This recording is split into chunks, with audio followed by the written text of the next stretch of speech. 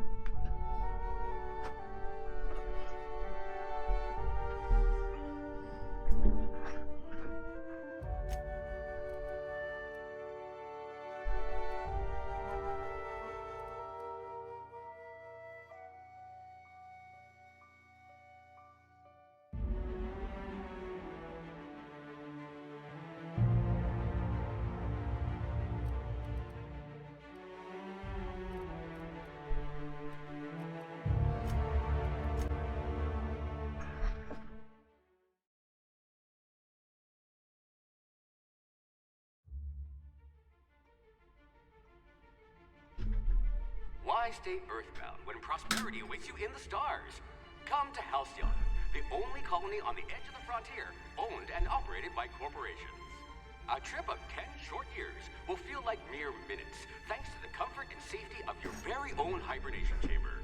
You'll wake up in a perfect society designed to maximize your productivity with guaranteed full employment. With only a minor term of service, you will become the master of your own destiny when you go out of this world to the Halcyon colony.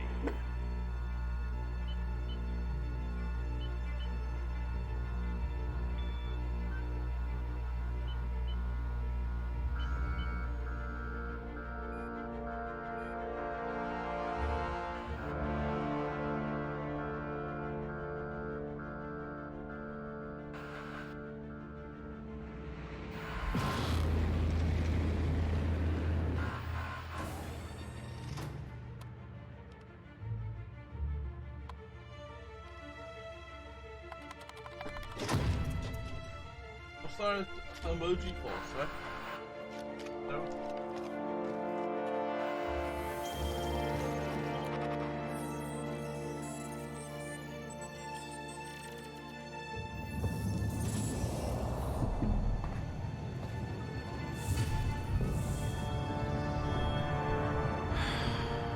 Hundreds of thousands of colonists left adrift out here forever, just to keep from damaging the board's bottom line. Disgraceful.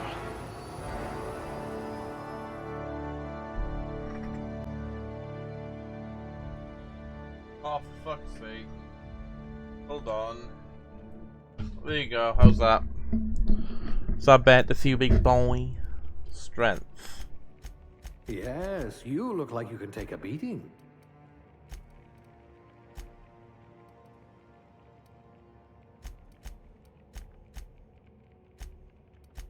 You've been commonly described as odious and boorish. You'd need a navigational computer to find your temper. Carry capacity, definitely. Dexterity is my melee weapon attack speed.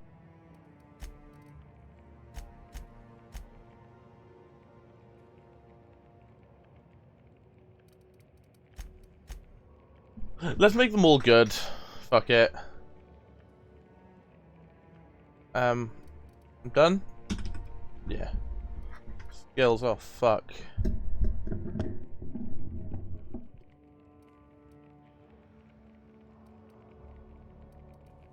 What I wouldn't pay to see you challenge the chairman to fisticuffs. There we go. Aptitude. I don't know what this is.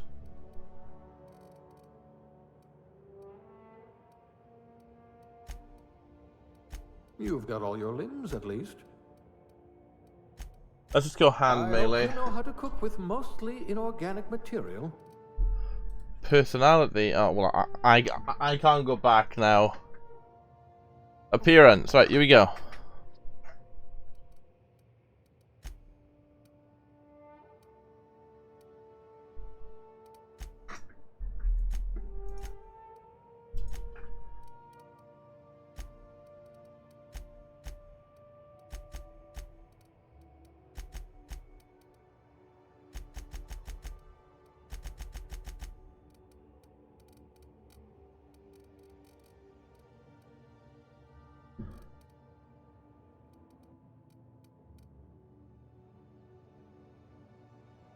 Yeah, definitely melee then.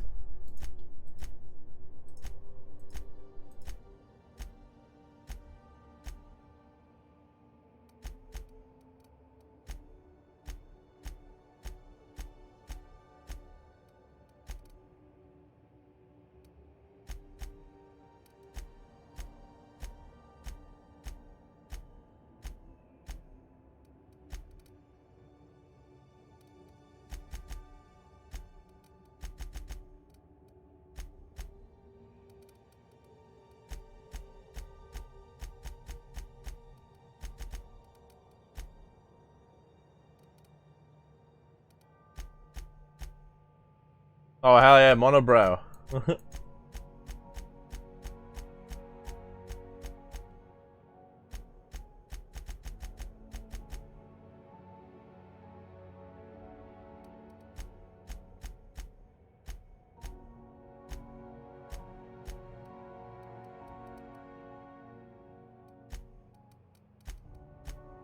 Do they have the Captain Price beard? That's close, but it's not it.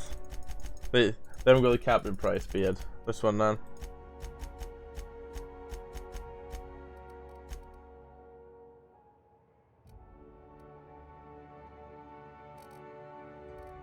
Features. Ooh.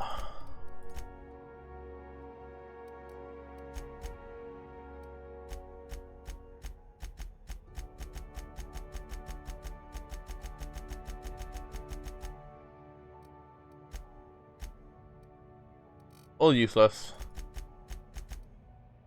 Useless.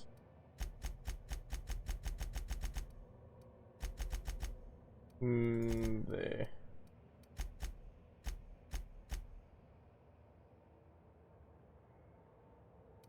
There we go. Fuck. Just call myself Marcus.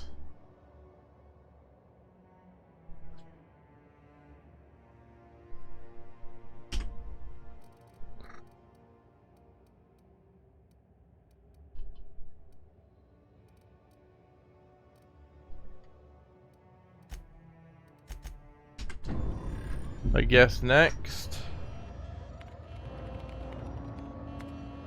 Looks to be your lucky day, my friend. I don't think it's set to the right graphical settings though at the moment. But it's still very dark, so I might up the brightness.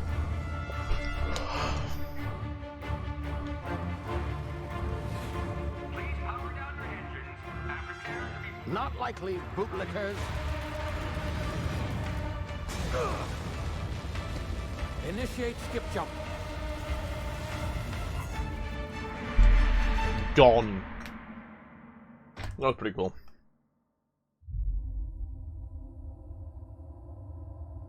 Terra 2, orbiting laboratory. Ooh. Status: structural integrity down 25%. Power levels down 10%. Skip drive. Shit.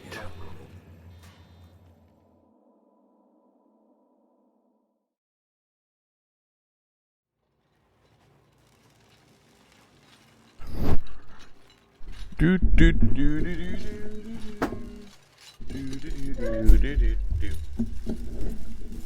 Ah, there you are. Wondering what's going on, eh? Bit of bad news there, I'm afraid. Your colony ship was inexplicably knocked out of skip space and forced to complete its journey at sublight speeds. This means that you and every other colonist on the Hope...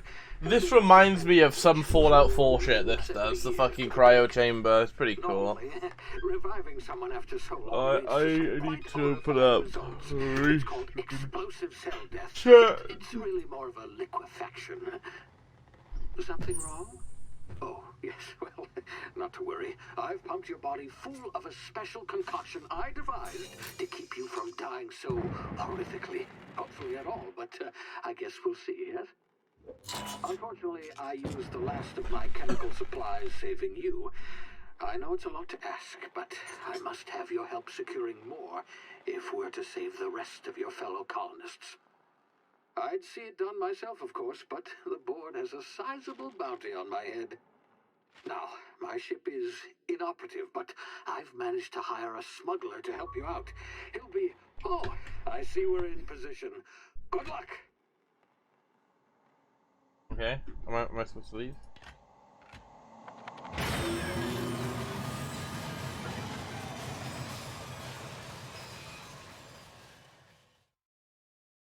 Oh, I just fall.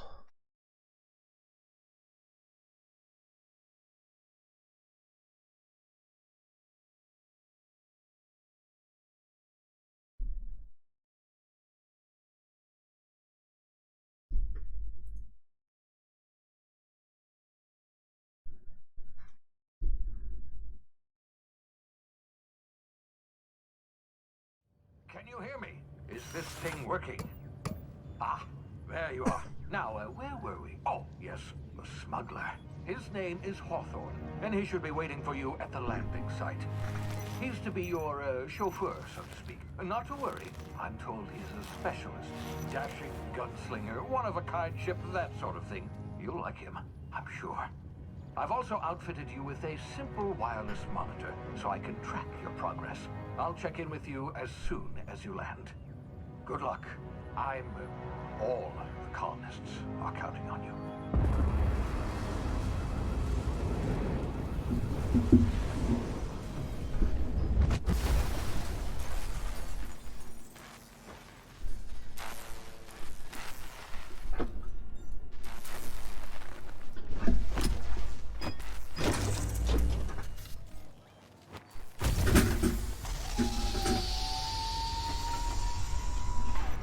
Oh, hello. Ah, you've landed. Good. Hawthorne should be close by. What in law's name? Is that him? Oh, that idiot. I told him to plant the beacon and move away, not stand there holding it. Give me a little second. Wait, what the fuck? Oh, I just unlocked an achievement. Oh, sorry. Windowed full screen, that's fine. Frame rate limit 60. Let's just do 120.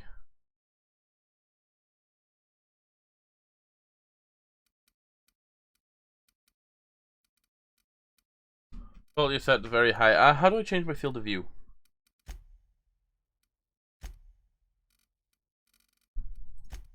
Roll.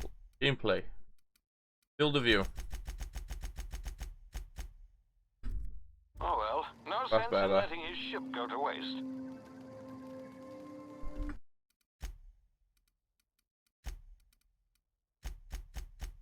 Hawthorne won't mind you taking his ship. Better you than the board, huh? Not sure I trusted the fellow. Might have gone after the bounty on my What head. a penis. Shame about the whole squashing thing. Nasty way to go.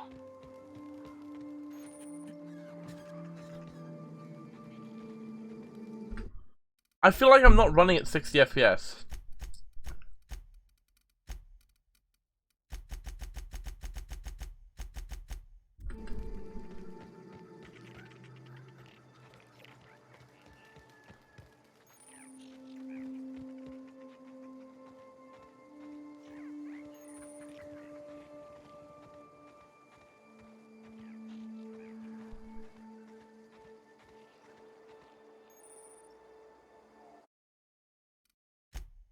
I definitely feel like that field of view is way too fucking small, dude. Like 90's better.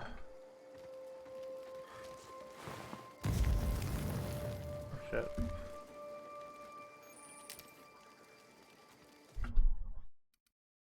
Why is my G-force not showing my FPS? Should be. What's it called? Oh no, HUD layout, there it is. FPS counter.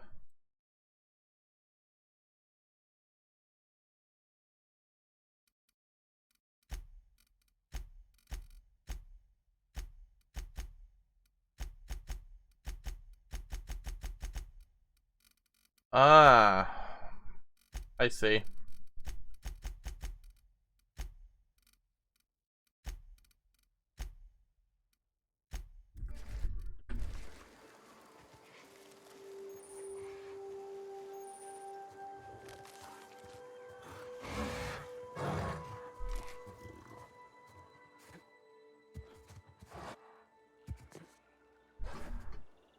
Can I climb this? No.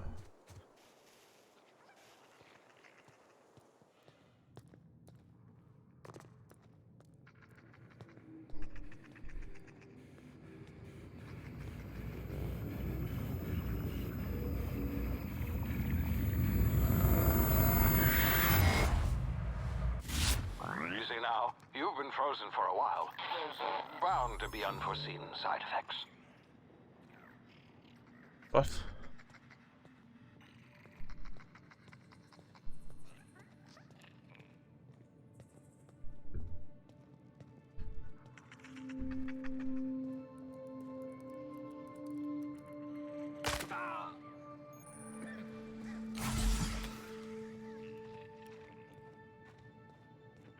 Hey, you, come here.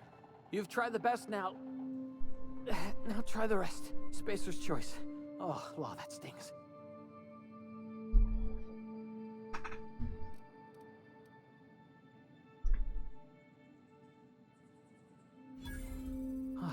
Looks like the bleeding stopped. I owe you one. Hope you don't mind me omitting this little exchange from my report.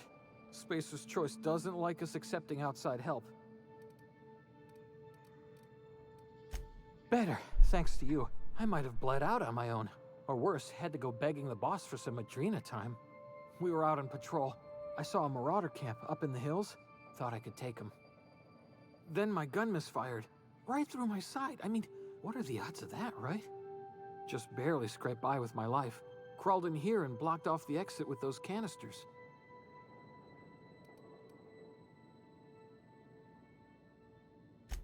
Gibbering, flesh-eating, law-breaking, unemployed lunatics with guns. Some hullhead grounded their spacecraft out in the open. That's a real good way to attract marauders. See those canisters by the entrance? Marauders come sniffing around in here, and I can take them all out with a single shot. Not bad, huh?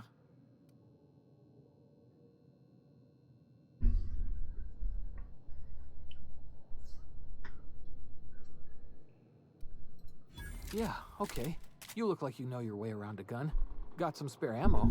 Not gonna make a bullet in my side. Here, you can have my saber too, for patching me up and all. All Spacer's Choice weapons are now 30% less likely to malfunction. You've tried the best, now try the rest. Spacer's Choice. Yes, nailed it that time.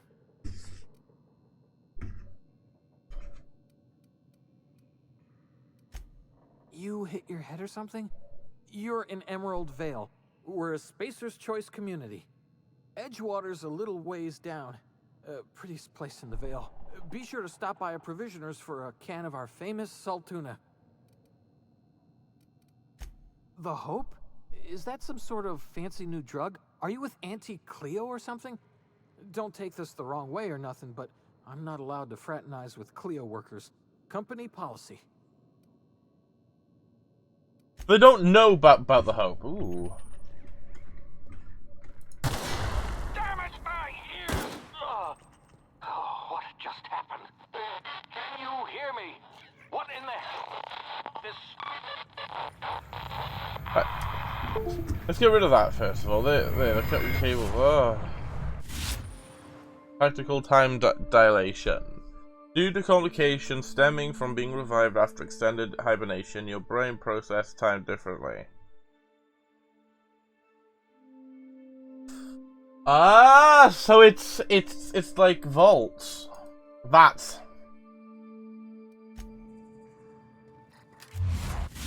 so.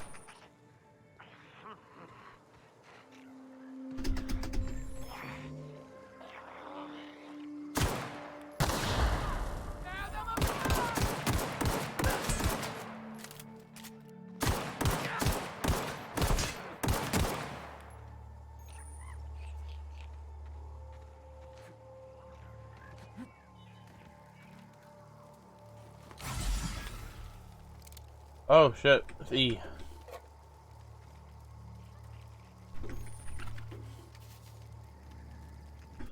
I think I'm gonna lower the settings a little tiny bit. I think I'm gonna drop it down to high. Just to get that little bit more frame rate, like.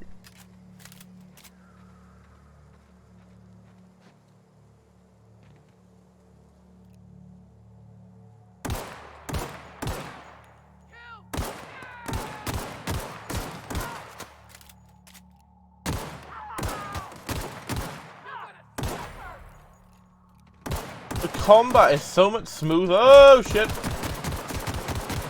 So much smoother than in Fallout as well. Adriano? Ooh. Right. Ooh. Kinda cool. Field of view is just too close up for me.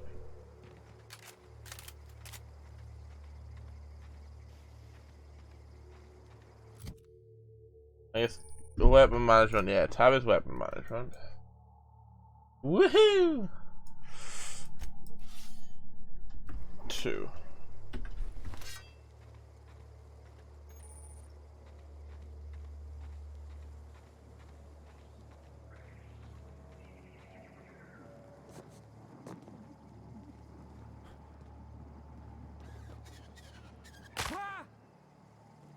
Hey! Get over here before you get yourself killed. Don't know where you came from, stranger, but you best keep your head down. There's marauders hereabouts, and worse, landing violators. Gall on that rung leech. Landing in the Vale without using an official Spacer's Choice landing pad. I'd slap him with a fine if it weren't for all these marauders shambling about.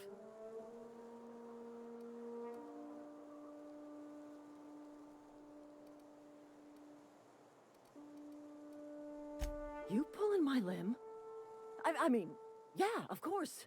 Marauders. Bunch of addle-brained derelicts. I could round them up all by myself. I just, you know, need a couple of winks to catch my breath. Stretch my legs some.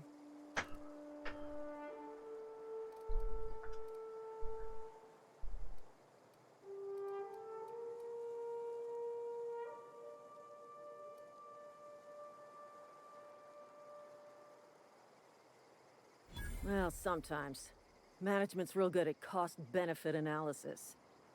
But, seeing as I'm the acting manager in this situation, you know what? You're right. It's time we cross those marauders off, find whoever owns that ship, and file a full report. Then it's gonna be fucking laminated. Here we go. There we go.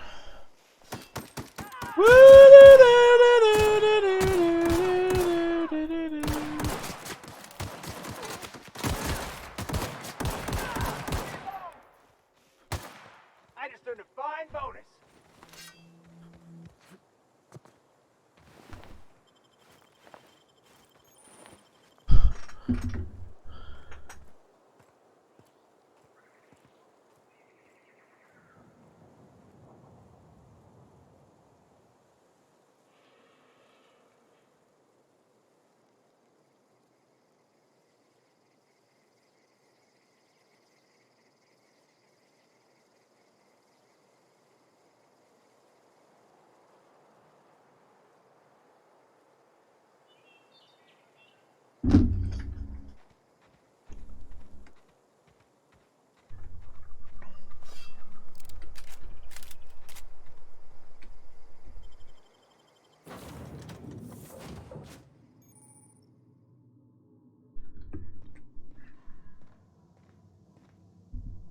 Please be informed that this vessel contains no valuable plunder.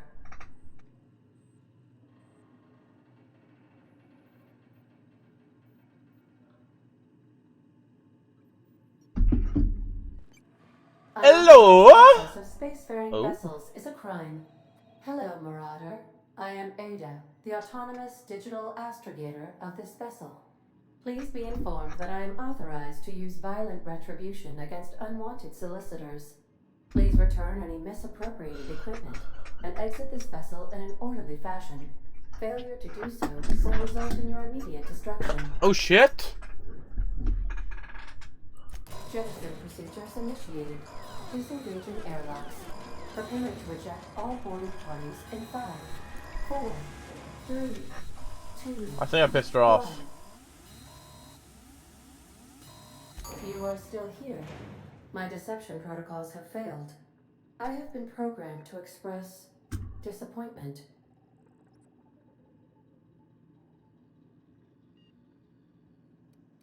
This vessel is the registered property of Captain Alex Hawthorne. I am incapable of accepting orders from anyone other than Captain Alex Hawthorne.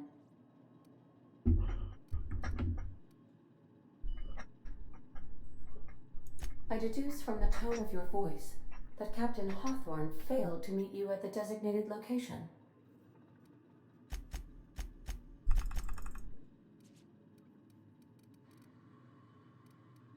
We can't lie to a machine, so... I will require some time to process this information. Thank you for your patience and for your honesty. I am programmed to take orders exclusively from Captain Hawthorne. If I accept your orders, then you must be Captain Hawthorne. Do you understand?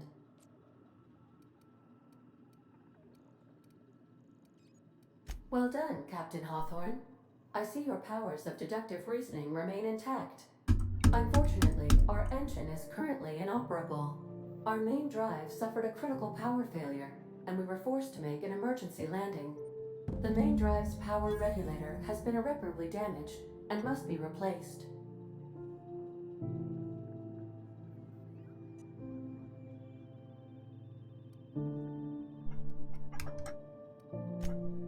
The settlement of Edgewater is located nearby. I recommend speaking to the administrator of Edgewater and requesting assistance.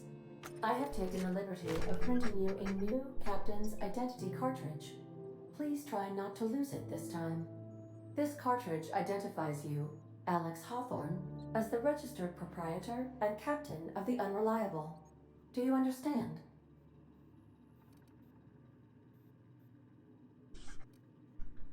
Best of luck in your search for a power regulator. Try to stay alive this time.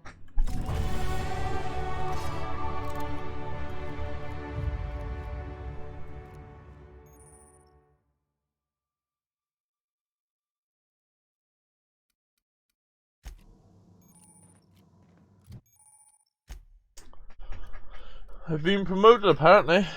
Points available, skills.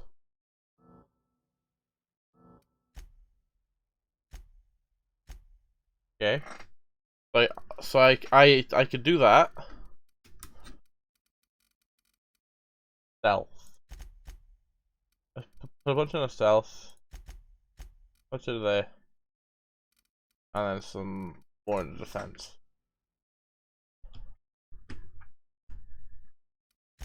Okay. Melee power attacks.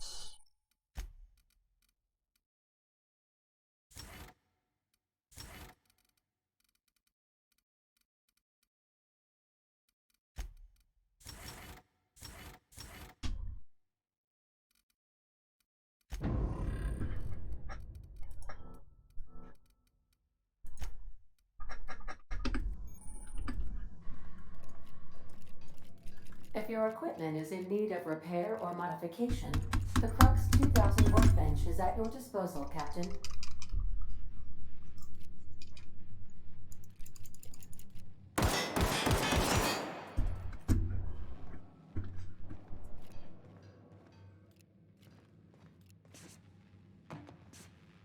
Oh.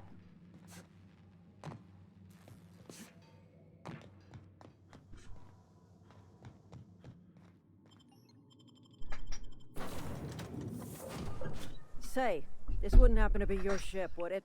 Because you sure walked in it like it was your ship. And if this ship is yours, well, mister, you owe Spacer's Choice a hefty fine. Afraid we gotta dock your pay.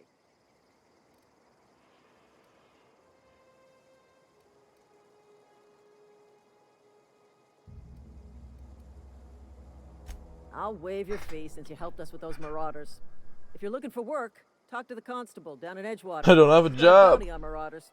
Edgewater's not too far. Just follow the road east of here, over past the cemetery. Now, if you'll excuse me, I need to inspect the crime scene before I make my report.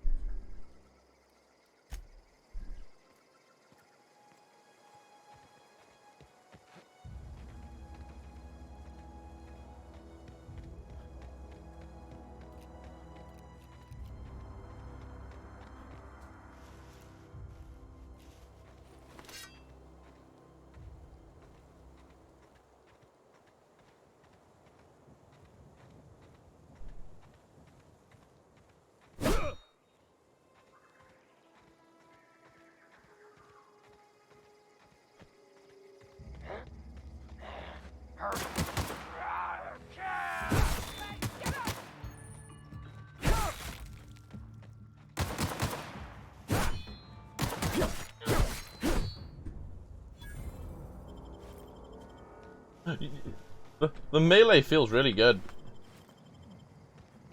Not gonna lie.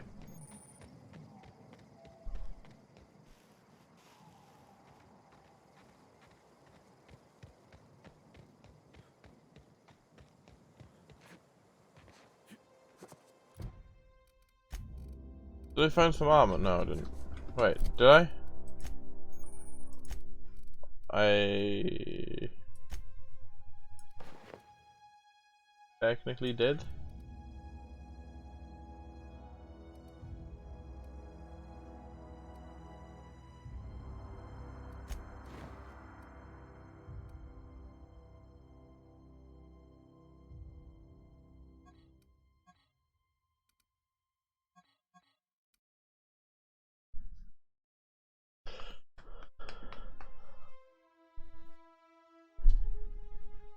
Okay, there we go. 2 slots for the clothes is a bit annoying, but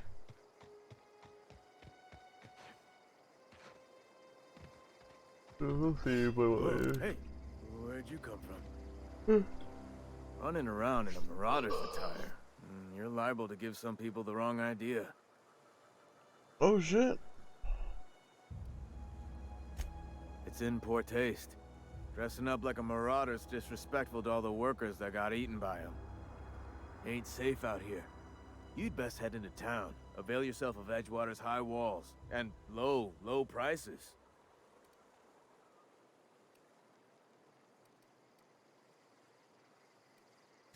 Pleased to make your acquaintanceship. I'd shake your hand, but I've been hauling corpses.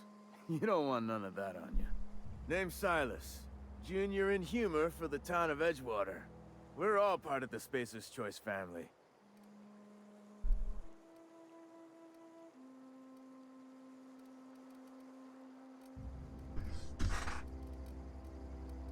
This place looks like it's full of pieces. Definitely not the Junior in humor, that's for sure. If you've got business inquiries, you should stop by Reed Thompson's office. He's up in the tower above the cannery. Head into town, follow the road. Look, you obviously ain't a worker. What's your racket? You a smuggler? Freelancer? Edgewater is a company town, board-owned and operated. That includes the cemetery. None of us own our grave sites, we rent them from the company. Renting means money. Money means paperwork. Paperwork means signatures. Some of our families become a mite delinquent in paying their dues, you see?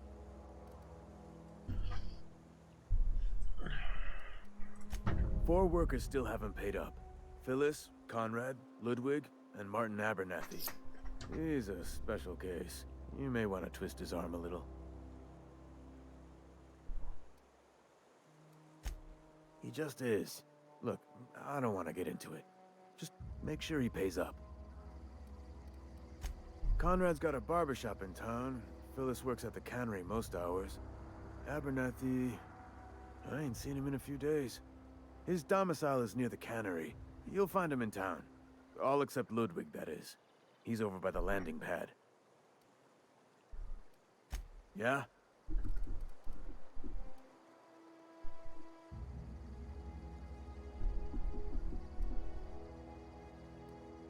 Former people, yeah.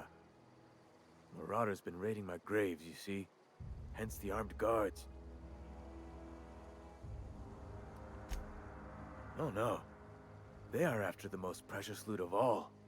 Spacer's Choice Company property. If those marauders swipe any more bodies out of my cemetery, company's gonna duck my pay. You could look at it that way, I suppose. You could look at us and say, those Edgewater saps lost near every soul to plague. But you'd be wrong. We're survivors. Loyal company folk, brave in the wilds. Every now and again, a virulent plague sweeps through our town. That's life on the frontier, I suppose. A body grows accustomed. Hang on, I'm doing some math in my head. 20, 30, carry the 1. All my life? Work's been real good to me. Fresh air, exercise. Only problem's the paperwork. Can't get anybody to pay their gravesite fees.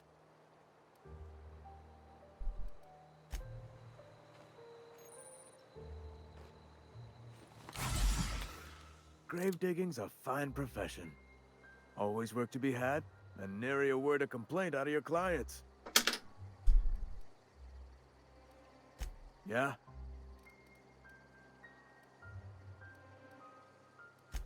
The colony ship? Are you talking about that old rumor? Some great big starship packed full of colonists what got lost in the aether never to be found again? Ain't heard that one since I was but a stripling. Can't say it was terribly convincing far as rumors go. There a reason you asking? Hope's just a rumor, friend. Ancient rumor at that. Maybe you've been out in the sun too long. Why don't you head over to the cantina? Get yourself some Zero-G brew. It's a brew that's good for what ails you.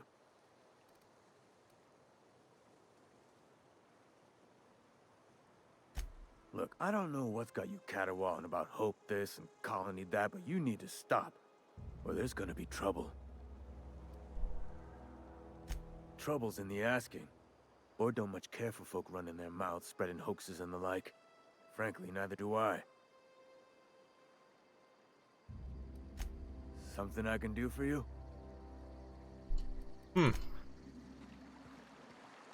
Interesting.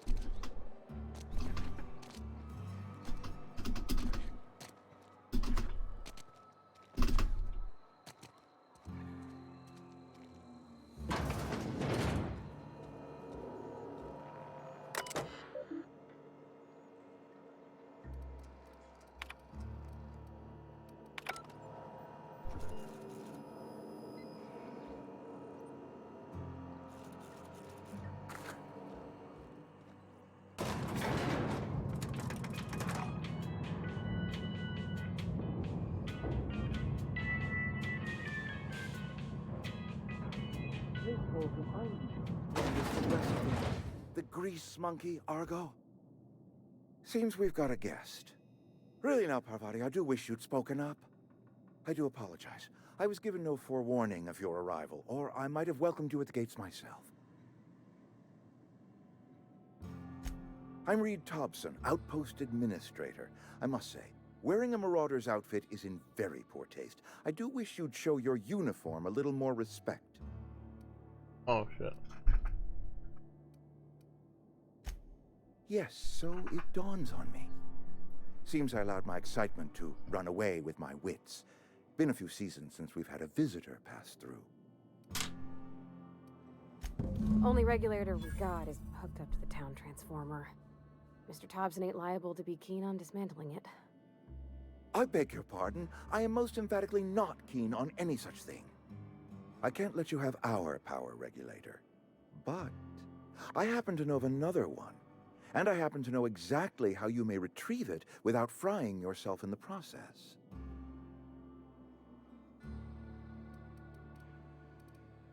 My proposition benefits the both of us.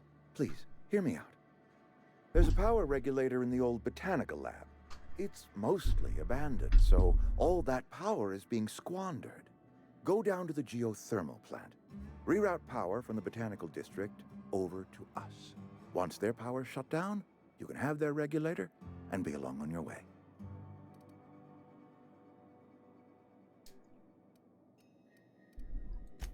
I was not entirely sure how to tell you this. The botanical labs are not legally inhabited, but there are people who live there.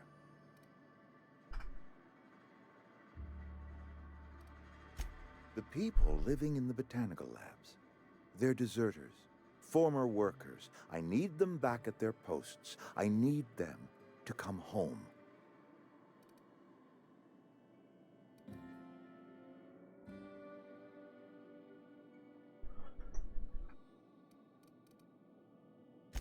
My hope is that by cutting off their power, you will convince those deserters to come back to town. Before you go to the plant, I want you to stop by the botanical lab. Speak to their leader, Adelaide. Tell her the power's about to go, and that it's time her band of deserters came back to town.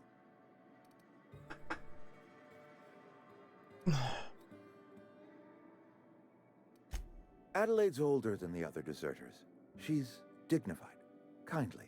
From what I understand, her camp looks to her for leadership. That reason was me.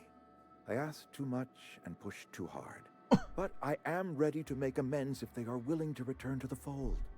We belong to one community, the Spacer's Choice family. If we dissolve into factions, then we will all perish separately. Adelaide will understand that. My dad told me all about the plant. Taught me all he knew. I could come in useful. I mean, if that's all right with you, Mr. Thompson. So... I hesitate to part ways with Miss Holcomb, but I cannot deny that she is talented and may prove useful to you. You will need an administrative passcode in order to enter the plant. I am trusting you with mine, and trusting Miss Holcomb to guide you if you'd like. Great! I got my wrenches and diagnosticators and hairpins and engine tape, so I'm all set. Well, I am glad to hear that. Best of luck to you, and thank you again for your help. It is a lot to ask of a stranger, I know.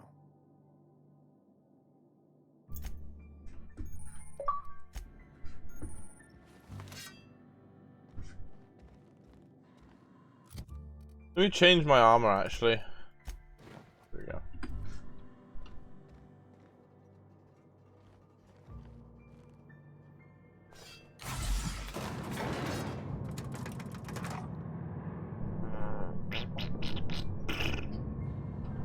We are going downstairs now. You're going to the plant. We're going to go higher!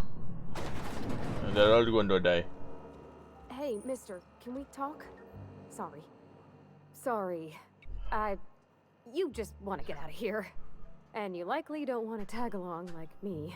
I do. Just, Mr. Thompson has his own view on matters, on account of it's his job and what all, but that's not the only side of the tale.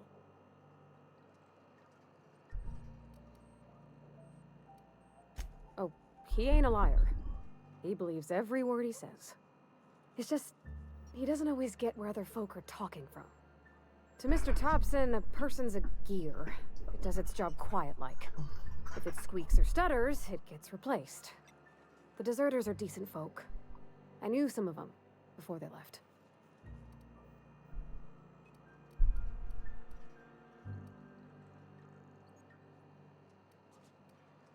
Life's hard here, especially for them that don't fit in so well. We're one big Spacer's Choice family, but every family's got the one the rest whisper about. Mr. Thompson's aiming to take away their power. They'll have no lights to see, nor heat to cook. They'll be at the mercy of marauders, or worse. I think you should talk to the town's vicar about it. Max, his name is.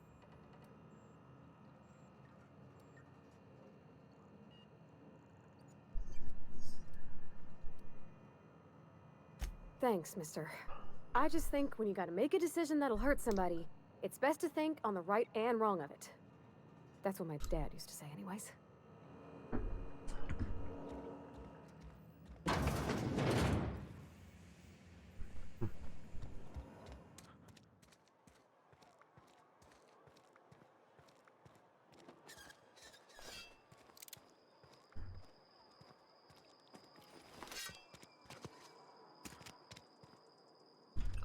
That's the botanical lab.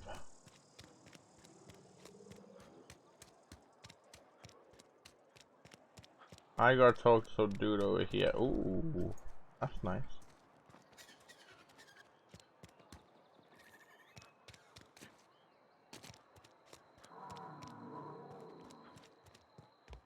I've always felt weird in here. It's too clean. Yes, what is it? You're an outsider. Fantastic. Vicar Maximilian de Soto at your service. Or Vicar Max, if you're the sort who prefers brevity. And Ms. Holcomb as well. How rare to see you out. And with a complete stranger. Curious. Just tagging along, Vicar de Soto. Don't mind me. I so rarely get new people to talk to. Name your poison, anything at all. Spiritual counseling? This season's tossball predictions? The quickest way out of town?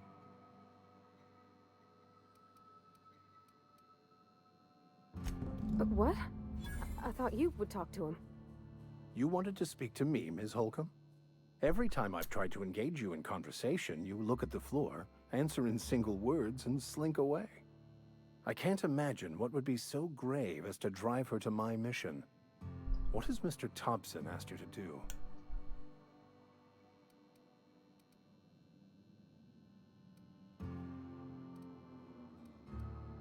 Depriving them of safety from the marauders and wildlife.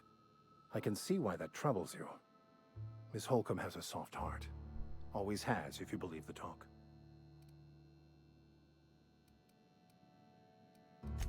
They rejected the order of society and live beyond the walls so thoughtfully provided by our Spacer's Choice patrons. Does that strike you as a responsible life choice?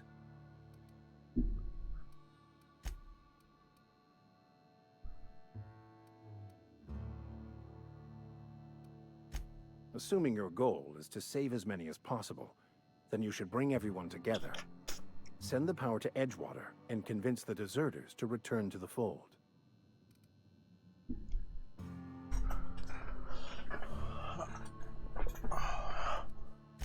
Not if things are left to stand as they are. If you don't mind a bit of unsolicited advice, be cautious on your way to the geothermal plant. It is not as safe as you might assume. One of the reasons I transferred here was to fulfill my duty in hunting down banned heretical texts. I happen to know such a book is, as we speak, tainting a collector's library in Emerald Vale. However, the collector's residence lies outside the town's walls. My retrieval efforts have been thwarted by marauders who have overrun the property. Should you fare better than me, I'd pay a handsome sum for the book.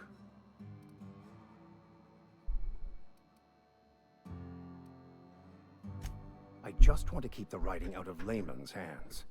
It wouldn't do for such information to fall into public consumption. Peasantry to touch such a mystical book.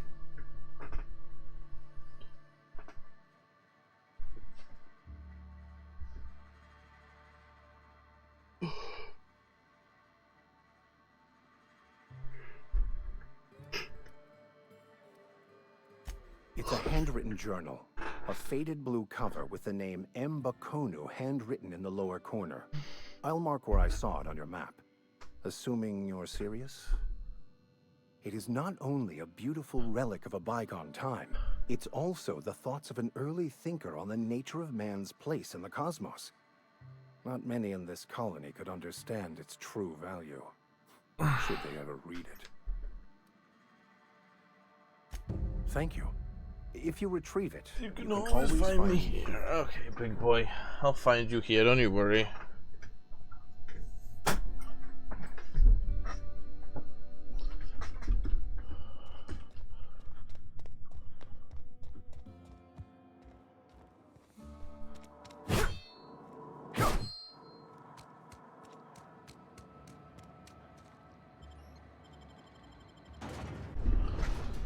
Press this transition. I need this.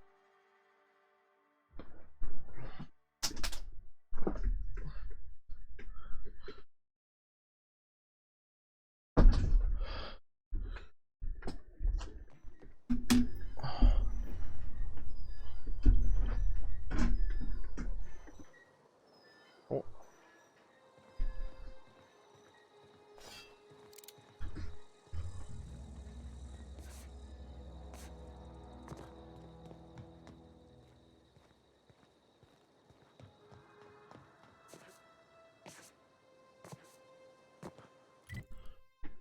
What's my map look like then? Not much in this place, but I'm guessing this is just a little starting area, maybe. What does he do?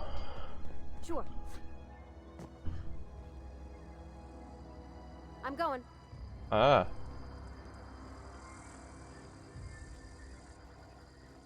Sure.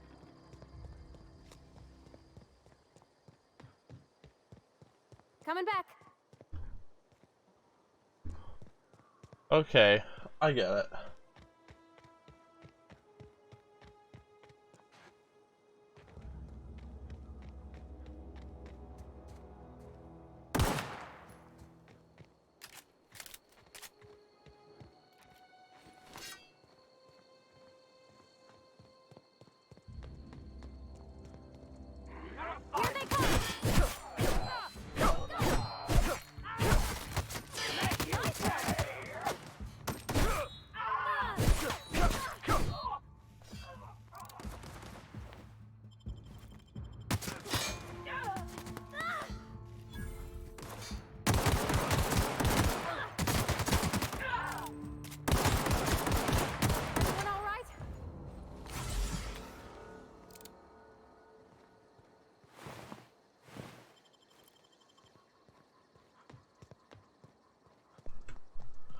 So wearing Marauders' clothes inside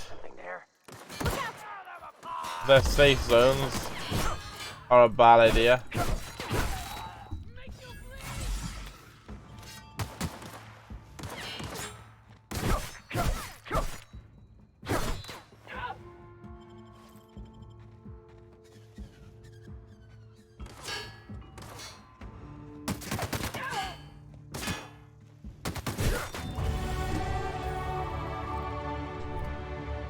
So, what does this saber do to this? So, Sentry Saber 73 DPS. Ah, they're both the same. Right?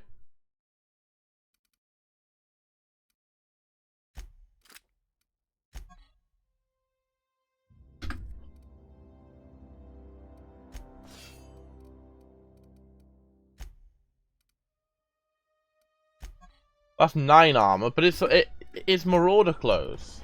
That's the problem.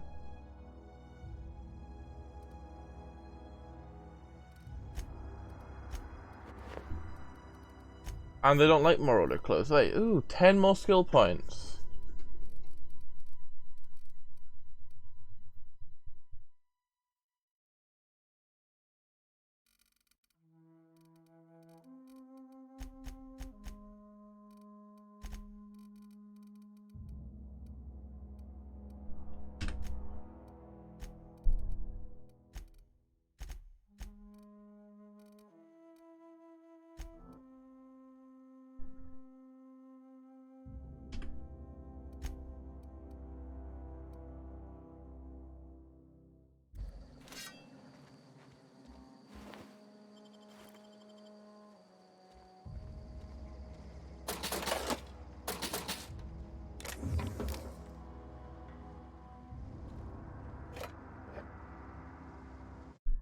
Let's reduce that sensitivity a little tiny bit.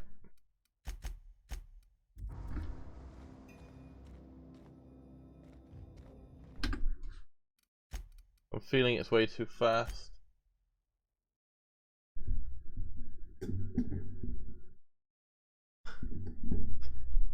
Oh, thanks for the support, high def. That's better. Better sensitivity right there. Ooh, give.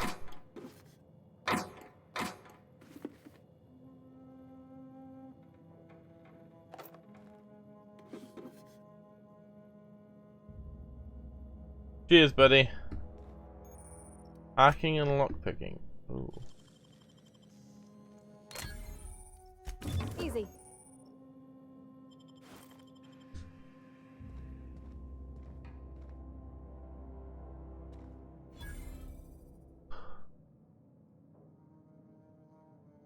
Yeah, I looked at it and thought meh, but then I read that it's the developers of the original Fallout games, and I was like, and you know, and I heard so many good things about it, so I thought, yeah, fuck it, let's just try it.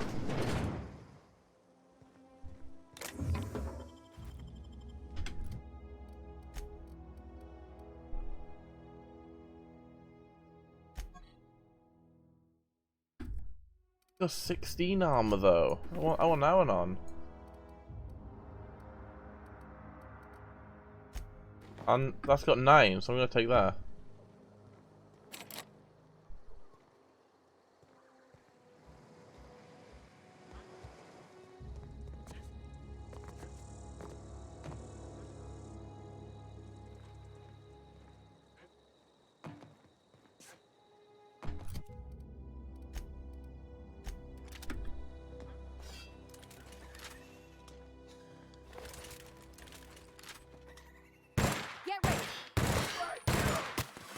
Wow.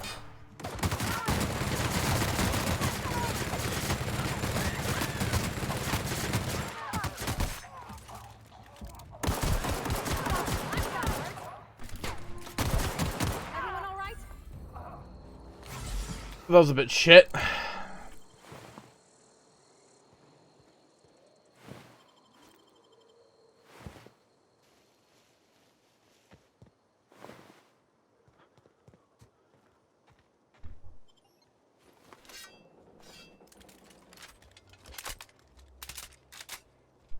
Where am I going? That's the Emerald Vale Community Center. Let's go in here.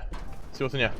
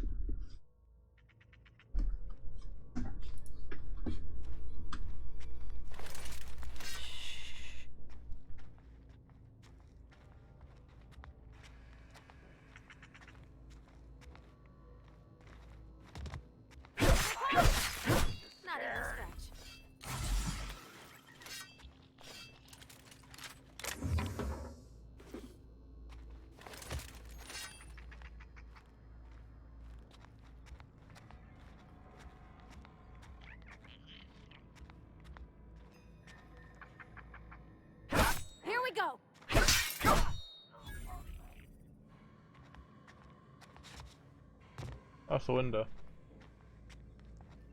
Okay, windows are fine. They're safe.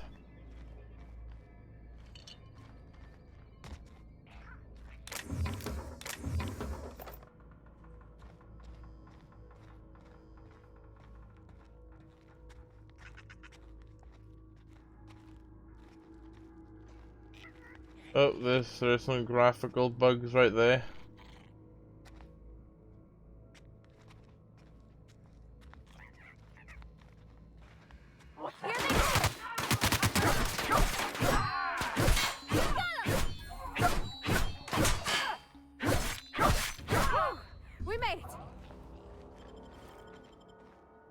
Trip blade. Huh.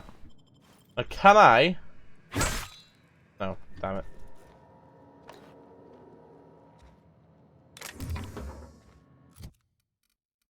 What's that blade like compared to this? Let's compare.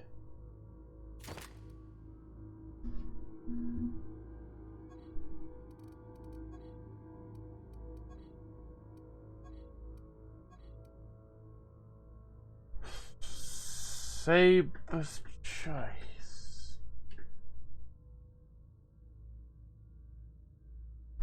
It's got more damage? What? Confused.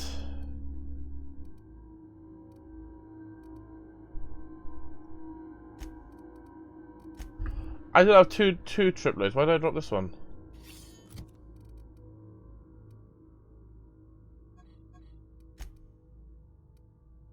Two-handed melee. Single-handed melee. Alright, so that one right there is faster. Okay.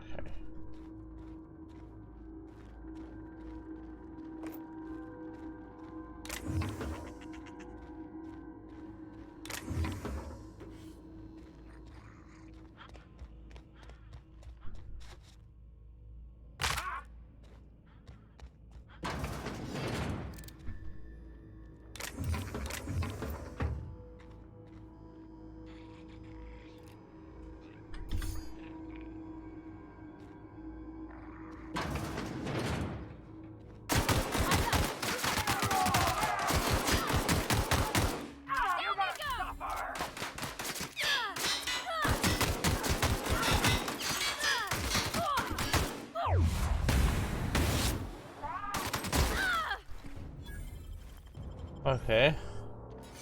Another saber. I can sell all these sabers. So.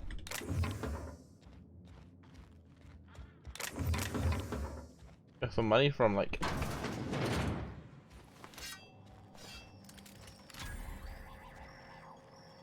Ooh, vending machines. Can I sell to this vending? Oh fucking! I got loads in there.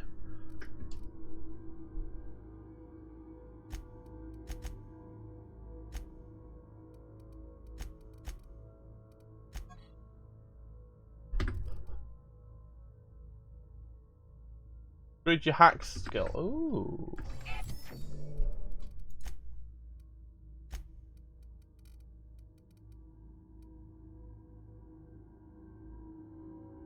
Alright, so I need level up to sell. That's fine.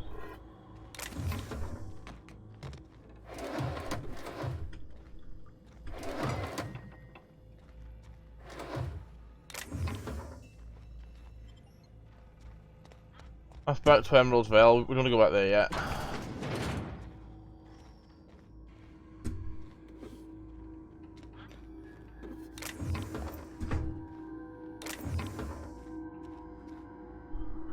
Unlock with the first aid room key. Ooh, hoo, hoo, hoo.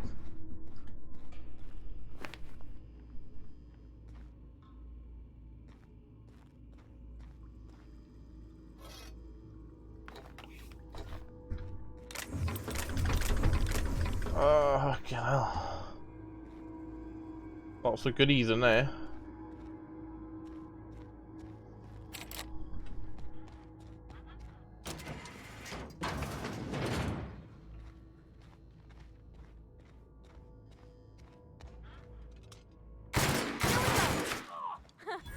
What does this do? Feast your eyes.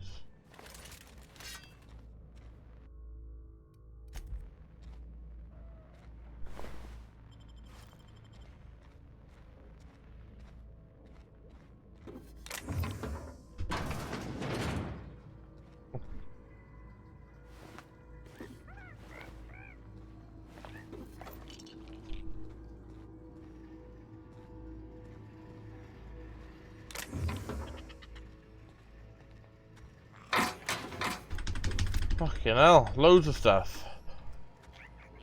Do I? Yeah, go on then.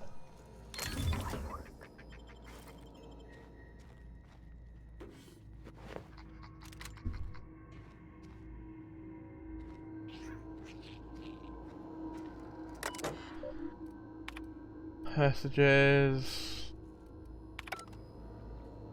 Actually, let's read it in case I gotta learn stuff. Look.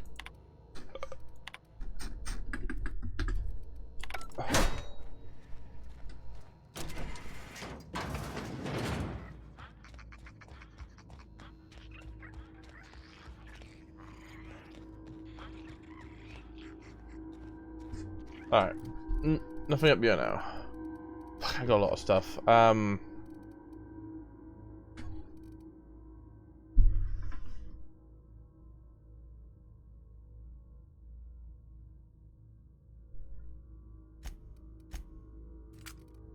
Okay.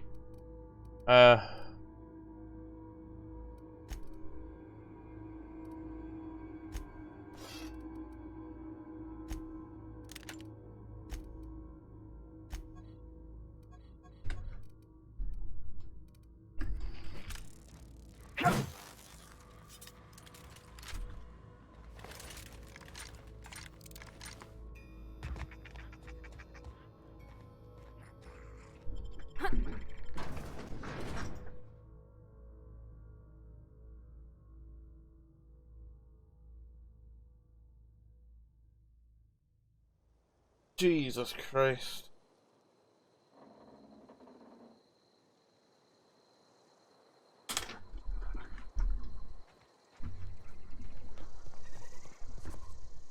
I'll switch that one. I'll switch that one, that's fine.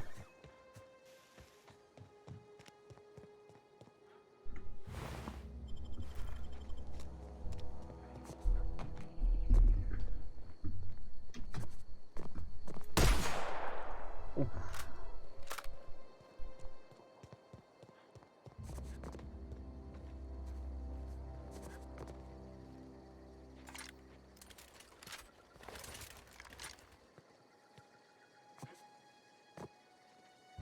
Okay. No one out here. Marauder, fuck, what are you doing? Huh? I think there's somebody in here killing marauders.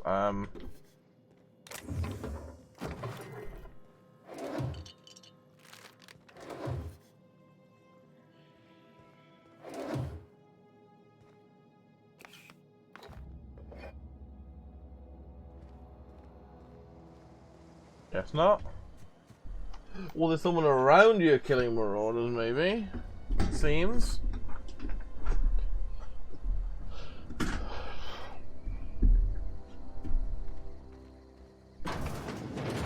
Hello?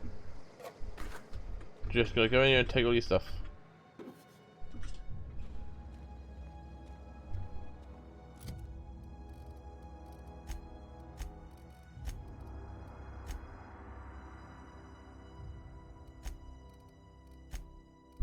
$64 to $110.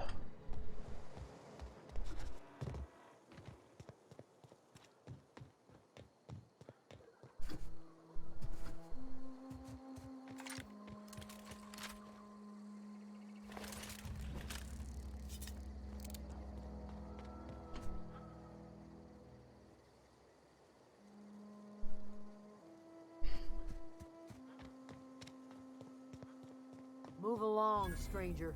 We don't want any trouble. I don't know you. Whatever you're looking for, it ain't here. Move along. Answers, huh? You must be one of those philosophicals. Already got ourselves one of those.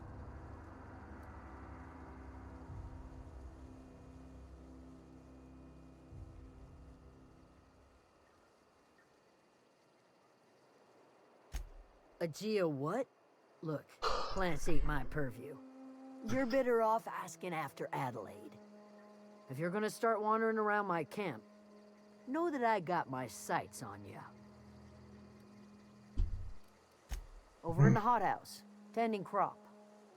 Enough with the questions. No offense, but I've got a lot on my mind. No problem. Explains why you're still yammering on at me. No, I'm sorry.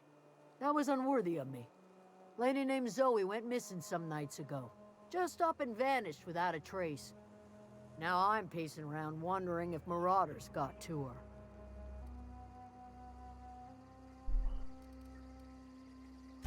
It's not like Zoe to go wandering. Figured she might be out scavenging, but that ain't exactly her talent. Can't imagine where she's gone. Vale's a wide place. She could be anywhere.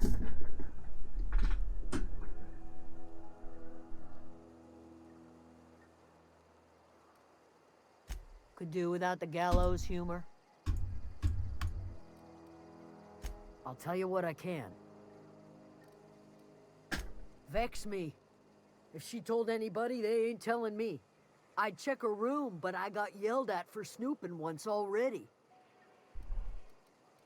Little ways ago. She was always obsessing over her serial dramas. Wanted to see what the fuss was about. Could be.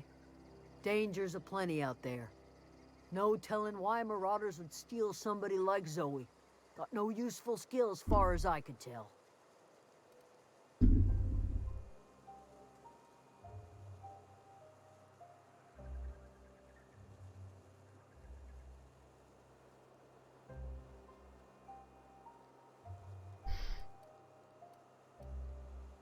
Marauder gang just moved into the districts a little ways east. Their numbers are growing. Gotta come from somewhere.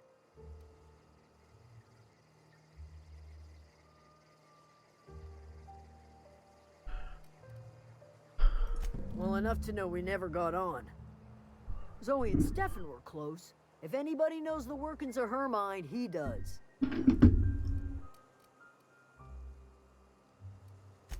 She was lazy and thoughtless, but she's still one of our own.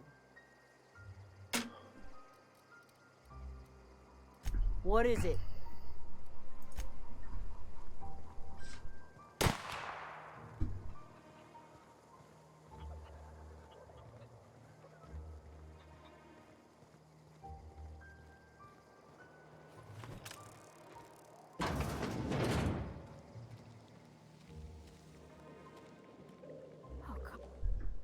If you're hungry, there's meat turning on the spit outside. If you're bearing illness, find a place to lay your head down and I'll fetch you a poultice. Whatever your troubles with Edgewater, leave them at the gates and be welcomed here. Any questions, dear? I have been called that, among other things. Green Thumb, grandmother, the strange old lady who keeps flowers. But yes, Adelaide will do just fine. Excuse me, Miss McDevitt? Sorry, it's just...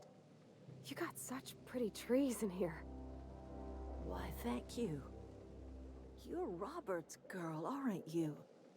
I remember when you were but a sprout. Thomas speaks of you often. Are you staying long? You should try some of my tobaccorn tea. I brew it in an old spittoon, but it's been cleaned.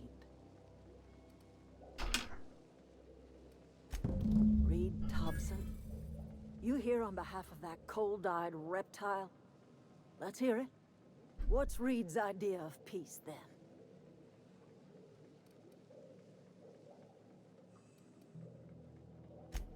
Make amends. Spare me. Only thing Reed knows how to make is a mess. Like everything else that comes out of Edgewater, that peace offering is canned. I and my own are living just fine out here by ourselves.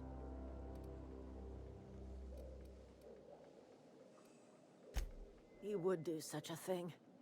The question is, why would you agree to his plans? Cannery's got a regulator. You want ship parts, you ought to rip him out of the cannery's guts and leave us be. If you're going down to the plant, you should divert power away from Edgewater and toward our end of the grid. Think about it. You'd be liberating an entire town from a lifetime of service to that odious cannery. Seems the sort of thing a hero would do.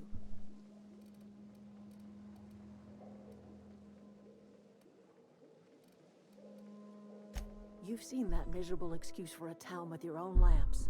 Hollowed out workers laboring their lives away at the cannery, living off whatever scraps Spacer's choice throws them.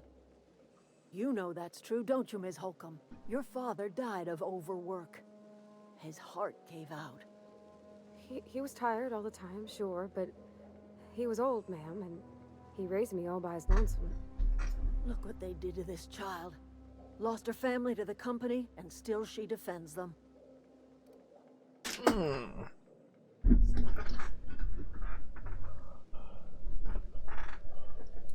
I'm all right.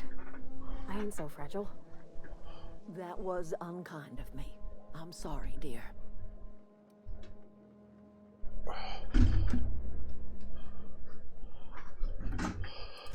It's not much of a living. Every single person in that town has sold themselves to Spacer's Choice. The company owns them. Body, blood, and bones.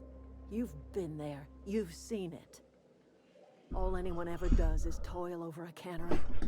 They give their lives for some heartless corporation, and then they're tossed into a Spacer's Choice brand cemetery. Life in Edgewater grinds to a halt. The cannery shuts down, workers desert in droves, and our own little camp grows and thrives. You bring power to Reed's town and you'll be killing us. Reed knows it. He's counting on it. It's true. It's true. But why should we give you power? Like, what are you gonna do with the power, motherfucker?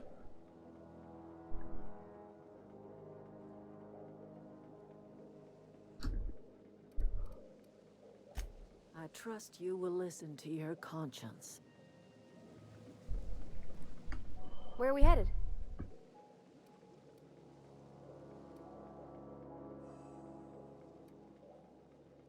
That's on account of how I never met her. She was in another division of the Spacer's Choice family. She worked in the Vale a few months, sorting the cannery computers.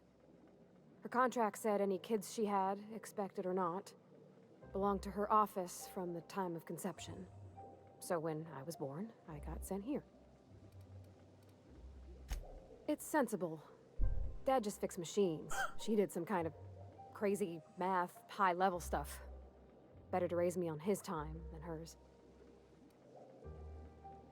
You mean about the mission being too clean? I know, but Vickers says the universe is a machine, that it runs by law. Real machines have gunked up oil, scratches, and worn bits. You can tell they've seen handling, been used by folk. The machine Vickers sees is one ain't never been run. It's not for people to live in. It's something on a museum shelf, under glass.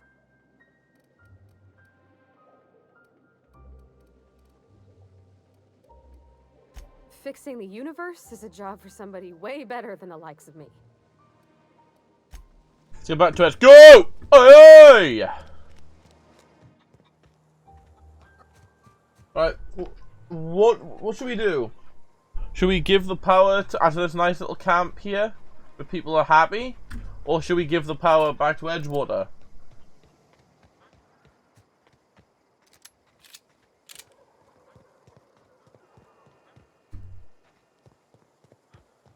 If we give the power to Edgewater,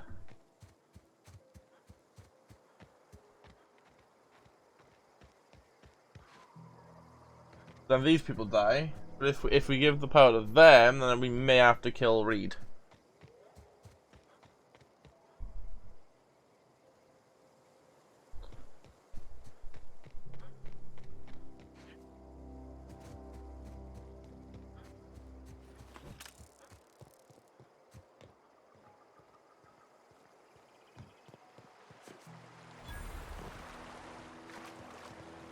I always wanted to poke around in here.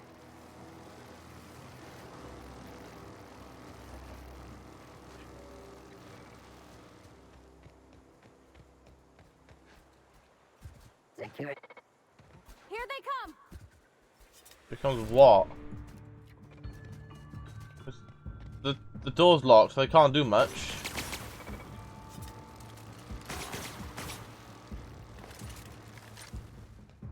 Oh, there's a back entrance. Fuck.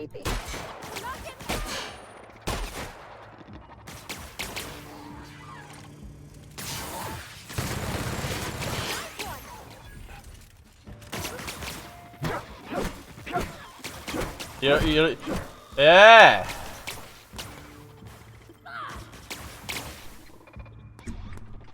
Not immune to shock, you little batty.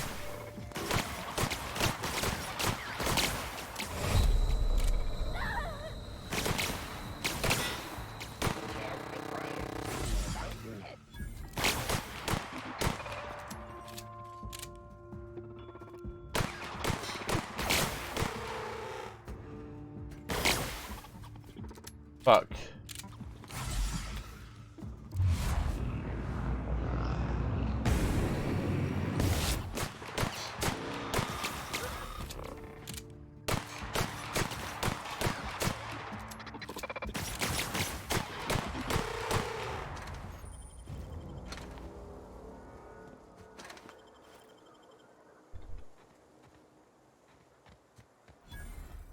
Alright, let me go ahead and go through all these lockers, and...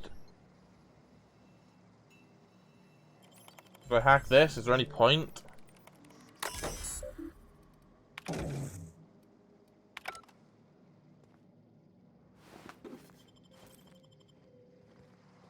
Just... open the gates, really?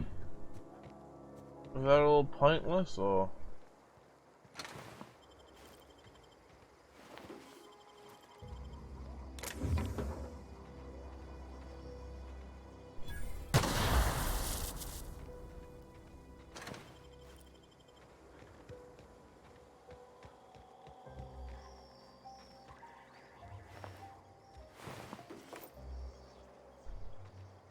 Right, you can't go in there. That's fine. Corporate Commander?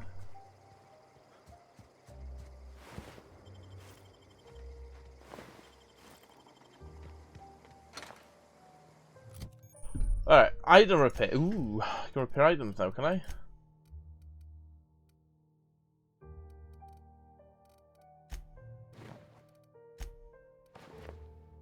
Oh, I look sick!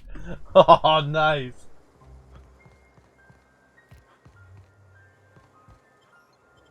I look fucking badass now, boy.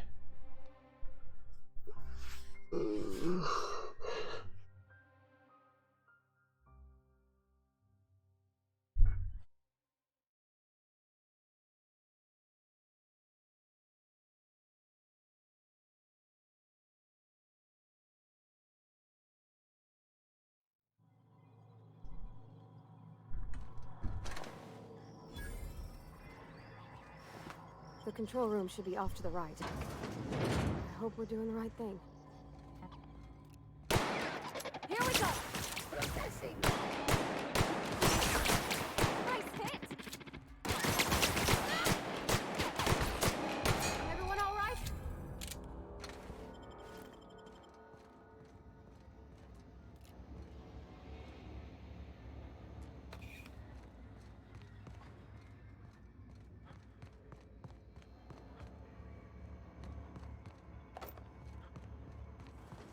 Security. Incoming!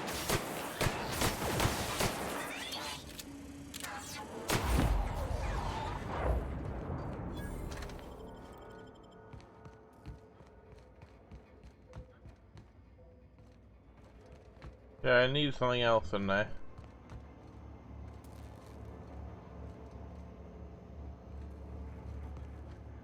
What's downstairs?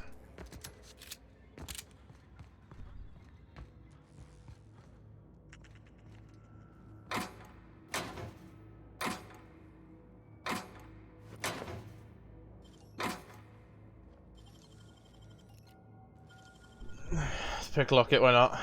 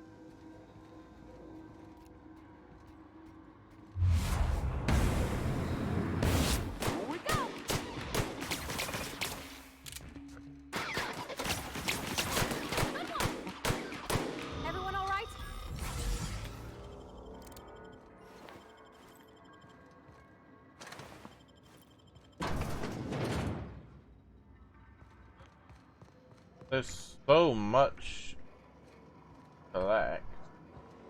Okay, keep it quiet.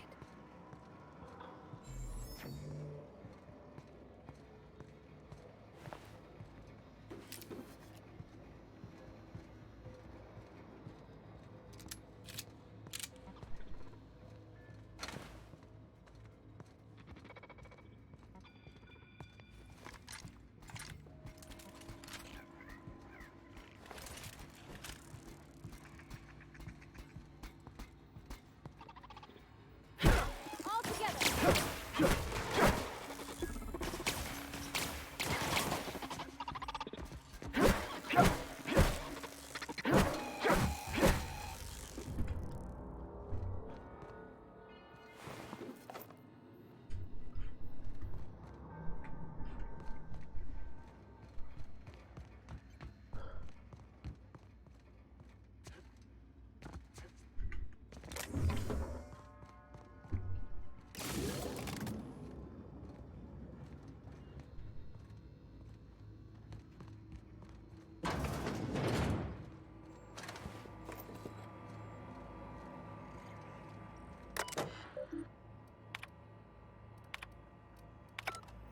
Okay.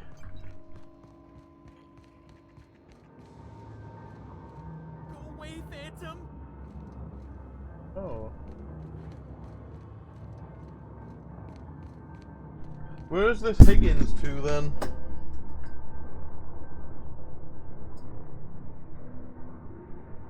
away, Phantom! Higgins. I'm pretty sure I gotta collect like a debt from him.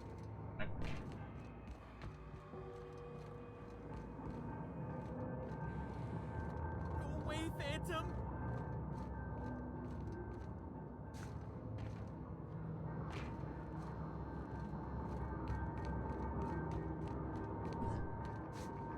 Get away!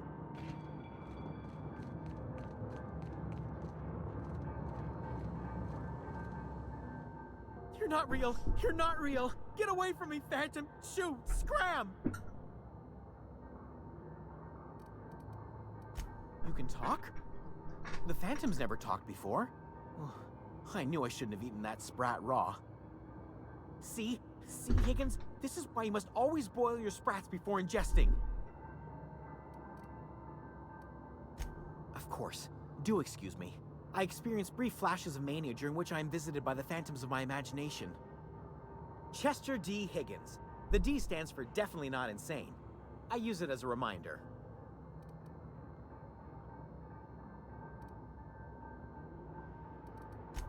Oh, Higgins has been many things over the years. Sprat Wrangler, Saltuna Critic, Aetherwave Personality, Chairman of the Board, Galactic Defender, Sisty Pig Tycoon. I've come a long way for someone who started off as a simple engineer right here in this plant. I specialized in automechanicals, drones, sentries, repaired them, maintained, upgraded, did it all from my old workroom just over in the next section. Look, I don't want to fall into any trouble with the mechanicals. If they wise up to our plans, they will come for us. With prodding irons.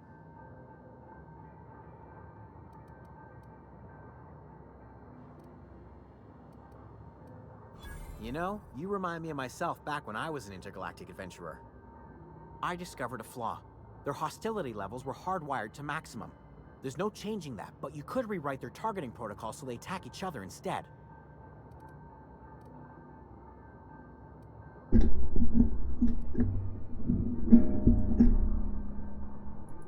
Yes, that's exactly it.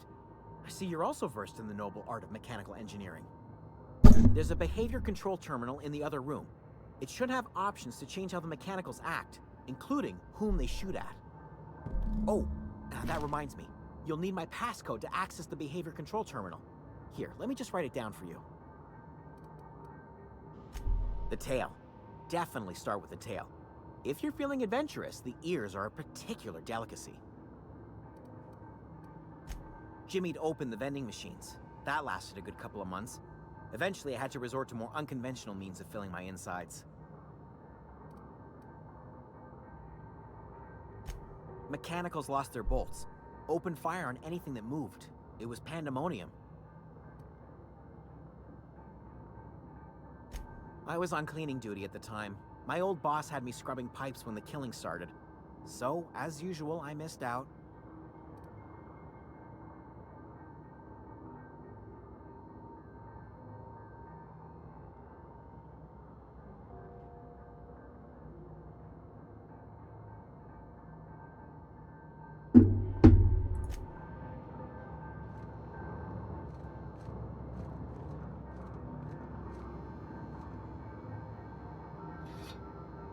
Got an impact hammer.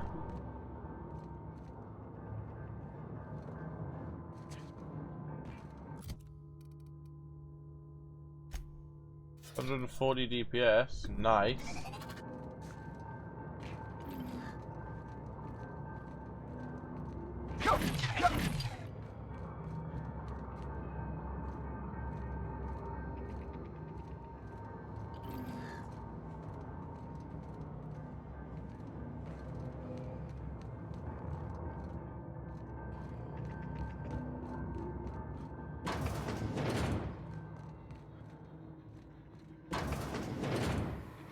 Mind the steam. You're liable to get scalded. Investigating.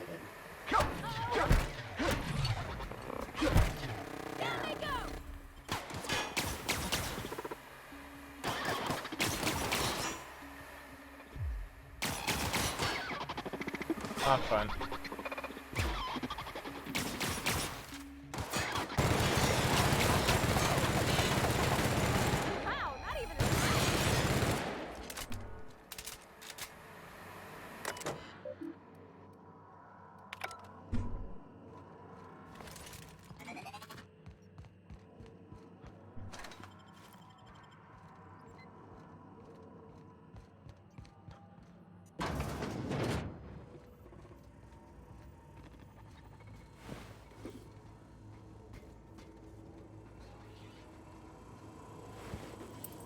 Investigating. Incoming!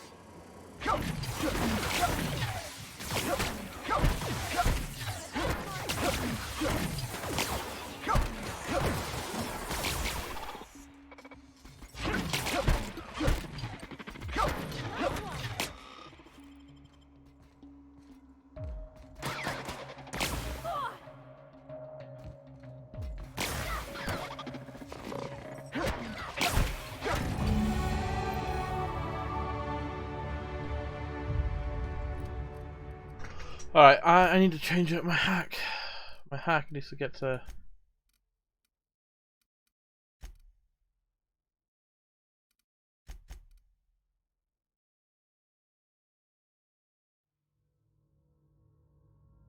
adjusted skill. Fuck.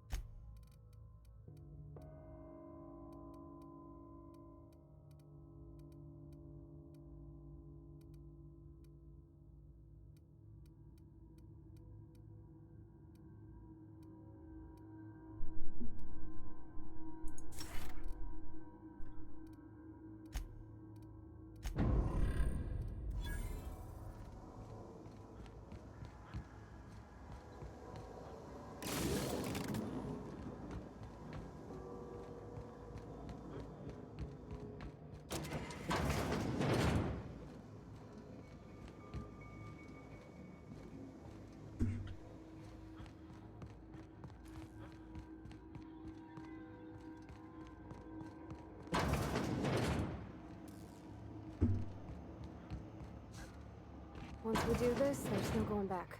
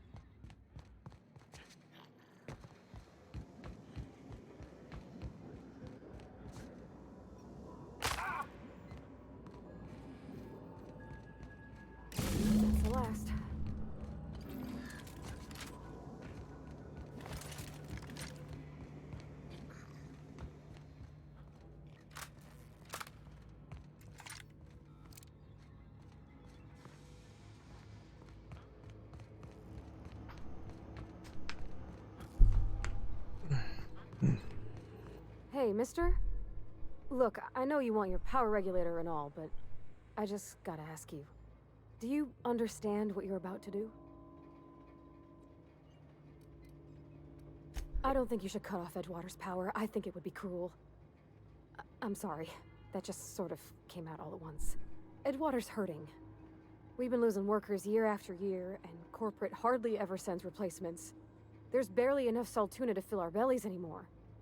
But the town's got some good people in it. Decent, hard-working folk just living their lives the only way they know how. They don't deserve to be punished.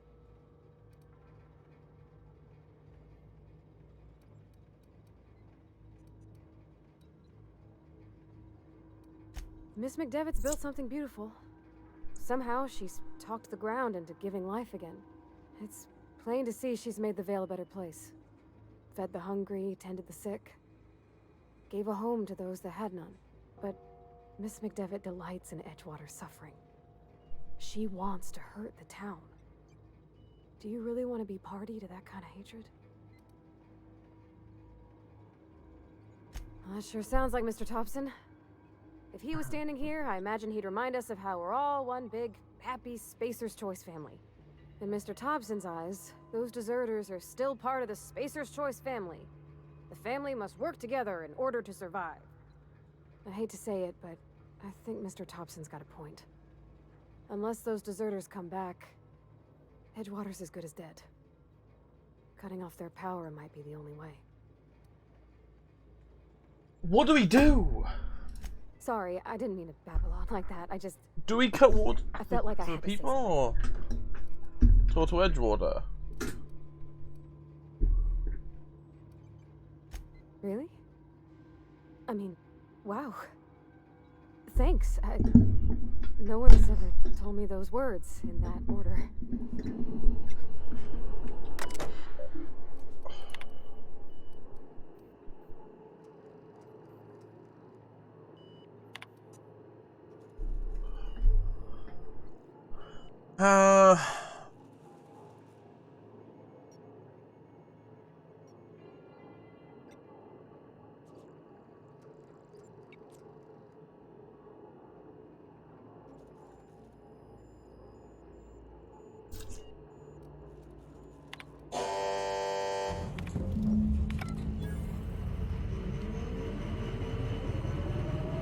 I didn't want to do it today, but I had to. Hopefully that way the fucking deserters can actually go back there and they can all talk it out, but...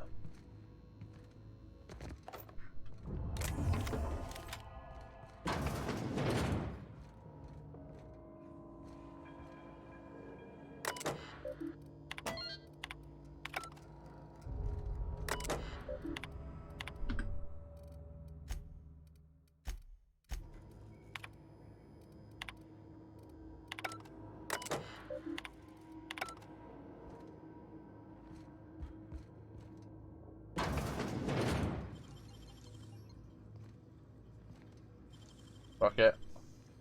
Oh, clever.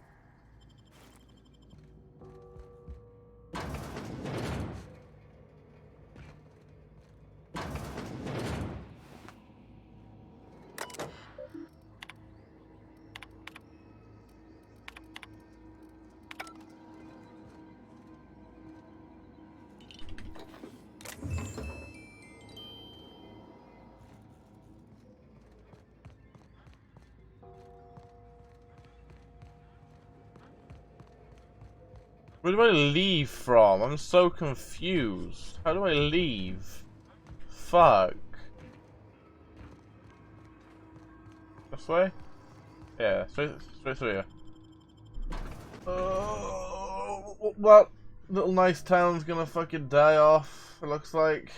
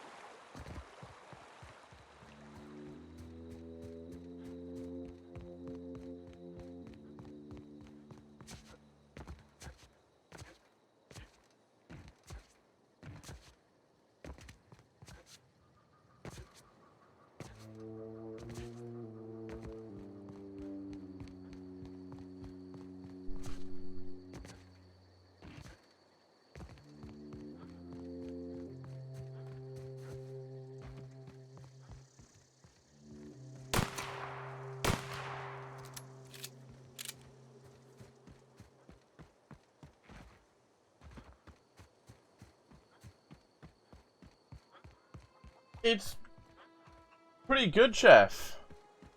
It's pretty good. It's like, well, it's from the developers He used to follow me around before he from left the cannery. the developers of the original Don't see why Thomas can't just get the generator up and Fallout running. games.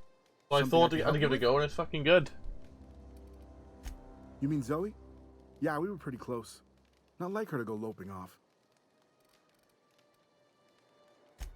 Zoe and I were gonna watch the serials, as is our custom. She never turned up. I looked around, but she was nowhere to be found. You sound like some type of corporate fixer. I'm not sure. I don't think so. I think it's just a single-player story game, which I personally like. Zoe was always obsessed with this serial. Masked Marketeer. A scion of Byzantium turns to banditry and teaches his marauder companions the wisdom of free market economics. Shame she up and vanished when she did. I had a surprise lined up for her. The other day, I got my hands on a genuine copy of the latest Masked Marketeer. Yeah, of course. I was gonna surprise Zoe with it, but she was gone the next day. Can't say I recall Zoe ever acting strange. Well, except for her habit of writing things down on scraps of paper. She called it journaling, but I think it's just plain odd. Hey, I got time. Nothing. With the power gone, we've got to conserve our supplies. Shit. Alright. They probably all hate me now.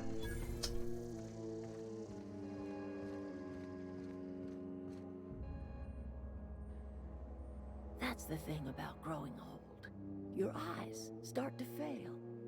Elsewise, I would have seen you for the snake that you are, chopped you into pieces and roasted you on a spit. This is all you're doing. Cutting off my power, killing off my garden. Without refrigeration, my food will spoil, and my flock will starve. I want to ask you this in private, away from the eyes of my flock, so they do not see me lose my temper. Tell me, why did you do it?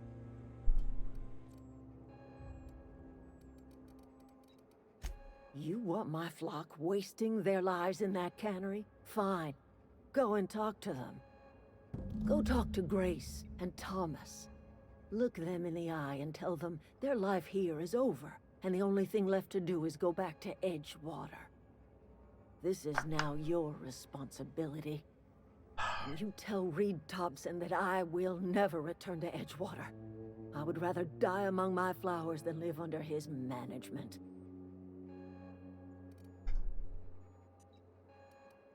You offering to cross Reed off, huh? This some sort of twisted reparation for what you've done? Or you just looking for a chance to sow some chaos?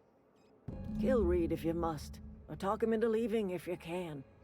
He and I are not sharing the same four walls together. Dark.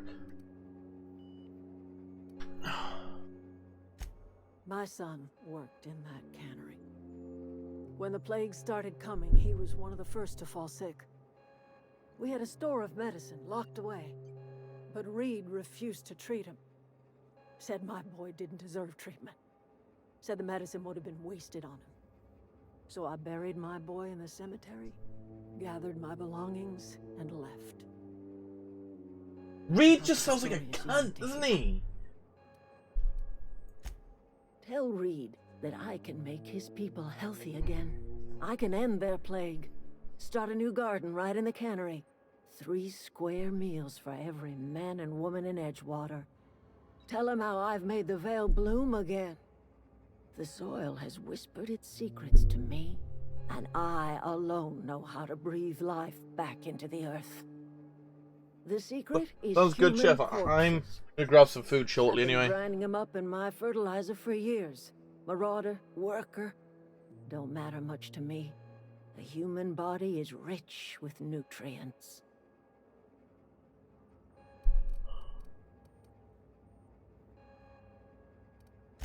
Edgewater Cemetery's got corpses aplenty, enough for a generation's worth of crops. Alright. Give me the power regulator. That's mine now. What do you think you're doing? Oh shit, I didn't realize that.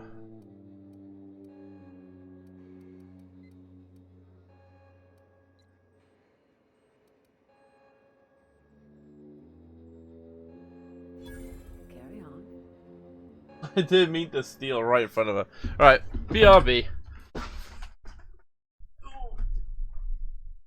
Oh, Jesus, Mary, Joseph, and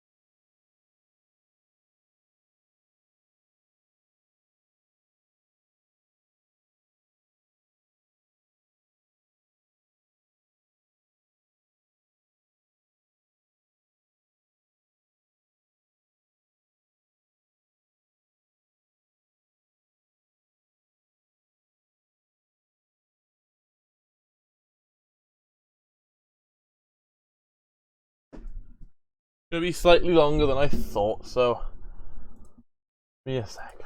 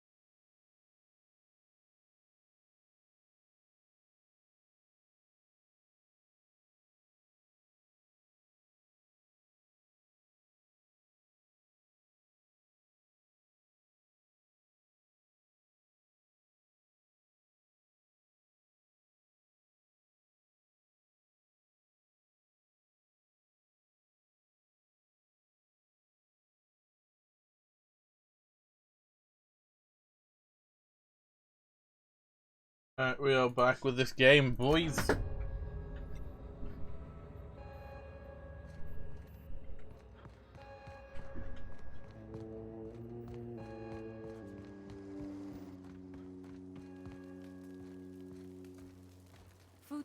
Everybody keeps staring at me. It's not my fault the power's dead.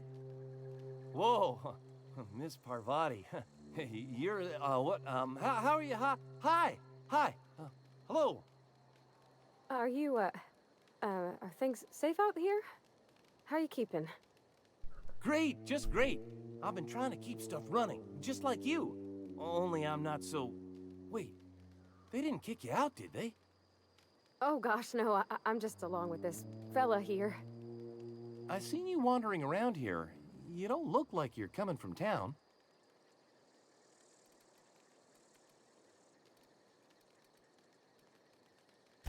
Well, what I meant was you're reasonably well armed and don't look stricken with plague. Sorry, I just wasn't sure if you were from town or if you were one of us. Something's been chewing at me, you see. Fact is, I've been, well, lying. To everybody here. Camp thinks I'm a mechanical genius, but I couldn't fix a busted chair. I'll take all the help I can get. I set my mind to learning the craft of the engineer, you see. I want to make something of myself. You ever heard of the Young Spacer's Guide to Mechanical Engineering? Comes in a set of 3. If I had my hands on one of those data pads, I could teach myself the ins and outs. Those are good.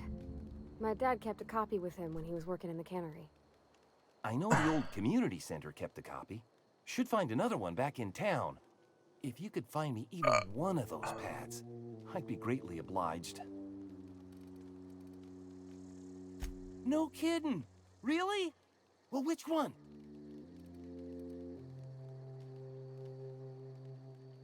Look at that! Building a computing machine out of Spectrum potatoes, a primer. I'm just glad it survived all these years. I appreciate you going through all that trouble. In fact, I put aside something special, on the off chance that somebody'd search out those data pads for me. Sure, I'd be glad to take them off your hands. I've been thinking about going back. I'm not much use to anybody here. I get sick thinking about working at the cannery. I can't do that again.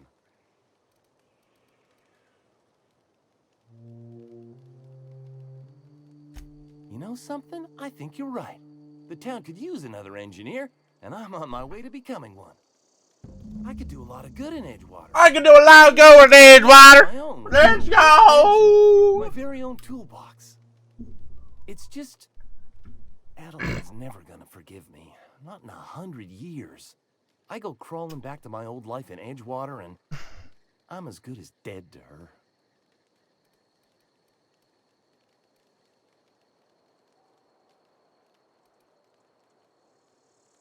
You know where to find me.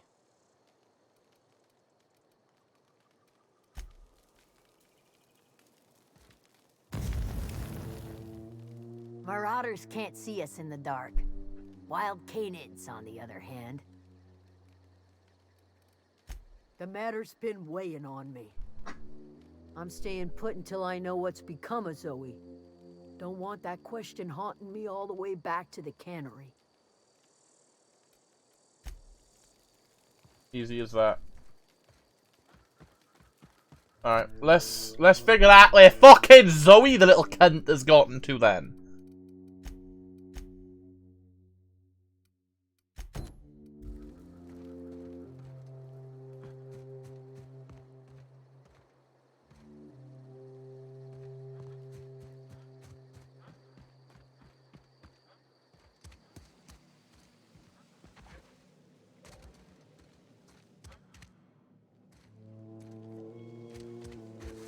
How am I supposed to get in there if all the doors are fucking locked everywhere around you?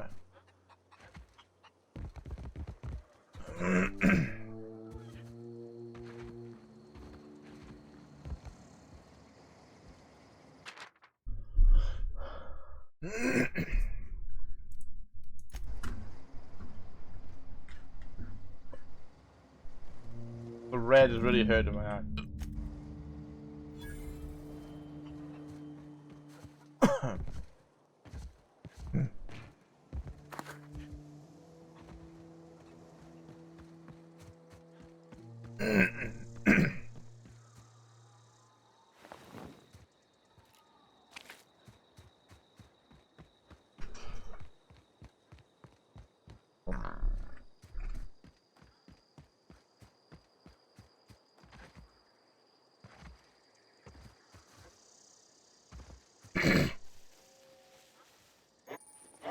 Incoming!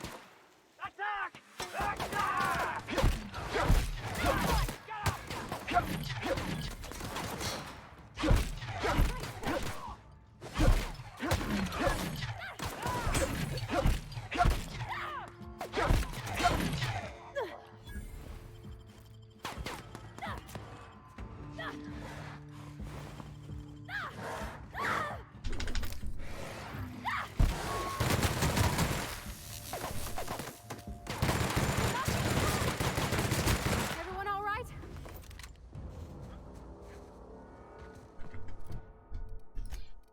Alright, light machine gun, 320 DPS, 115.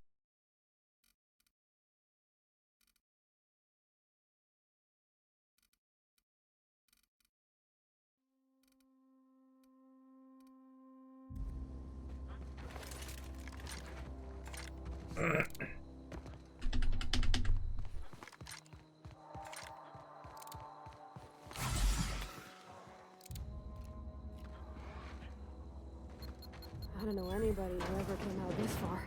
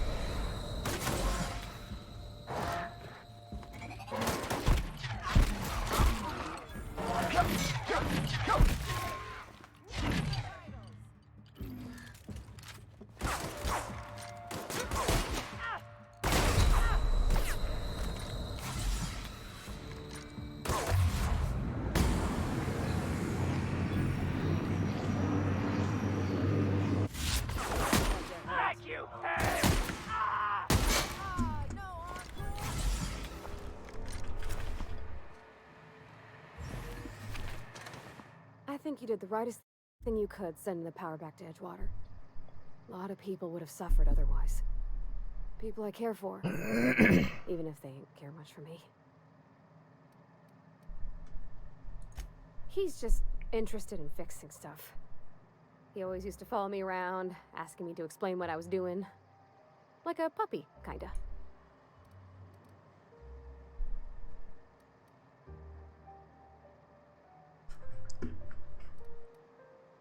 I'm just glad he's alive. That he's okay. I mean, when Mr. Thompson said he was fired, we all expected the worst. If he wants to learn about engineering, we should help him get those data pads he wants. I'd like to do that for him.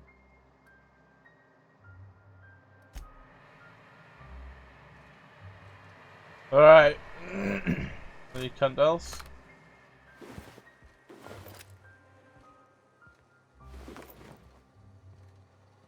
Alright, we're looking for a vending machine.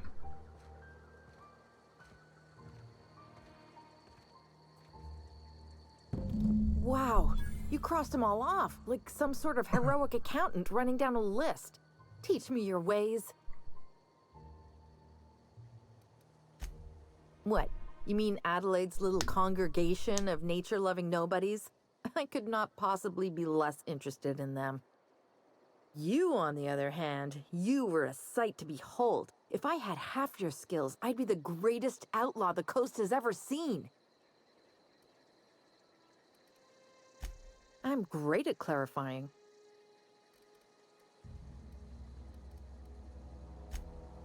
No. I insinuated myself into their company, see? And they didn't seem to mind one whit. I don't know. The vital processes that constitute the miracle of life are mysterious and unknowable. Oh, you mean around these guys? The Marauders wouldn't hurt me. They love me. I'm practically their queen. Yeah, must be my natural charisma. I got kicked out of Edgewater on account of falling sick with plague and stealing some medicine to treat myself. I'd heard some outlaws set up camp in the botanical labs.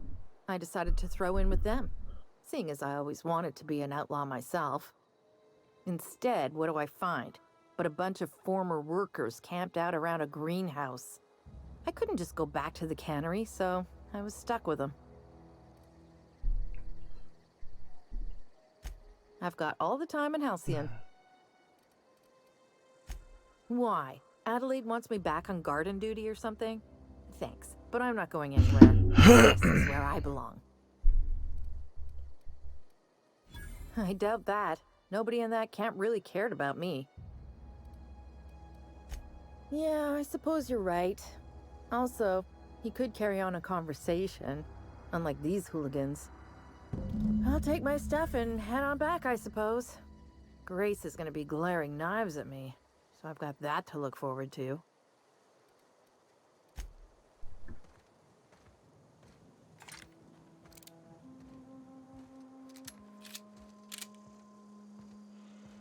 Do they have any thingies around here then, or what?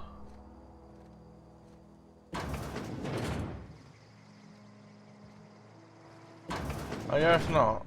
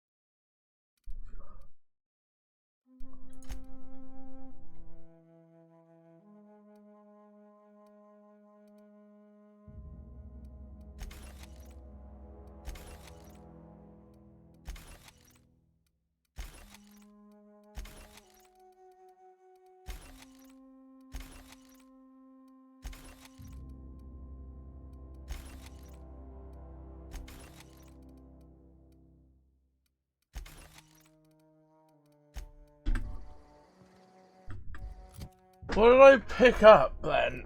General. None of that had weight. Modifications, they have a little bit of weight. What is this, right? Wait, one.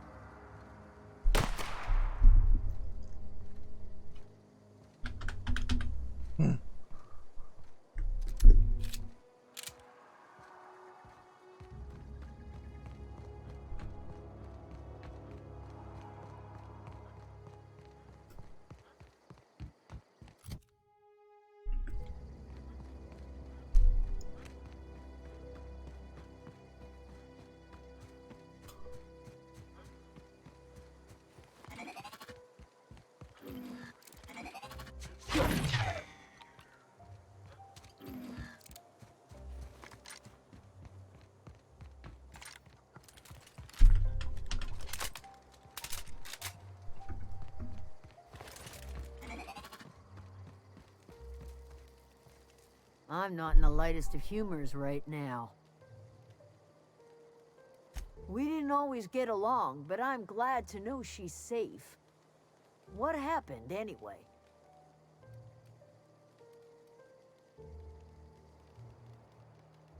Zoe joined up with a band of marauders. Zoe. The same Zoe who doesn't know a barrel from a trigger. Well, I've heard stranger things. You pretty much did my job for me. Least I could do is pay you for your trouble. Let me know if I can do something for you.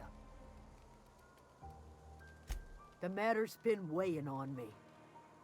Zoe came back, but I couldn't keep her from slipping out in the first place.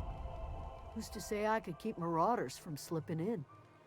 I don't see us lasting more than a couple of weeks out here.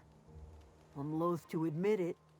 We're gonna have to make our peace with Thompson and hope he takes us back. Listen, we go back to Reed, hat in hand, begging for our old jobs back. Well, Adelaide's not gonna forgive us. She never talked to us again.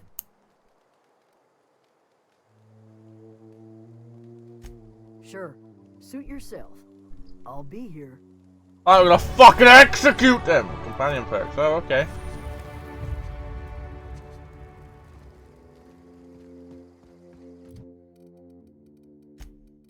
Alright, skills, okay.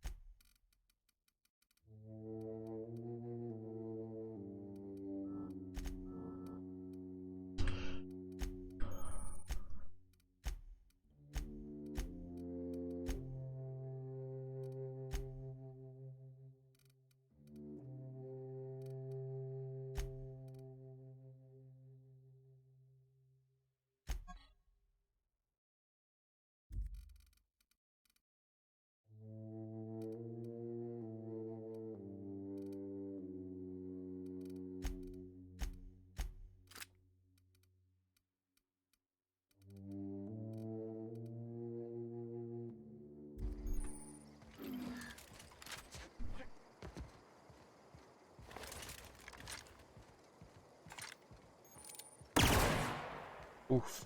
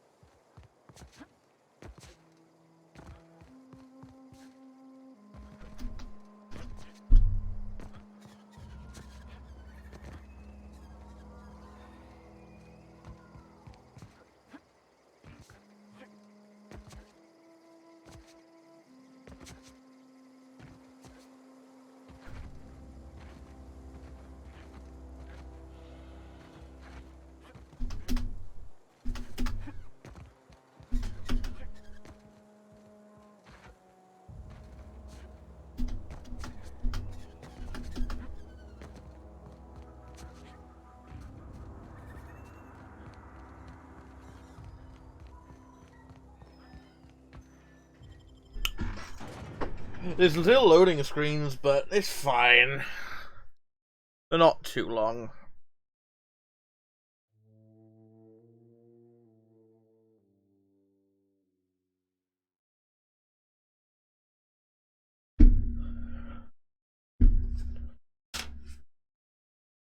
Let's flag all my shit as junk on.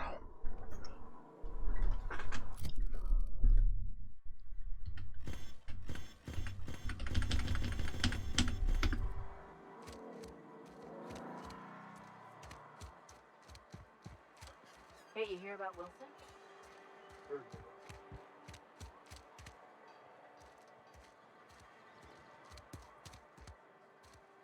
Sometimes I wonder what I'm doing with myself.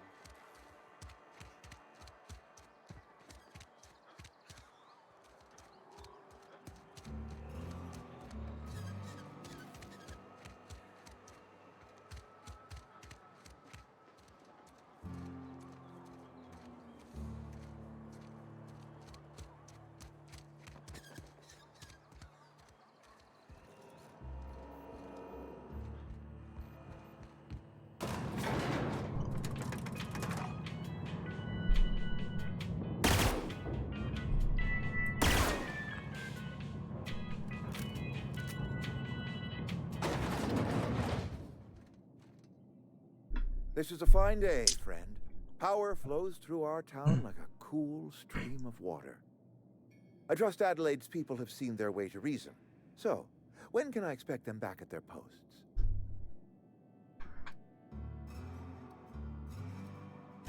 Then we are at an impasse. Stewardship over this town has been entrusted to me by Spacer's Choice. I am not perfect. I have made my share of mistakes. But I have done my best for this town. I am a Spacer's Choice man. My father was a Spacer's Choice man. Edgewater may not look like much to some buttoned-up freelancer, but it is my home.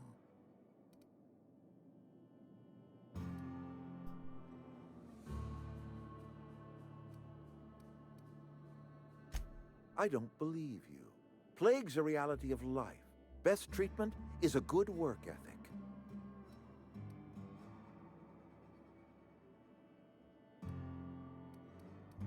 You are disparaging our parent company, and it is not appreciated.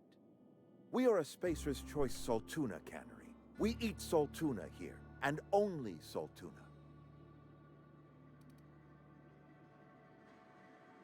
I don't understand. You say Adelaide's growing her own food, but that should not be possible. The soil's gone sour. Company said as much. Our own botanists couldn't grow decent crops for us, so the company got rid of them and shut down the greenhouse. You'll excuse me for being skeptical. How exactly is Adelaide growing crops in barren soil?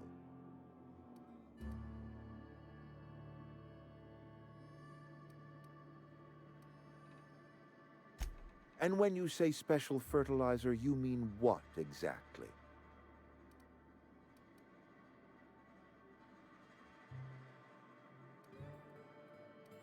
Adelaide has been using dead bodies in her fertilizer? That's... come to think of it, that's a stroke of brilliance.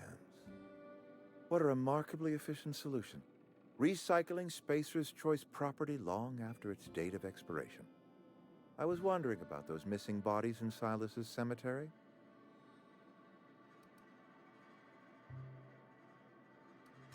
You're right, I am being obstinate. If the best thing I can do for this town is to stand down, then stand down I shall. If Adelaide's found a way to feed her people and cure the plague, then she deserves this office more than I do. I won't stand in her way. My life here is ended. Give me a little time to settle my affairs. I'm sure Adelaide will be glad to see the back of me.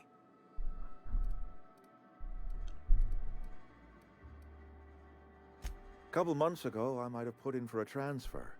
It's a big colony. Spacer's Choice has other towns. Now, I couldn't show my face in any of them. No such thing as an honorable resignation. Suppose I could find a place outside the walls, or put in for early retirement. I don't know. I could see myself lasting a week. I do. Adelaide's found a cure for the plague, and she knows how to tend to crop. She's what this town needs. I have always tried to do right by my town. It has never been easy. Oh. Oh, dude. He just lost everything, man. Lost everything. Oh my god. Laser. Laser beam. Yeet.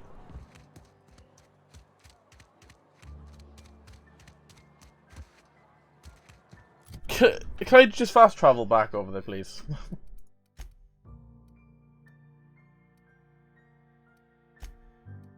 Thank God, I don't be running everywhere.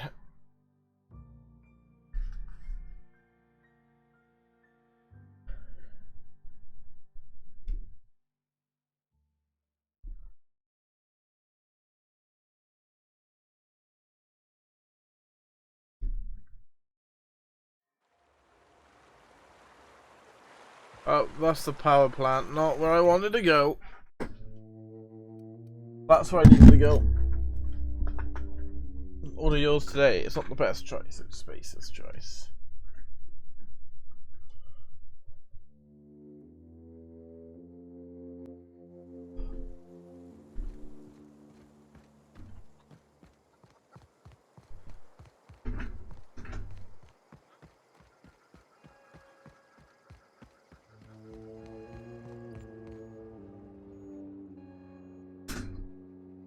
Look at that. The snake's come back. I never thought I'd see the day that Reed Thompson abandoned his post. Suppose we all have a breaking point. Suppose it's time our flock made our way back to Edgewater. We must tend to what remains of the town and carry on with our lives as best we may. You're vexing to me, you know? Injuring us with one hand, helping us with the other. Here, I'm giving you something to leave us be. It's a ransom, you understand, not a reward.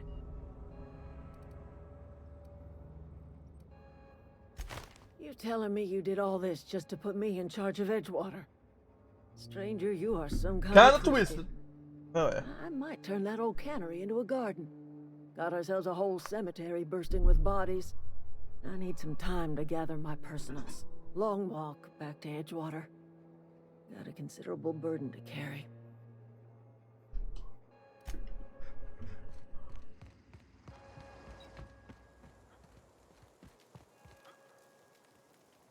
Hope Adelaide's okay. I don't know what you did to talk some sense into Zoe, but I appreciate it. I'm just a pimp. Didn't think she'd go back so long as Reed was still running the place. Something must have changed. If Adelaide's going back to Edgewater, we'll follow her.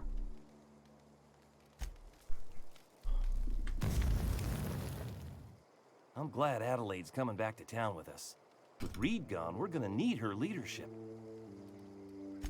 What's on your mind? Couple months. This camp's my home. People you see milling about, they're my family. At least I think of them that way. They hadn't chanced upon me, starving and delirious. Just gotta wait till tomorrow for my stuff. We all left the cannery for one reason or another. Me? I was let go, mostly on account of my incompetence. I mean, I was incompetent. I couldn't even survive on my own. Grace found me, Adelaide took me in, I've been on my feet ever since. You weren't incompetent. You just didn't fit the cannery. Not like here. This place had a U-shaped hole, and now it doesn't. You could stay, you know. Here. I'd be happy to... I mean, we could really use... this isn't coming out right. If you want, Adelaide would make a place for you.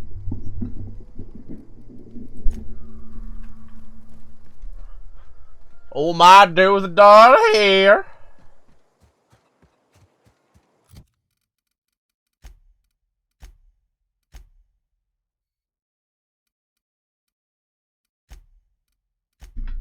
Let's go back to the town and see if they're there yet.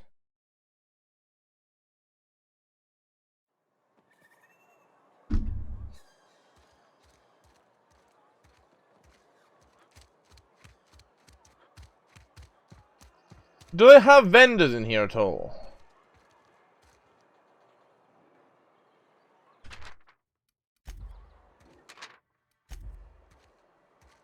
Are these missions at all? Friend of mine died. I've never actually been in here. Seemed scary from the outside.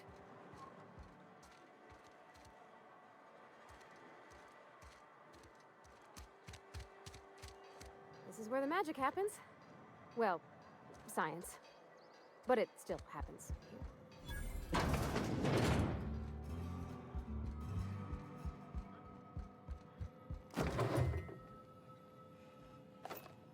If you're hungry, I could open up a can of something.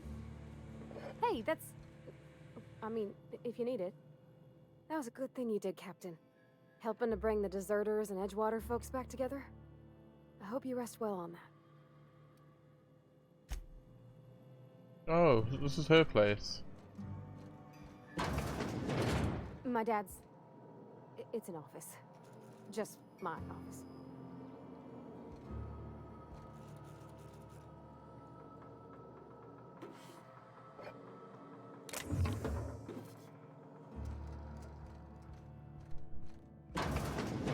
Oh, you like flowers? I can't find many kinds around here. Oh. I don't like coming out here. People on the street stare. If you need to go, I'll wait outside. They got personality, which I like. Where's your bedroom then? Downstairs? Must be, right? Must be here.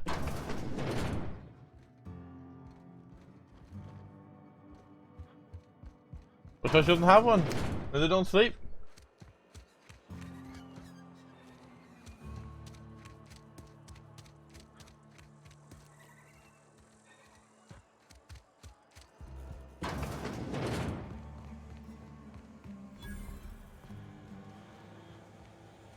Vending machine discovered. There. Thank fuck. Oh. There we go.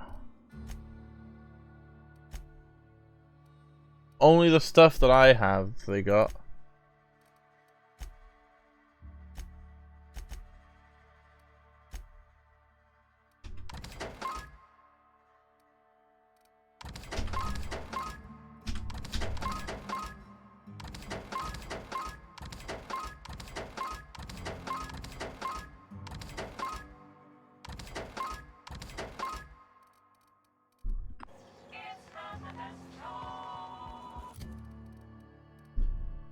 There you go. It's the Spacer's choice.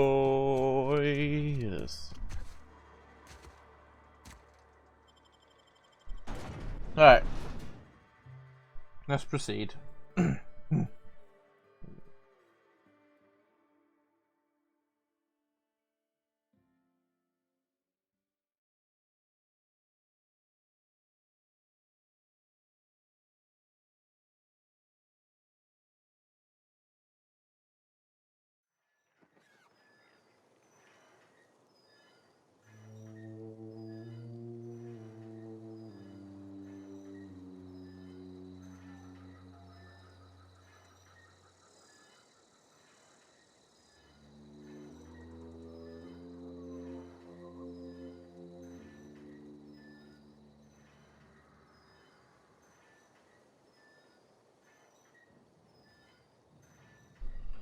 Alright.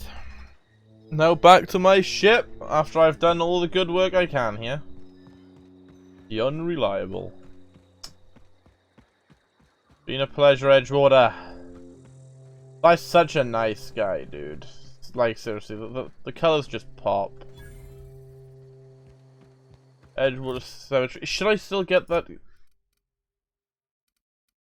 Small grave matter. Let me finish off these, actually. Yeah. Let me head back in, finish off getting all this fucking money. And then we'll go to the Unreliable and we'll set sail, I guess. Set flight. Set something, I guess, but...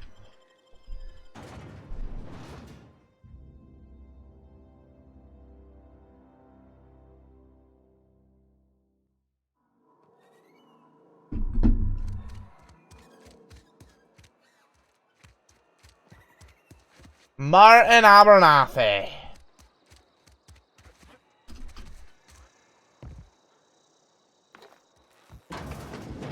Yes, ma'am.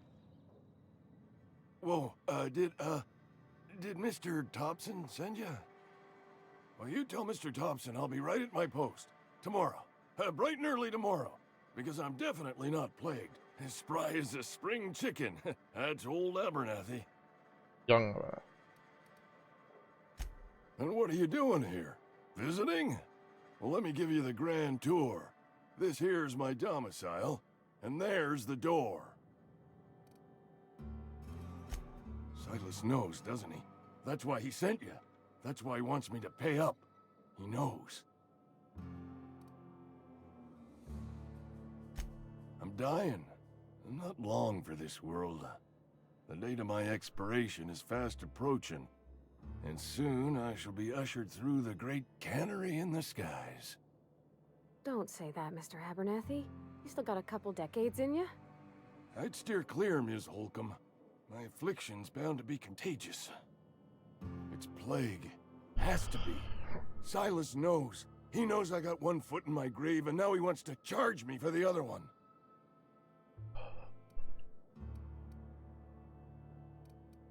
You are? Oh, wow. First time anyone's ever told me that. I'll pay your fees. I don't want any trouble from Silas. But if you could see your way to freelancing for me, I could really use the help. There's a cache of anthracillin tucked away in the old community center. Powerful stuff. Stronger than what we got, anyway. I need you to break in, nab that medicine, and bring it back to me. You been there already? And you ain't been ground down into marauder meat? Let's see it. Don't keep us waiting.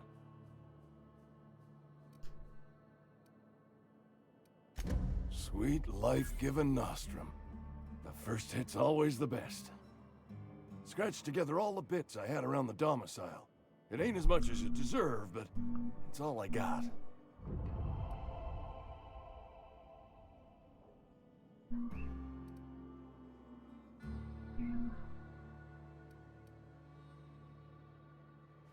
You're wringing the blood out of me. Here, you can have whatever's in my pockets.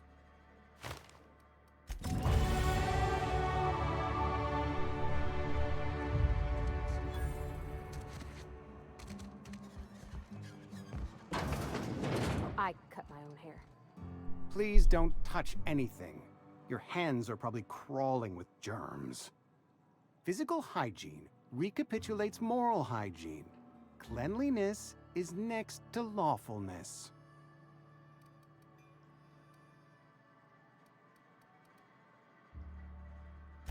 So everyone says, until someone forgets to cough into their elbow, and then we're all dying of plague. I'm Conrad. You will report to me if your hair fails to meet Spacer's Choice aesthetic standards.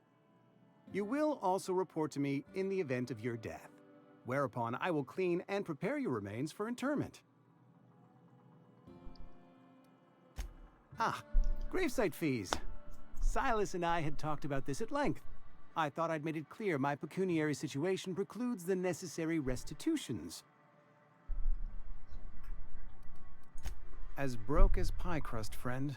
Bidless, indigent, destitute. I simply cannot afford it. I am a blemish on the prosperity of our fair settlement. When I expire, I expect Silas to toss my body into a ditch.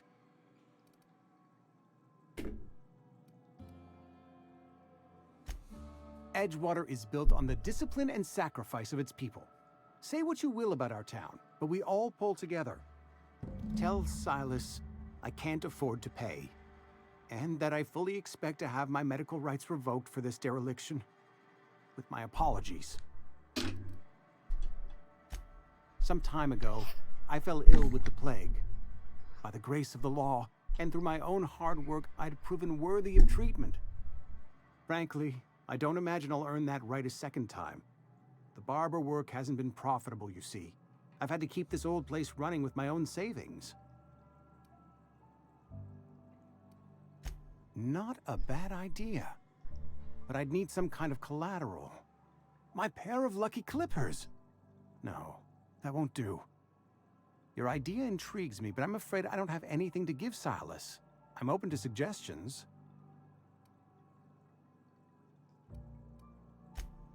Much obliged.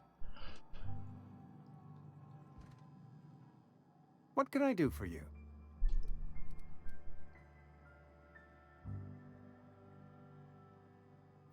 Oh? Am I in the company of a fellow doctor?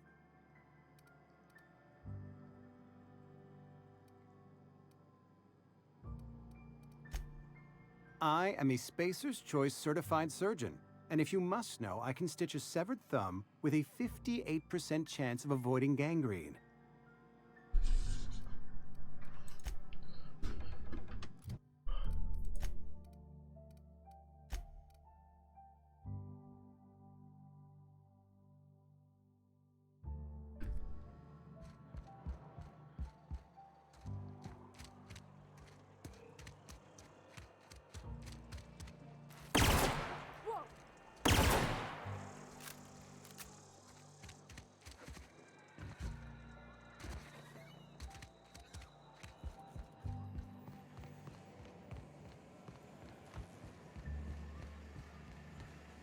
You the new worker?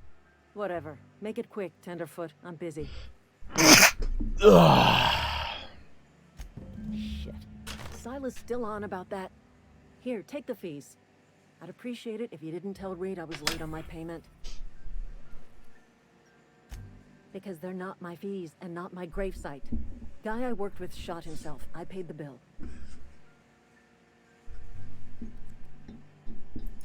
I could do without the sarcasm.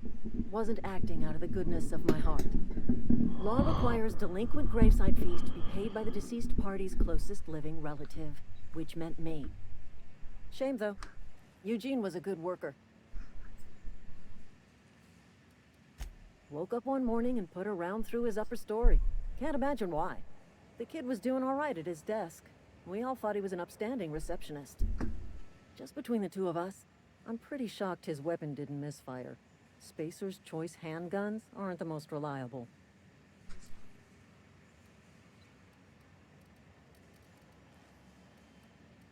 Not half as awful as the bill Eugene left us with.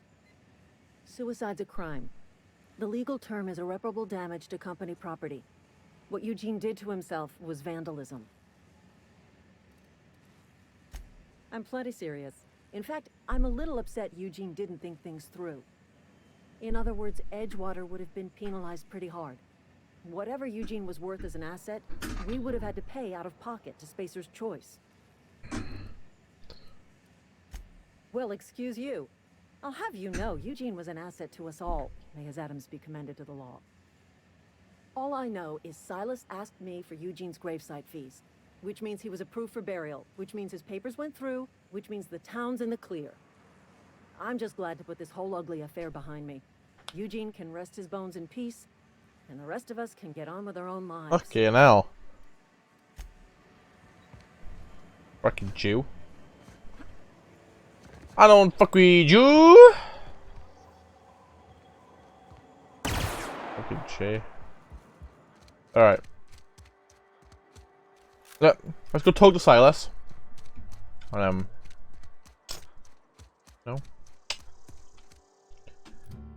What skills can I put on? Dodge recovery.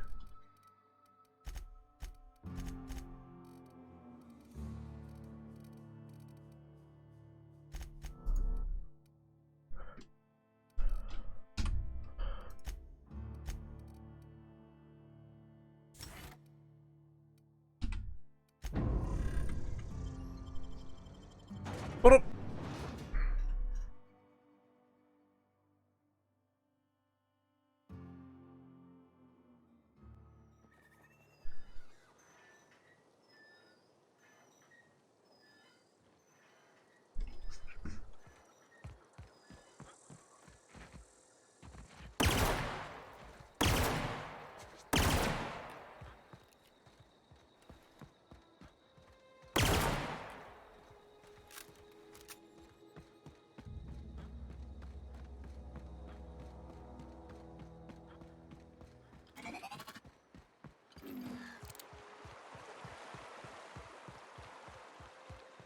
Hey, Miss Parvati.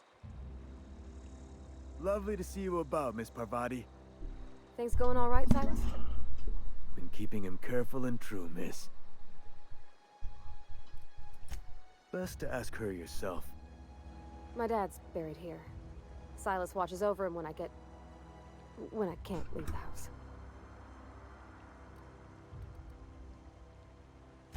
Oh. Well, thanks. Something I can do for you? You run into any trouble? Conrad's barbershop is a yawning pit that swallows his every bit. I keep telling him he should cut a few corners. Skimp out on the disinfectant. You gotta put the squeeze on Conrad. Find some dirt on him. Maybe check his back room.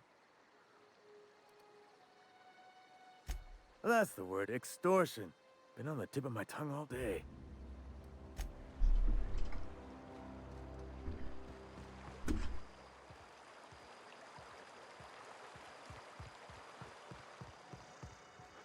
Come on, Miss Parvati. Miss Parvati.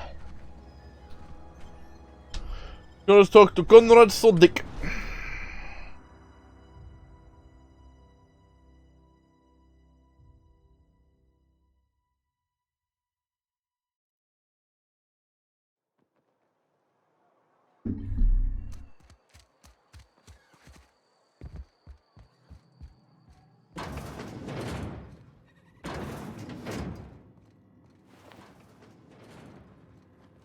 Get in here.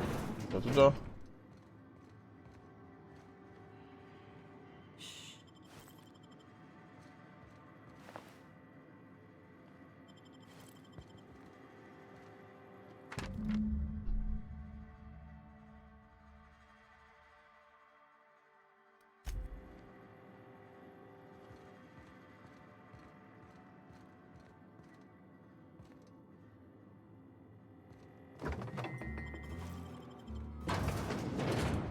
What can I do for you?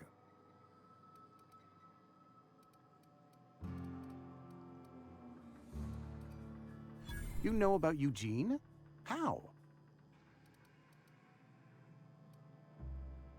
You probably heard it from one of our local gossip mongers. Eugene's golden teeth were a family heirloom, representing 3 generations of poor dental hygiene. He took them to his grave. That's unthinkable. Eugene's body and all rare earth minerals contained therein are solely the property of Spacer's Choice. I can't ask Silas to dig up a man's body and pry a few teeth loose from his jaw just to pay my bills. Can I? Are you asking rhetorically? Because if you're being serious... Ugh, gross.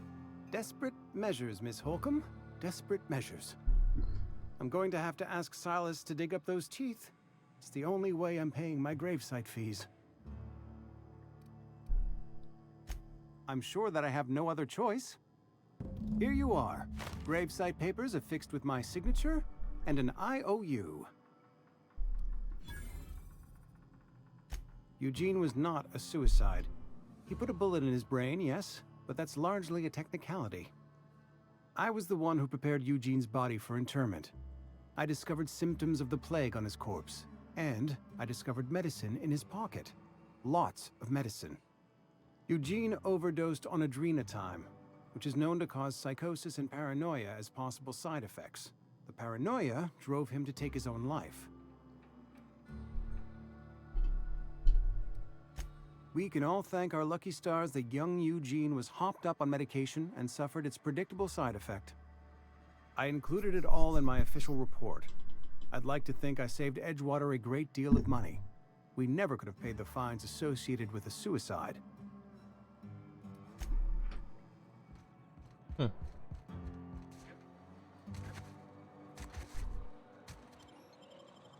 Okay.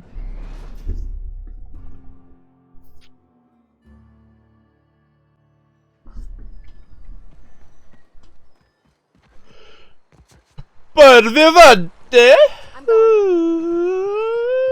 right there. Things are changing around the Vale. Don't matter much to me, though. Graves still need filling. Yeah? What about him?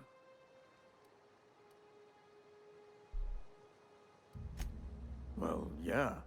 It's what I'm contractually obligated to do. What's this about?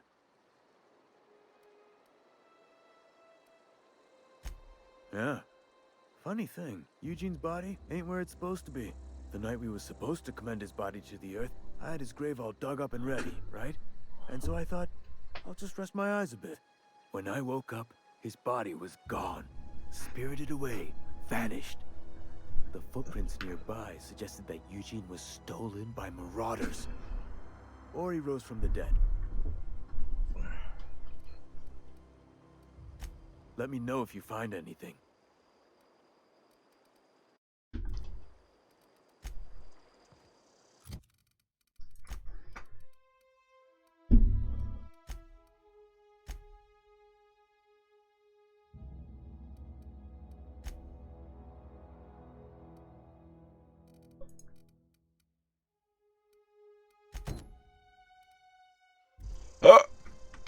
If I was to mark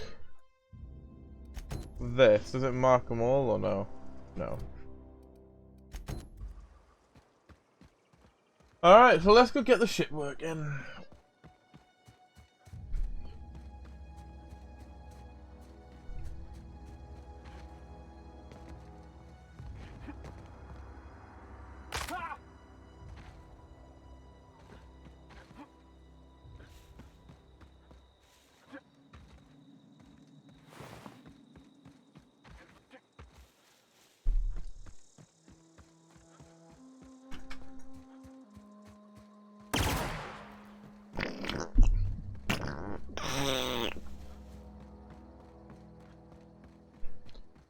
Is this your ship? Oh my stars, she is just so handsome.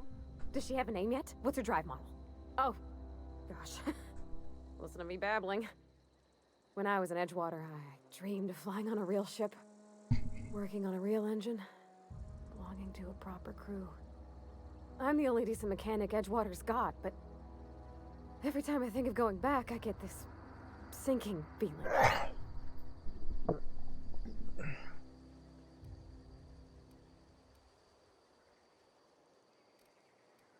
Well, it's kind of you to say that. And you're right. I wasn't happy. I want to ask you something, and you can say no. But can I come with you? I could tend to your engine. I know my G-valves for my catalyzers, and I can keep your ship singing. And if you ever need a pair of eyes watching your back, I can do that too. What do you think?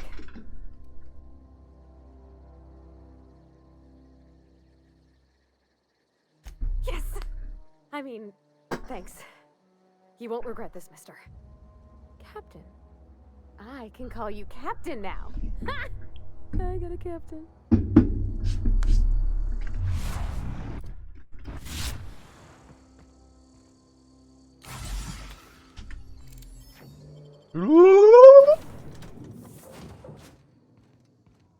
Welcome to my ship. This is Ada. Captain, what can I do for you, Captain? Have a power Do regulator. you know how to install a power regulator?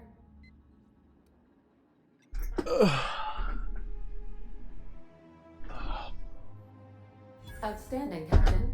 Your aptitude for engineering will prove invaluable in the event of another catastrophic engine failure.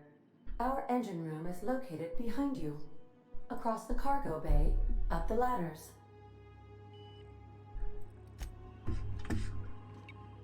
Come on, Ada.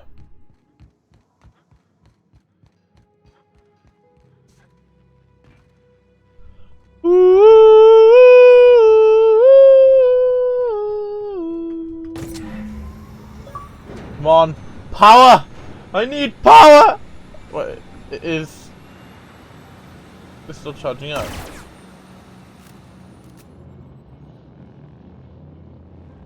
Come on. Ow. Broke my legs.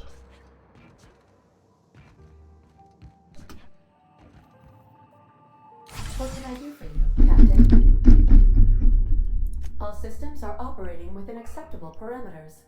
I am prepared to bring the Unreliable into low-altitude orbit. This should prove an adequate test of our flight capabilities.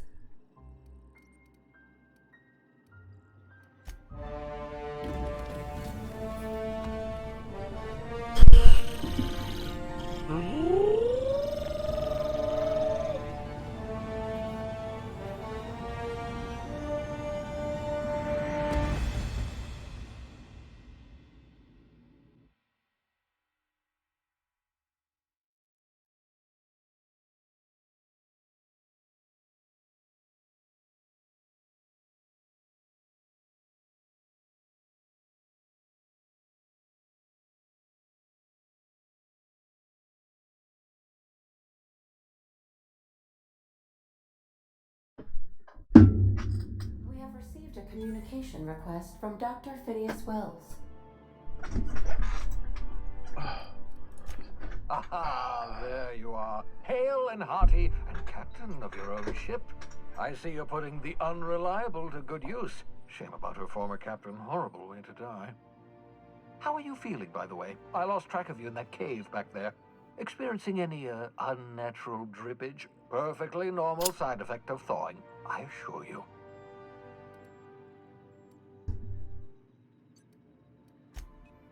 Oh, that, yes, that's probably permanent. I wouldn't worry about it, though. I'm sure you're fine. What you saw in Emerald Vale is happening all across the colony. Food shortages, lack of supplies, and basic necessities. We're dying. The chairman, the minister, and all their lackeys on the board are to blame. The Hope has some of the brightest minds Earth ever sent us. If we can revive the Hope's colonists, they can help us undo the board's mistakes. They can help us set things right. You need to get to Stellar Bay on Monarch. I have contacts there. They'll help me, help us, find the chemicals to revive your fellow colonists. Gladys Culkelly, lovely woman, runs a cozy little black marketing outfit on the Groundbreaker. She can get you a nav key to land on Stellar Bay.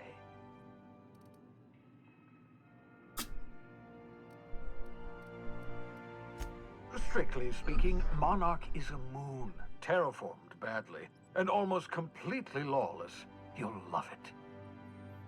Captains don't fly their own ships, you see. Your navigation terminal handles the, navigation. Think of a nav key as a set of flight instructions. The board's been confiscating nav keys for Stellar Bay, so we must rely on unconventional means of acquisition. Hence, Miss Gladys Culkelly.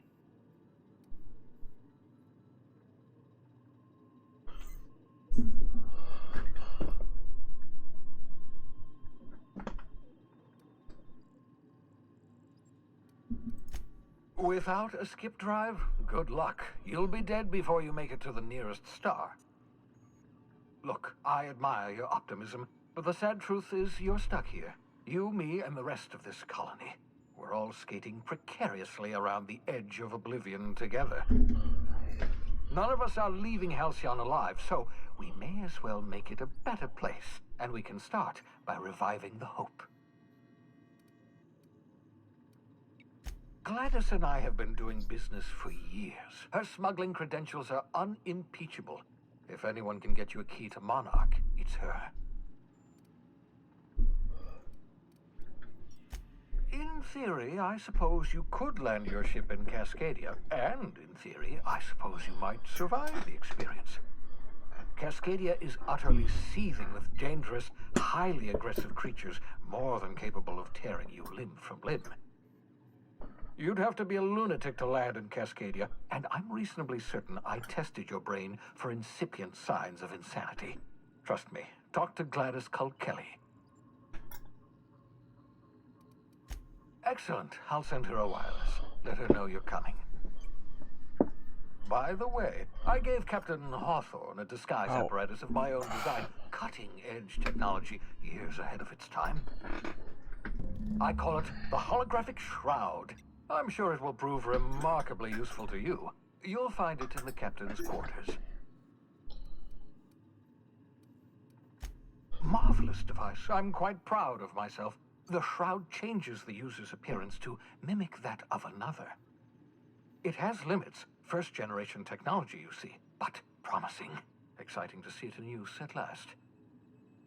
Very simply, the holographic shroud uses biometric information contained on standard identity cartridges to generate a holographic projection around you. Only stands up to a casual scrutiny. Use it too long, bound to flicker, blur, something like that. Movement makes it more likely. Best used in moderation. When you see guards in your path you can't sneak past, for example. Maintain your distance. Act normal. No running, no jumping.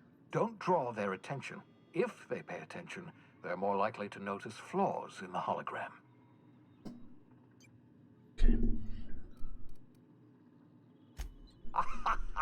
A change of clothes. What is this? Some old spy serial? What inattentive and brainless guard would be fooled by such a shabby disguise? The holographic shroud masks not only your clothes, but your face and fingerprints. It modulates your voice and sweetens your breath.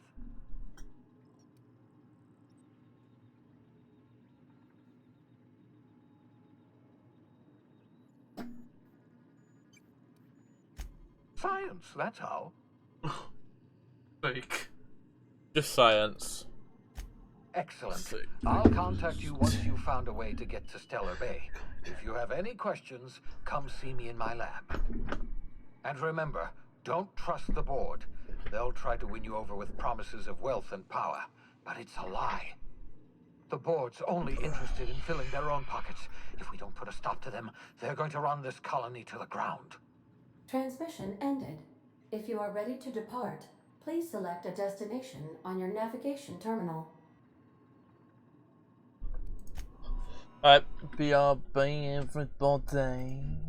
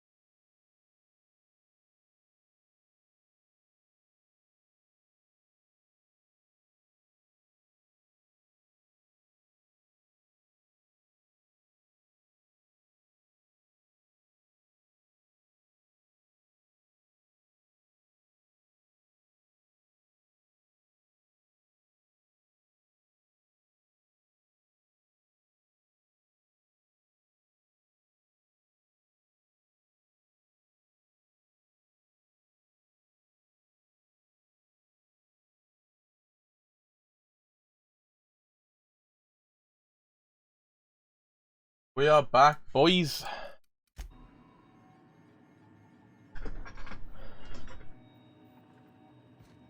Oh, fuck. Okay. Oh, there's a lot of fucking places to go. Where are we going?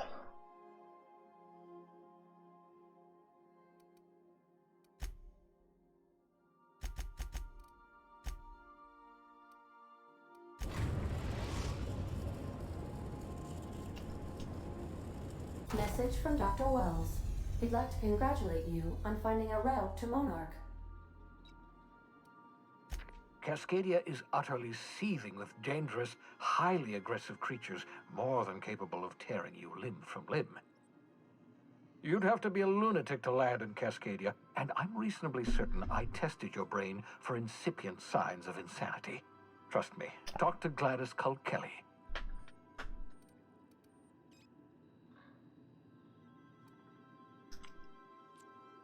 Yes, Captain. Initiating travel sequence to the Groundbreaker.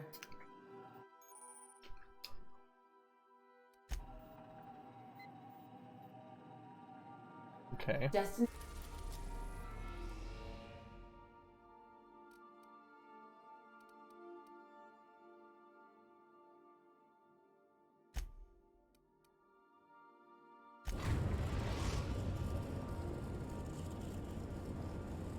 Destination reached. Scylla.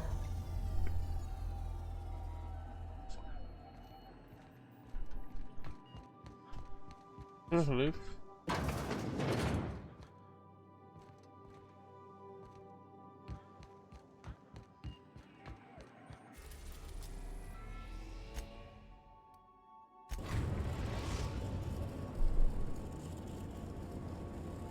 The Groundbreaker has approved our request for docking, Captain. You're free to disembark. You got a minute? Hey, Captain. I heard that Groundbreaker's got a real good engineer. A lady named Junlei Tennyson?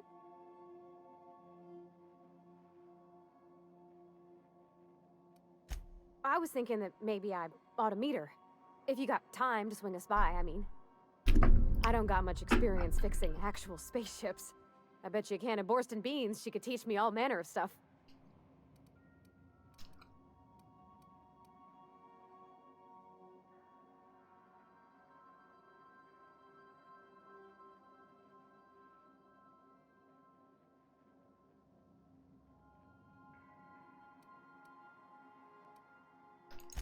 Thanks, Captain.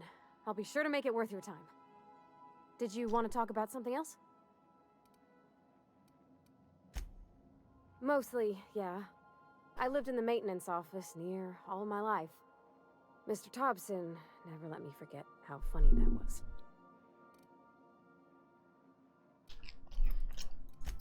He meant funny as in odd. It's not normal for anyone to do as their parents. You take a vocational test. That decides your schooling and your career. When I tested out for maintenance, everyone figured it was on account of my dad. They were real unhappy with us. Well, I'm good at making things work the way they ought. Not so much at doing such to somebody else's schedule. There's times I'm working deep in the guts of a loader, getting it all running perfect. Then I look up to see it's tomorrow, and I've blown another deadline. Anyhow, I was happy to get back home. I didn't care much for schooling.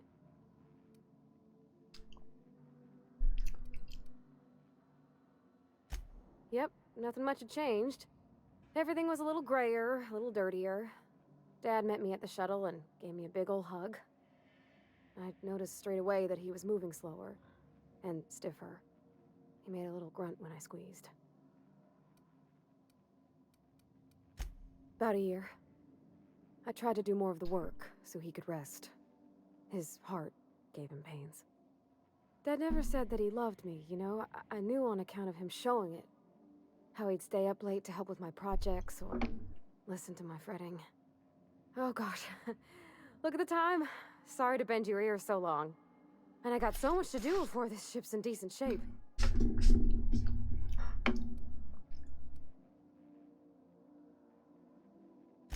What?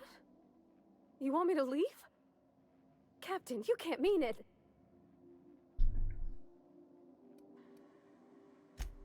Oh, that's a relief. Thanks, Captain, for letting me stick around. I mean...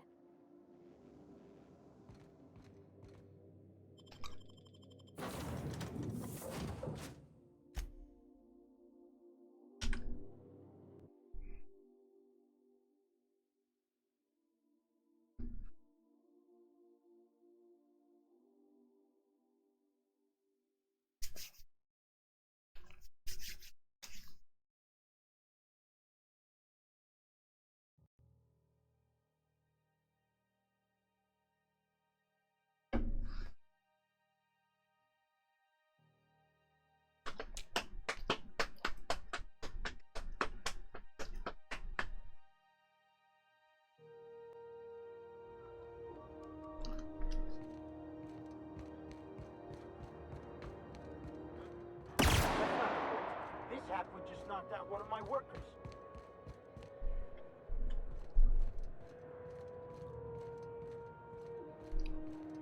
Customs and inspection, right this way.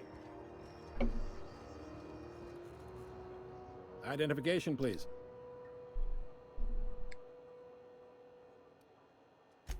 Captain Hawthorne, you said. Let me apologize in advance. I'm about to ruin your day. According to your ship's record, you've been flagged by the board. Your ship will be impounded until such a time as they see fit to lift it.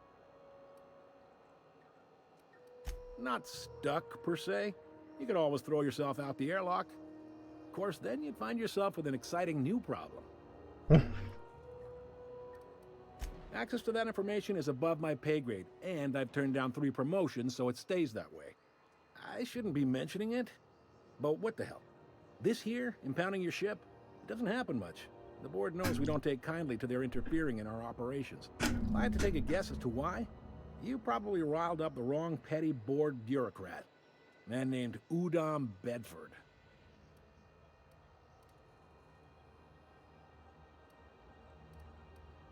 Not gonna lie, you're in a pickle.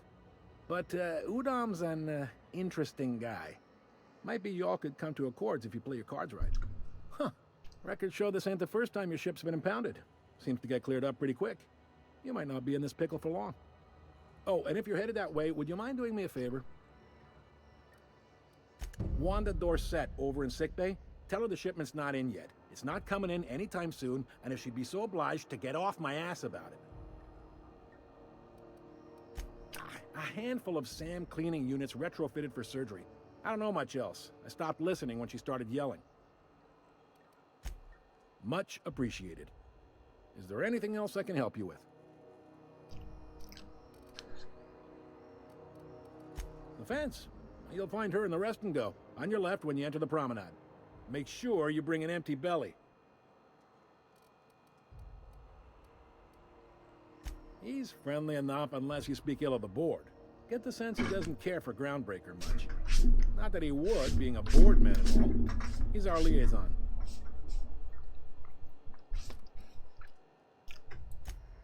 They can't abide an independent township, especially not one they gotta depend on. We're the first and last stop out of this colony. All their interstellar freighters come through us, and we skim a few bits off the top in manifest processing fees with every one. Folks around here will bluster that the board hates our freedom, but really, they know we can stop their out-system shipments anytime we like, and that terrifies them. You sure you didn't just step off one of the interstellar freighters? There's no working with the board. They don't share, not bits, people, or resources. You work for them, or you don't work at all. Groundbreaker cooperating now would be tantamount to joining their ranks, and we sure as shit ain't about to do that.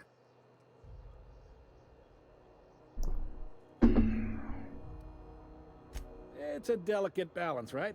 We could cancel their freighters' docking privileges in retaliation, but where'd that lead us? They got assault cruisers, gunships, and a handful of mining operations at their fingertips. We push them too hard, maybe they decide we'd be better in 10 trillion little pieces. Or they cobble together a new Groundbreaker and put us out of business. Yep, Groundbreaker's the only real independent port. Aside from us, there's just tramp freighters and wildcat miners. Seems like every year the board's offices get bigger and their ships take up more of the landing base. Haven't seen nearly as many tramp crews this year. Sure thing. Most places are on the promenade deck. Big door yonder, straight through security. There's a bar on the starboard side. I got a preference for the Lost Hope myself. Talk to Vera. She'll set you right. You need anything else? You let me know. Don't want anyone saying Groundbreaker's not the most hospitable port in the colony. Maybe. Most of the shipping traffic in the system passes through Groundbreaker. Every couple of months, we even get a big interstellar freighter. Two biggest operations are the board. That is, Halcyon Holdings and Sublight Salvage. But there are independent operators around the promenade deck. Most of those jobs are going to take you off station, though.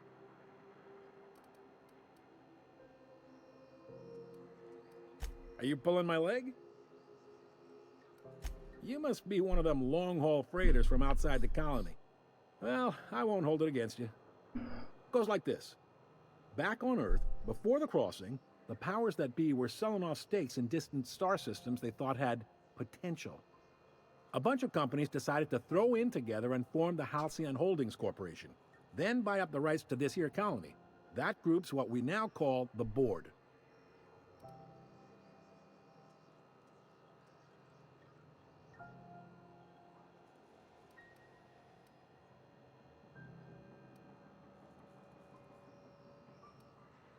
Sitting around drinking whiskey and smoking cigars, yeah, probably.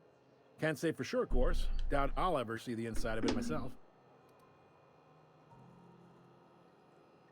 Groundbreaker was one of the original colony vessels to come over on the crossing, a few years before her sister ship, the Hope. Once everybody'd been de-thawed and dropped dirt side, the original crew of the Groundbreaker decided they rather liked the spacefaring life. I guess that was the start of our independent spirit. Now, here we are. Yep, Groundbreaker's the only real independent port. Aside from us, there's just tramp freighters and wildcat miners. Seems like every year the board's offices get bigger and their ships take up more of the landing bays. Haven't seen nearly as many tramp crews this year.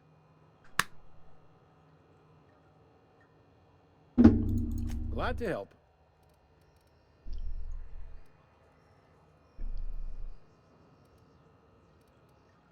All right. Be seeing you.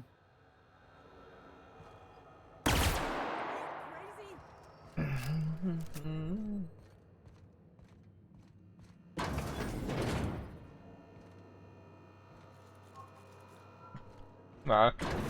He seems nice. Wasn't his fault. Business is business, like, you know. I picked up this weird signal. Use the workbench.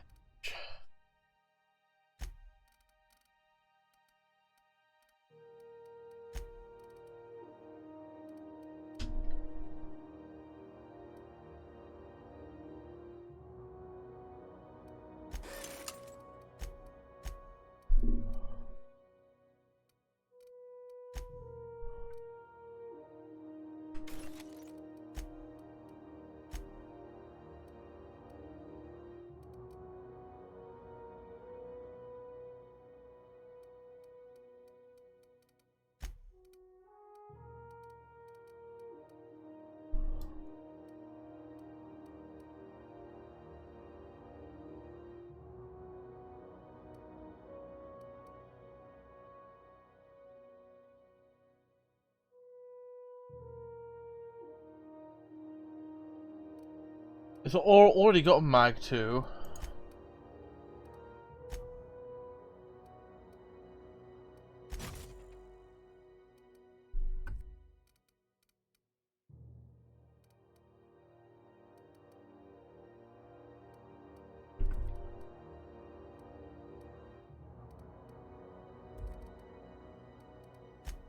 The other day it was coming from Monarch. Are you crazy? Here we go again. No one lives on Monarch. It's a wasteland. You're hearing things. No, seriously. There was a lot of static at first, but then this voice said his name was Graham? Graham, right. What does being invisible Broadcasting on a look like? dead world full of monsters. Now I've heard everything. You know, it takes more muscles to frown than to smile. Who told you that? Graham? Asshole. Huh? assholes and their big interstellar freighters. One nearly rammed me on the way in. I'm fine. I didn't do nothing. Anyway. Oh. Hi. Probably in the wrong place. Sorry. I could go this way. Oh.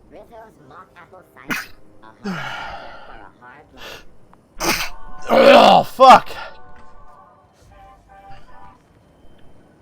Jesus, Mary Joseph. Alright, what's this? Drink efficiently. Okay. I'm not going. You can't keep me out of there. I'm sorry. Am I causing a scene? See, Umfuru? We could have avoided all this unpleasantness if you just let me talk to Jessie in the first place. Let me get one thing straight. Jessie and I are not friends. I just owe her, okay?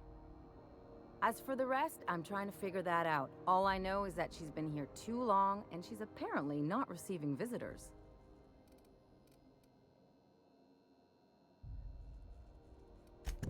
Be my guest. If you know something I don't about dealing with hospital bureaucracy, I'll be impressed.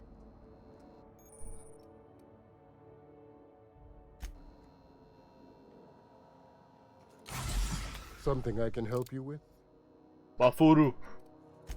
If only my other patients had so many inquiring after them. I'll tell you what I've told the others. The records say Miss Doyle checked herself in and requested I admit no visitors. The requests of our patients are paramount, so no, you may not see her.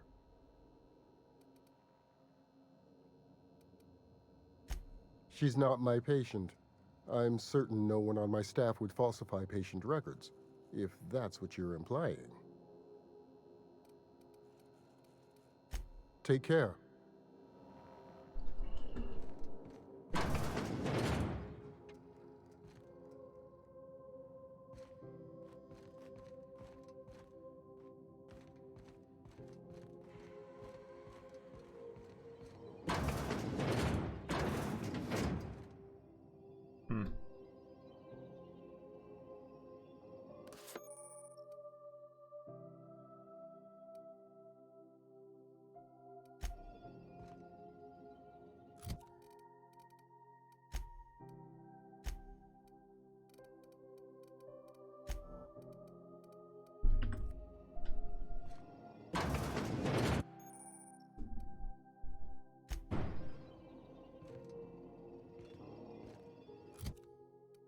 How do I equip this holographic shroud?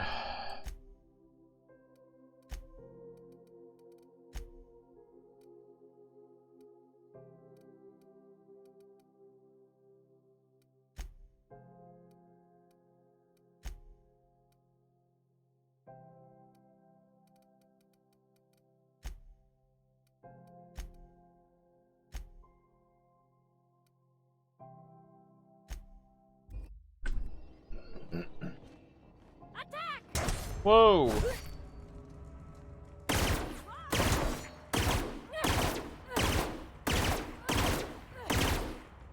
Calm the fuck down! Fuck me!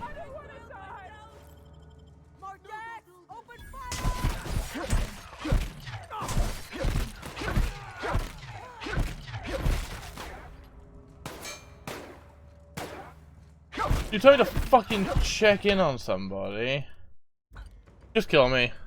Let me redo all this.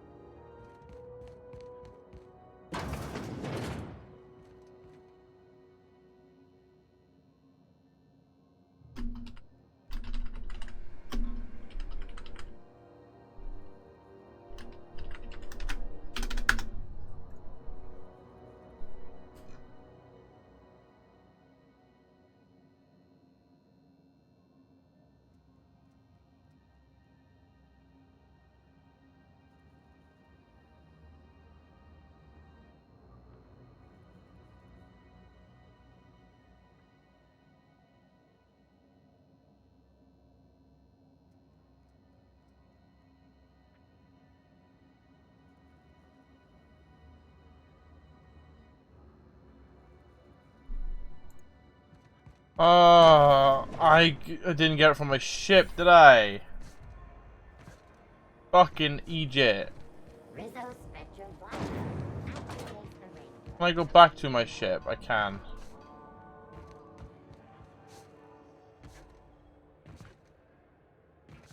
Come on, let me jump the fucking fence, you little cunt.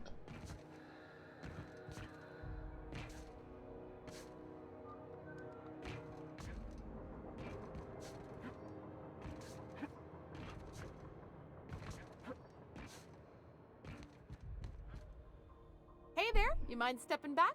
This charming little ship's been impounded and I'm afraid I can't let you near it till it's not.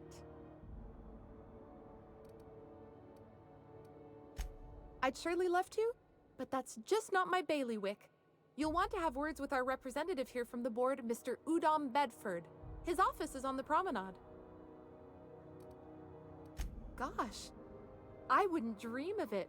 Not unless I got to, and I don't see any reason why I'd gotta. Do you? I ain't felt so much as a tepid breeze in weeks. I hope Miss Chief Tennyson gets that fixed soon. Whew. I'm starting to feel like a sisty roast in all this armor. Have yourself a pleasant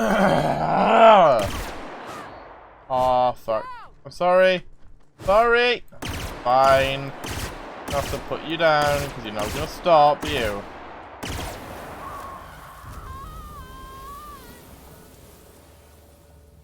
He wasn't gonna stop.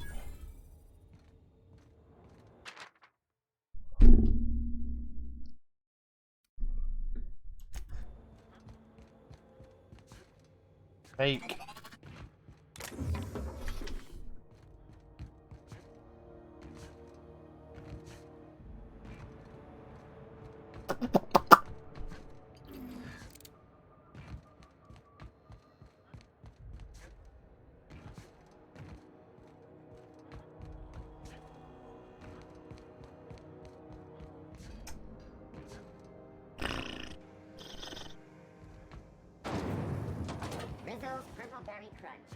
I need to go to Udom Bedford.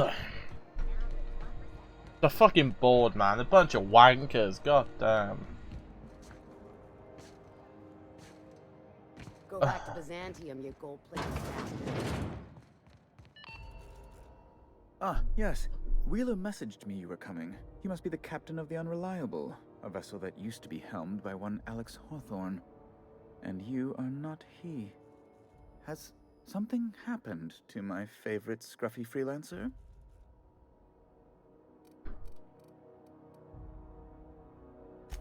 Oh no, this is terrible. My dear friend, what devilry is this? In whose miserable fever dream am I trapped? Oh, Alex. There were so many arguments we'd yet to have.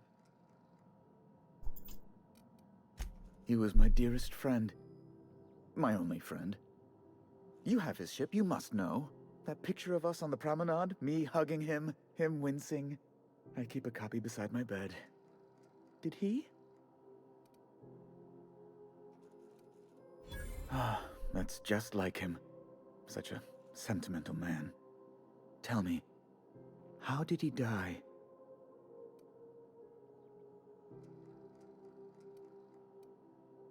No!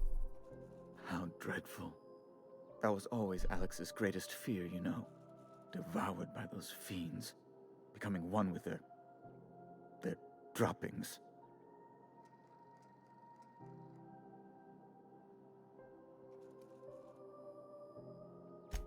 Right. You're going important places, I'm sure. Big, exciting, important places. There, I've removed the flag from your ship. I'm terribly sorry for the inconvenience. However, before you go, Alex promised to tell me the location of Phineas Wells. I'm sure you've seen his wanted posters all over the colony. Did Alex tell you where Wells might be? Anything at all?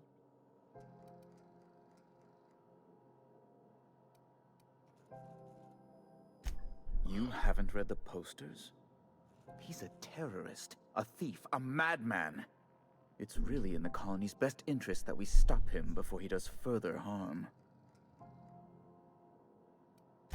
Well, Alex knew, or he said he did. And you have his ship. Maybe he kept some records around, or a conveniently placed note on his bedside table. That's... well, that's just terrible news. Law, what am I going to do now? The board will have my head. Oh, I'm sorry. This is terribly unprofessional of me. Is there anything else I might help you with? It's personal business, I'm afraid. Miserably, terribly personal.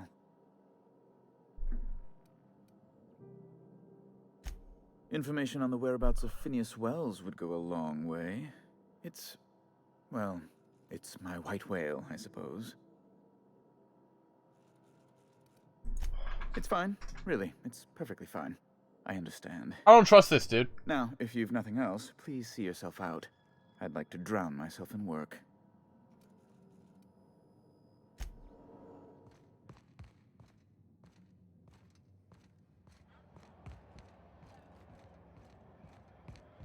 Why is there a red arrow out there? Oh, fuck. I'm gonna have to start fucking smacking niggas, don't I, Bam? Oh, fuck. Hey, I don't wanna start smacking niggas.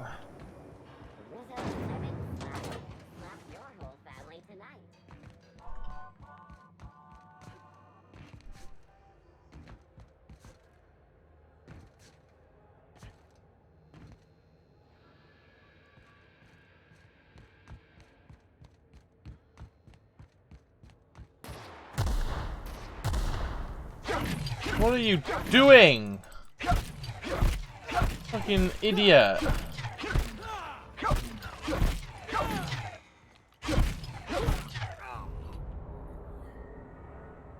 Don't come to me trying to smack me up then. The fuck?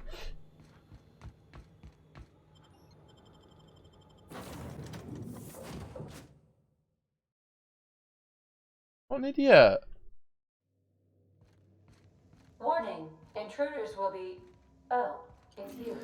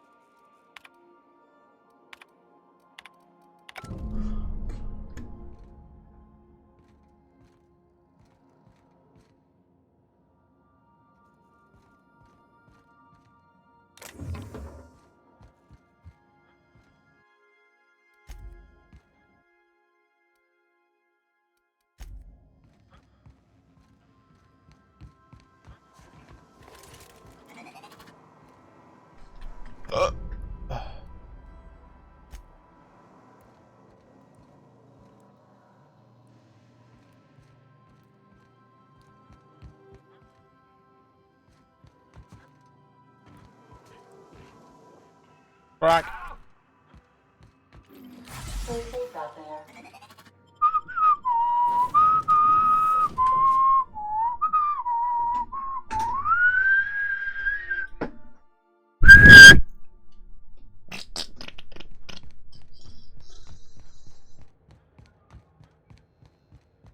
Hey, that pad down. There are people unloading a ship. Probably another sublight contract haul. Could be drugs, could be bootleg 8th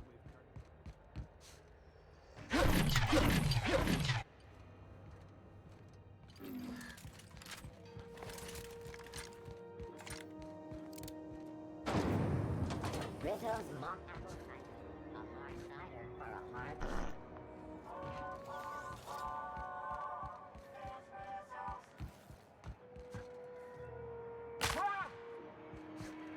Can I jump that and fall into the depths of space?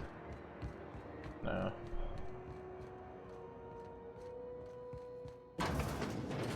Good luck getting to Jesse. And better luck.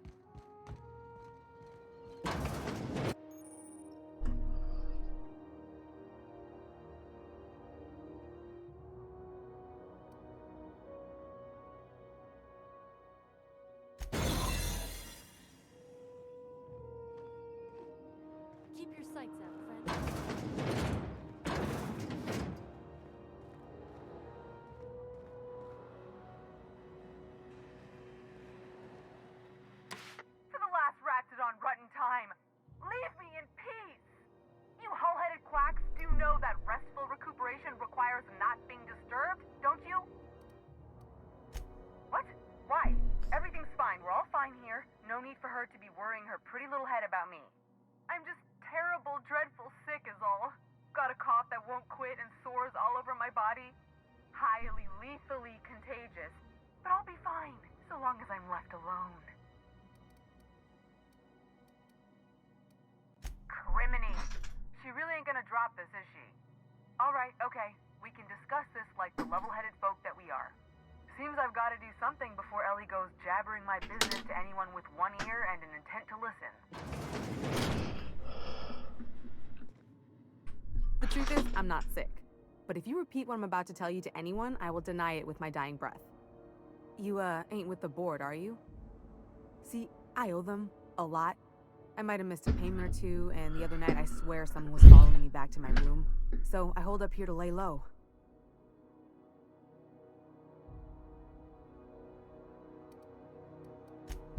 What? No, I didn't do anything. I'm a law-abiding denizen of this ship, I swear.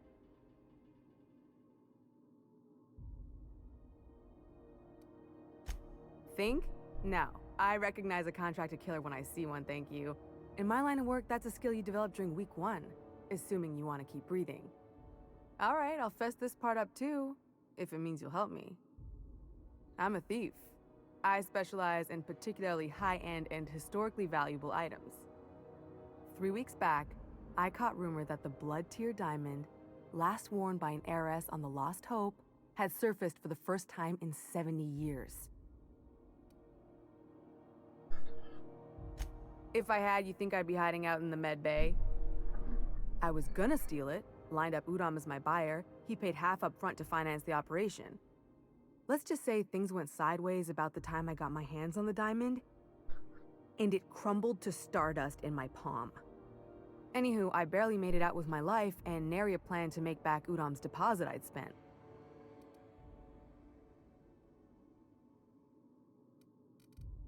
Udom Bedford's the board guy on the station. He'd know how I stand with them.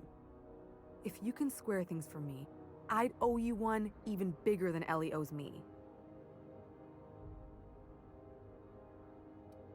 Thanks for helping me with the board. Alright, You're a real BRB, pal. guys. Or I guess I should Oh, say, Ellie is one, huh?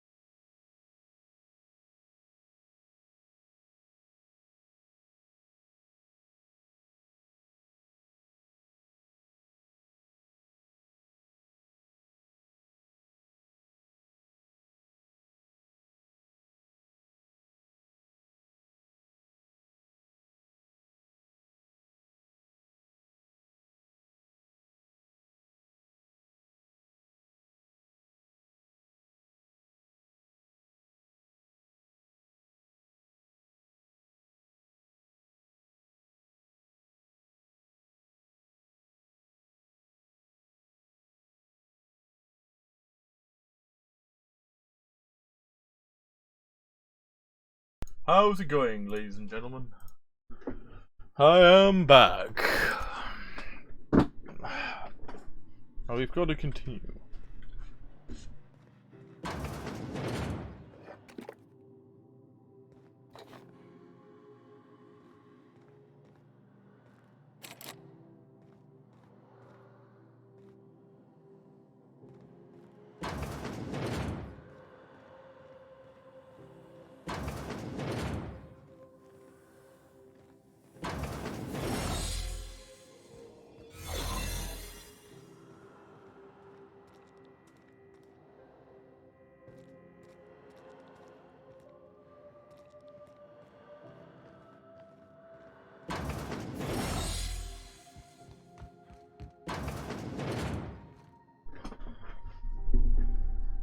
Any word on Jesse?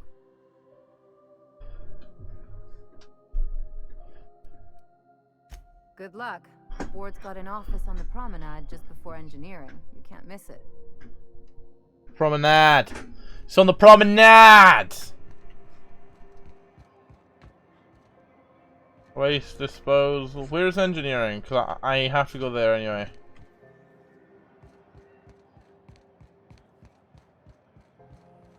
There it is. Have you seen this man? Reward offered for information leading to the capture of lurid terrorists.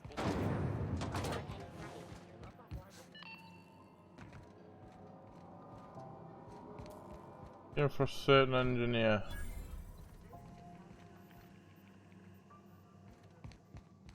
For the following story.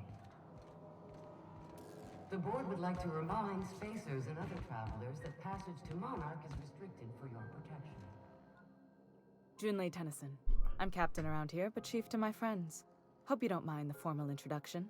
Groundbreaker doesn't see many visitors.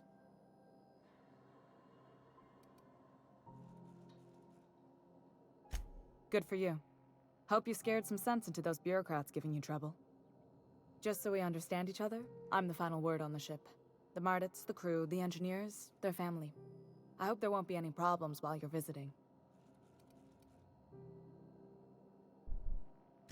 Good. Don't go making trouble, and chances are you won't find any. That's how I like it here. So what brings you to Groundbreaker? I'm curious, even though 9 times out of 10 the answer's just passing through.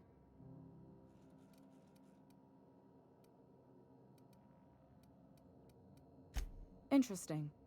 The powers that be paint an ugly picture of Monarch. Critters and such. Maybe someone in the promenade can get you the right weapon for the job. We see a lot of the same faces coming and going. Most of them board spies and corporate sprats. Makes it hard to trust outsiders. You seem different, so welcome aboard.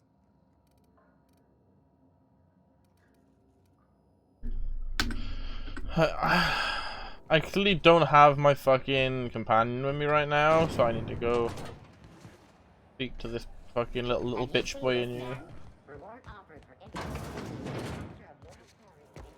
How do you do? Ah, how might I assist you? Miss Doyle owes the board a significant sum. Alas, the only collateral she has is her organs. Compulsory donation is quite legal in such cases.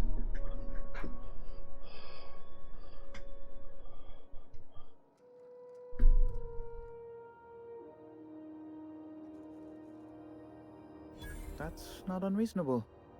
What guarantee do I have that she'll agree to the terms you negotiate?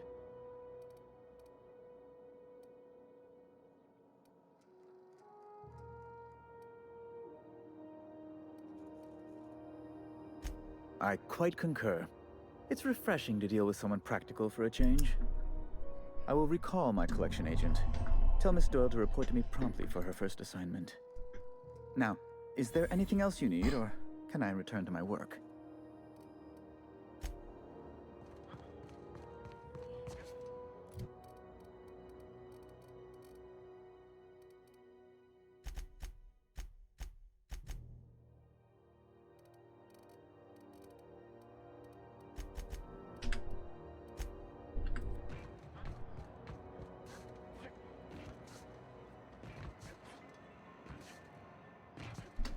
The news packet had the tossball scores from Dakonis. Rizzo, Purple Berry Bunch, flower type of shell around sweet purple-berry flavored center. Suck it. Do it. You can do it. Hey, be careful with those crates, huh?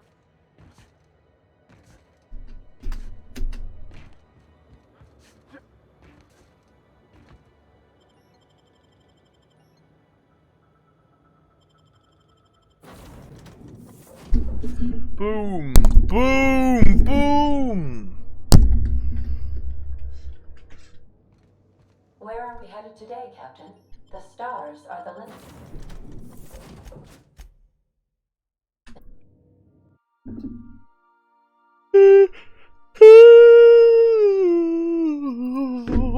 The safe is on fire! Yeah! Heard from the lasses down on 22 that you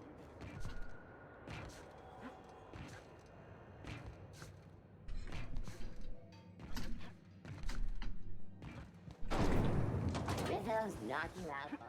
A CCN 76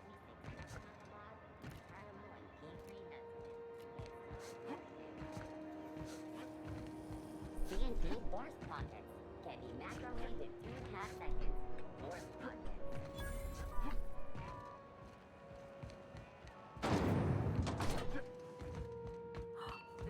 Those XF411s? And an old Yakita 37? You think they'd let me peek at the power plant? This whole deck smells like ass. Only gonna get worse if I don't get those radiators fixed. What? I didn't think you just... Parvati, is it? That's a lovely name. What can I do for you? I was just thinking, I haven't got much experience working with actual, real spaceships, Miss Junlei. Chief Junlei. Junlei is fine.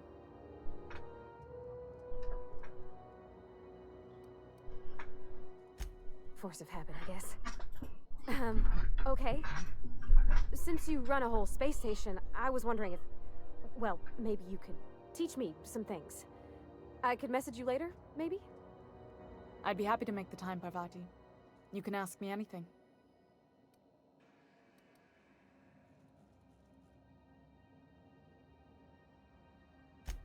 Right. In person. Sure thing, Captain. Wow, great. I'll do that then. Messages.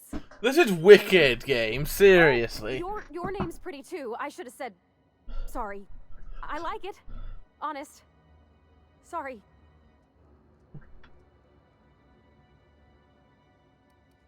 Couldn't have done it without your moral support, Captain. Now, if there's nothing else, there are other parts of the ship begging for my attention.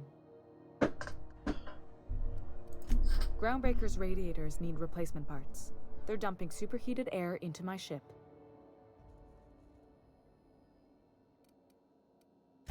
Only the board has access to new parts, and I won't let them swindle me into a corner. None. Every time I give in to the board, Groundbreaker loses its freedom. Soon there won't be anything left. I can't allow that. The board isn't helping, and my resources are spread thin. If I don't get those radiators back online, Groundbreaker, everyone on board, will be cooked alive.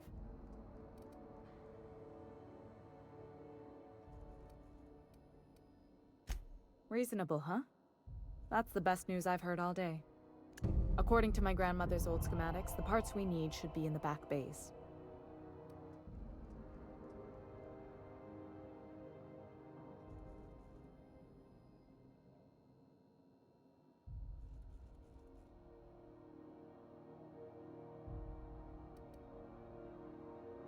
Sorry, I forgot not everyone knows this ship like I do.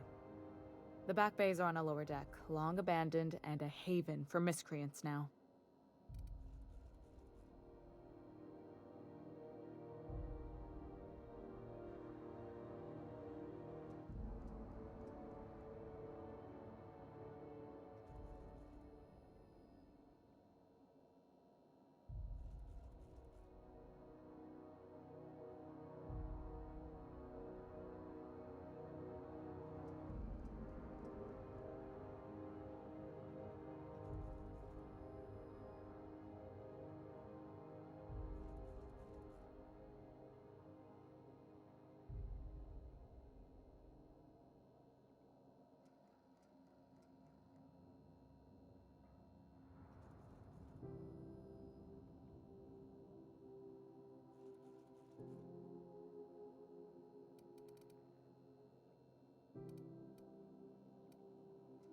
You must not have been here long.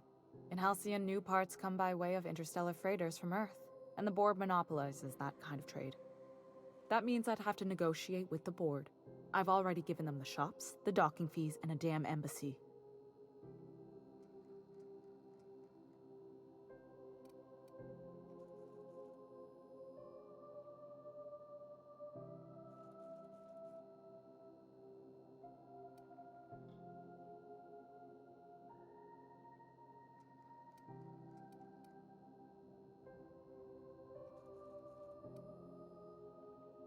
Damn right. And while I'm captain of the Groundbreaker, it falls to me to preserve this ship's independence.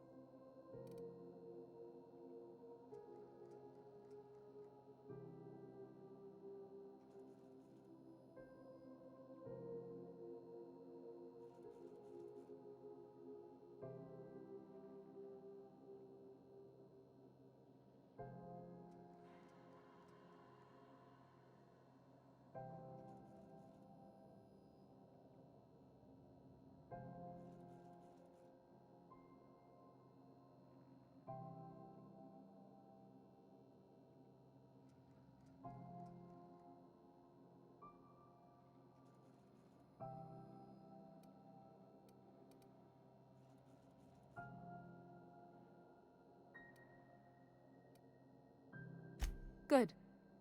Once you've obtained the parts, we can proceed to the next phase of repairs.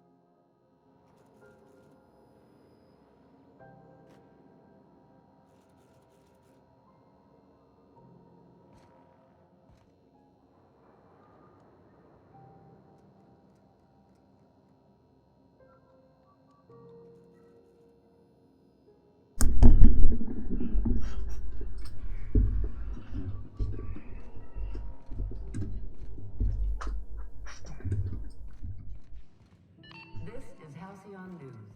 We interrupt. How are the repairs going? Just plugged the last of the O2. CNP, I can't believe it's not forced. It's unbelievable how good it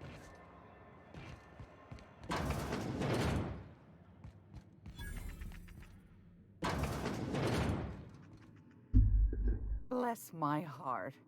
A stranger come knocking on a poor old woman's door. You here for a particular reason?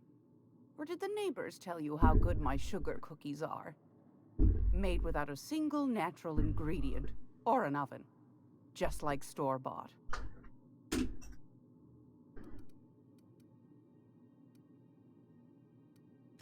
I've got a lovely little throw pillow.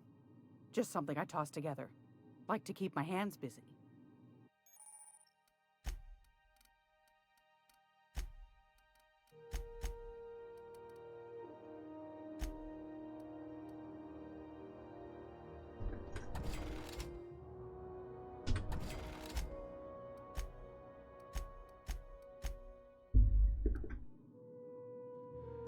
If you're here for this week's magazine club meeting, you're a touch late.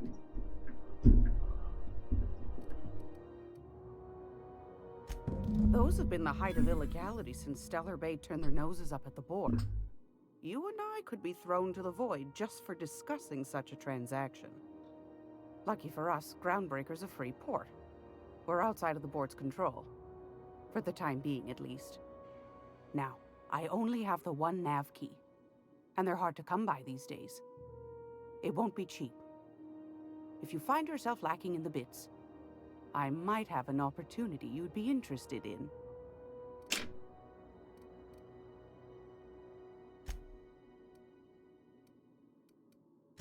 Phineas, that old kook. He was quite the dancer back in his prime, did he tell you? Real light on his feet. Real light in the wallet, too. He still owes me a small fortune. Laws. Maybe I should charge you double.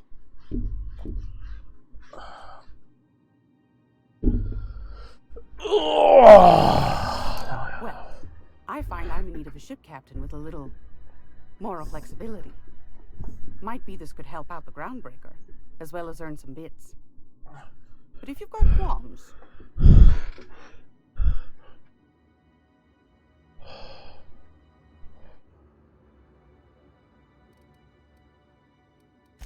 Might want to acquaint yourself with Junlei Tennyson, Groundbreaker's chief.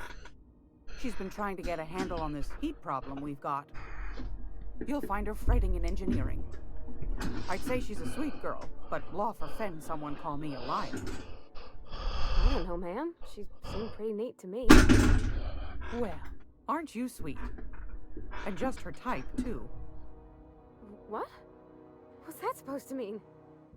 Forget I said anything.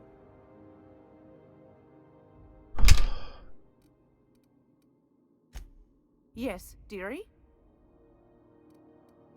Ain't that just a treat? So, you know Edna, over in engineering? On occasion, she'll pass along transmissions I might find interesting.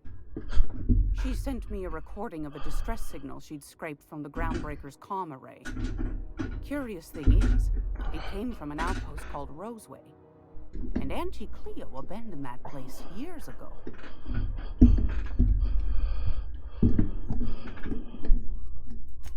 Can't say I know for sure. Maybe it never really was. Comm centers don't operate themselves, Captain. Someone had to have sent that distress call manually. Those corps are cleverer than all get out.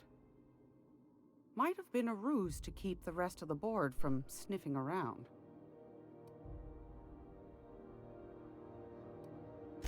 Edna didn't seem to think so, and I trust the dear girl's judgment. Well, maybe not in men, but she knows her comms. So, like as not, someone's been down there recently. And if someone set up shop in Roseway, I'd wager they got something to hide.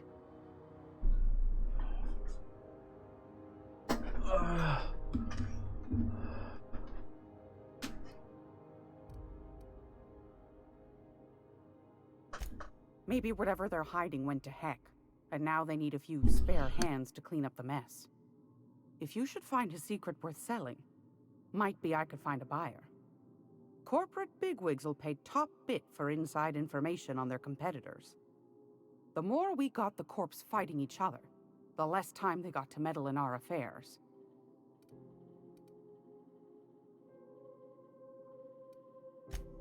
Neither do mine, dearie. Old Gladys knows the value of good work. You'll be compensated accordingly, I can promise you that. Should you find yourself responding to a certain distress call, and in so doing find yourself in possession of certain valuable corporate secrets, well, then we ought to have a chat over a pot of tea and my famous cookies. Law bless your atoms. Here's a copy of the SOS recording complete with the coordinates. Don't forget to come find old Gladys when you're done. Anytime, sweetheart. You know where to find me. Here, take a candy with you.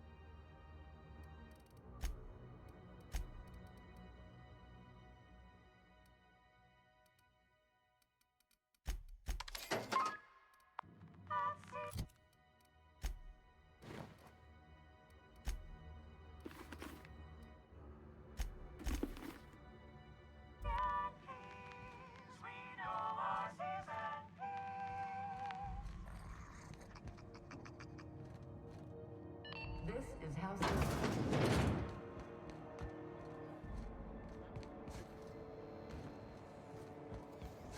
Rizzo has Purpleberry Punch. You want a punch? We've got your punch right here.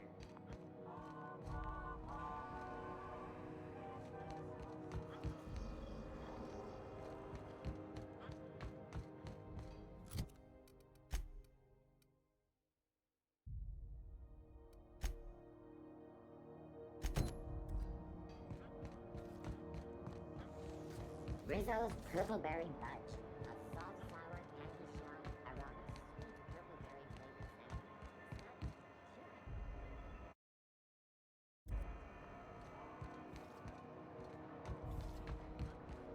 CNP pancake mix. Now requires no mixing. Seriously, don't mix it.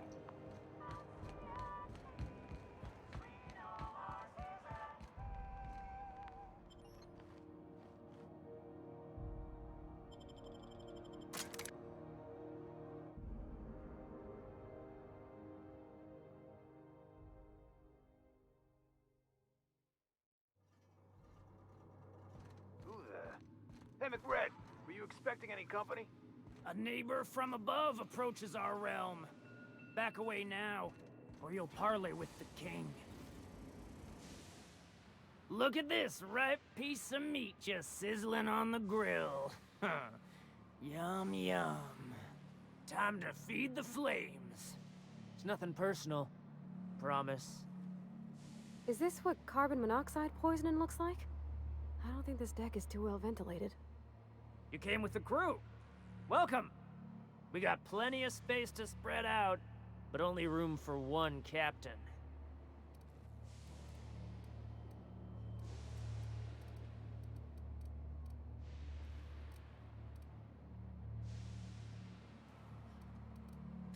You stumbled into my court without an invitation, neighbor from above.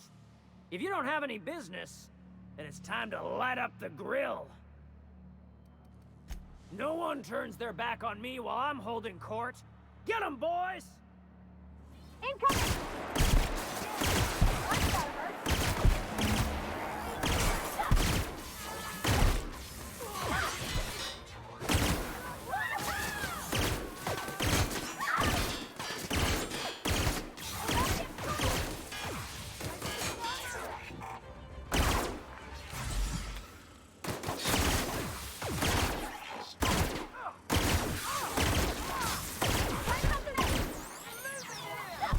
Everyone all right?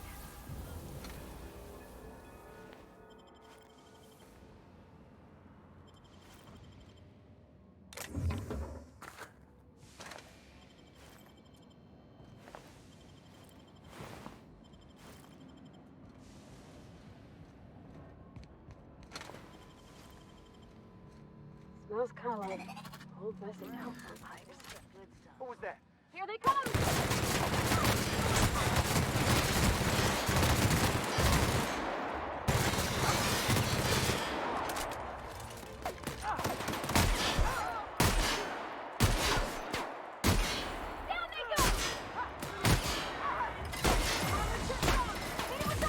Careful, you're hurt!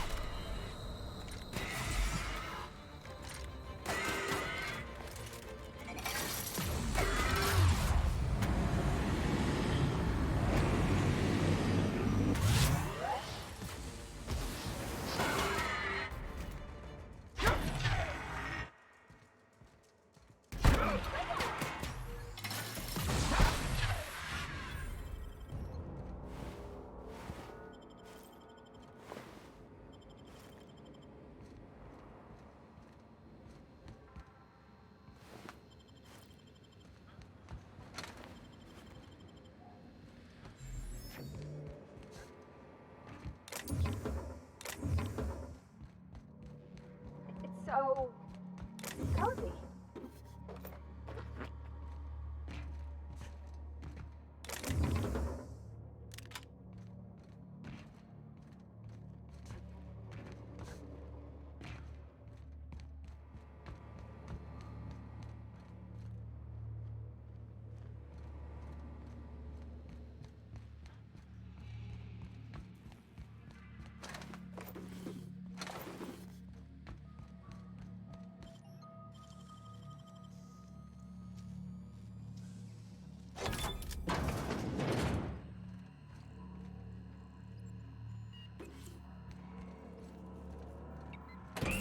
Liz gonna be pleased as pie when we show her these.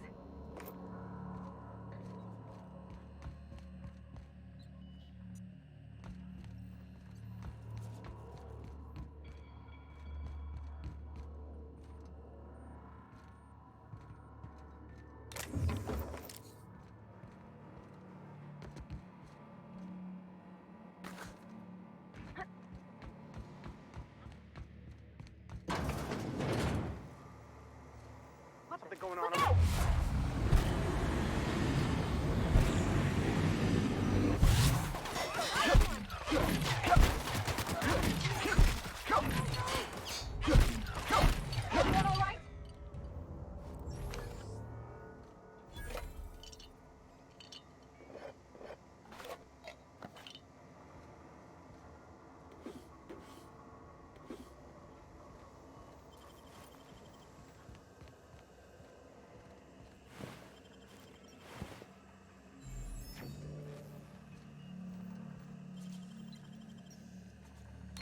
Easy.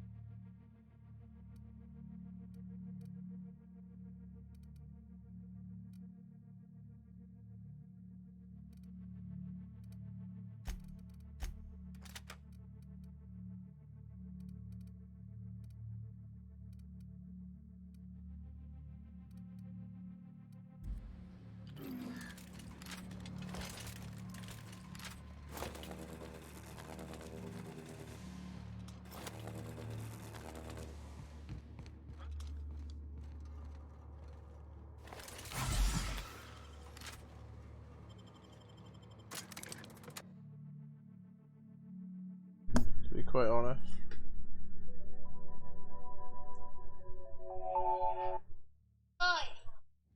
It is the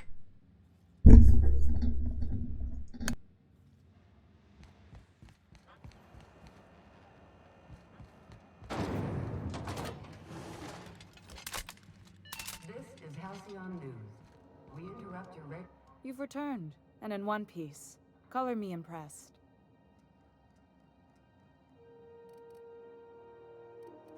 Good work. I'll take those. I need you to head through the large door at the far end of engineering. Take the elevator down into the machinery shaft.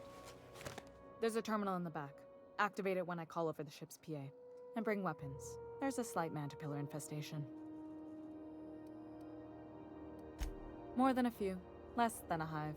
Nothing you can't handle. We were salvaging parts from a ship. Turned out there were eggs inside. They got into the radiators, and here we are. Don't worry, Miss Junlei. We'll be super gentle with the ship. You don't got a thing to worry about. I mean, aside from fires and such. I'm genuinely heartened to hear that. Thank you.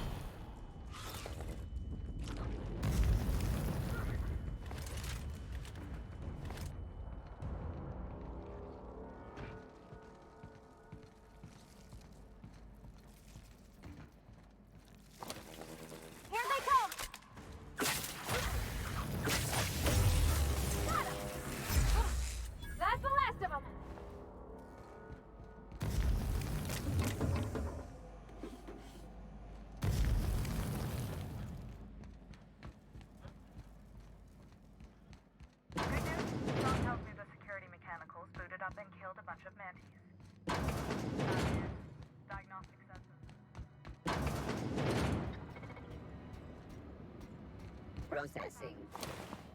Investigating.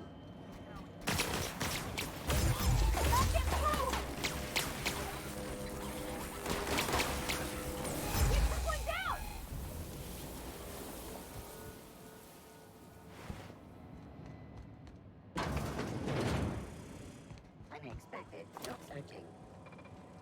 Incoming! Can't get past that armor!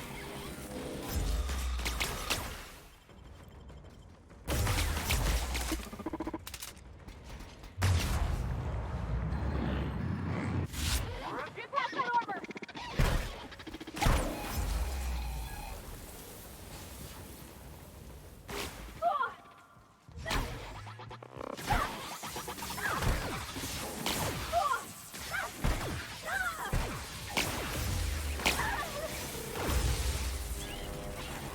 Go ahead and cycle the droplet pumps. And if you don't know what that means, just look for a command that says cycle droplet pumps.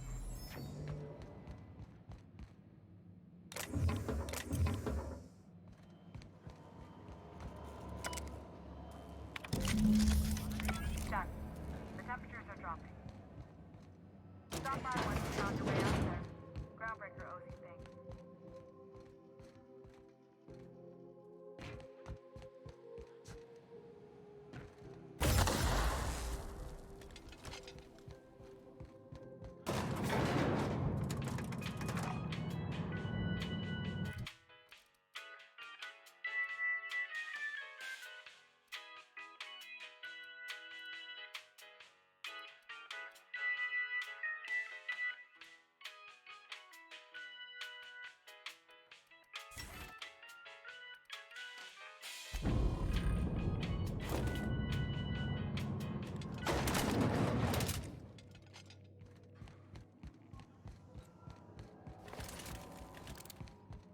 This is Halcyon News.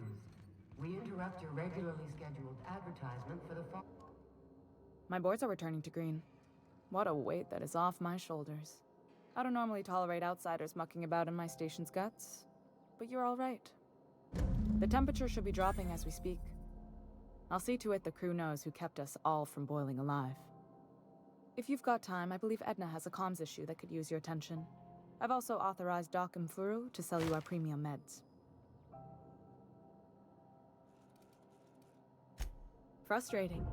Everything down to the circuit boards is past warranty, so I have the pleasure of making life or death decisions on a shoestring budget.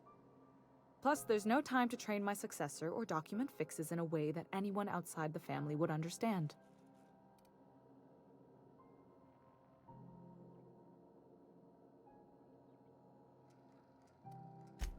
Sure is. The Tennysons came over on the Groundbreaker.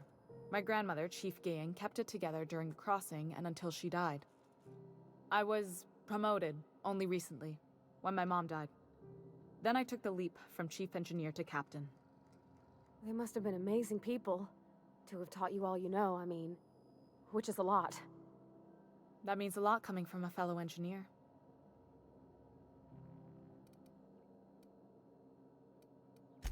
Appreciate it. There wasn't much that took me by surprise about the job, but the little things you never expect or think about, they add up over time. Maybe you can see why I'm protective of Groundbreaker. This ship is family. It's got tinkerings and bypasses that only Tennysons know about.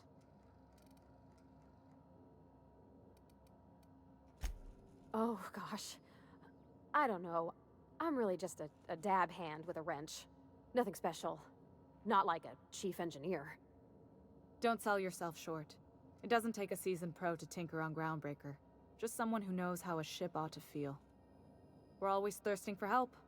If you could find your way around this labyrinth of ducts and panels, we could work something out.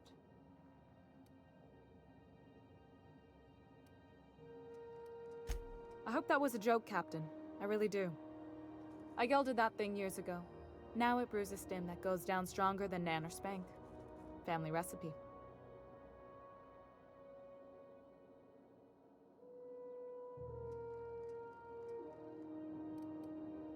You see any bite-sized Tennyson children running around? I didn't think so. The next captain won't have my heritage. I'll have to foster that talent from somewhere. It's only a question of when. You've got my attention. You're right, I don't. The board is after two things, bits and power, and they only get it by sticking their nose where it doesn't belong. I like to think of myself as a nice person, but if that gaudy embassy of his was on fire, I might hold my breath a moment before activating the sprinkler system. The board wants control over Groundbreaker, and leeches like Udom Bedford will do anything to please their corporate masters. I placate them when I have something to offer, but I can also be a real hard-ass. It'd be a joy if I could kick out the corporate merchants and reclaim the docking fees in my lifetime. Too much of Groundbreaker's income is flowing in the wrong direction. I'd like to see that change.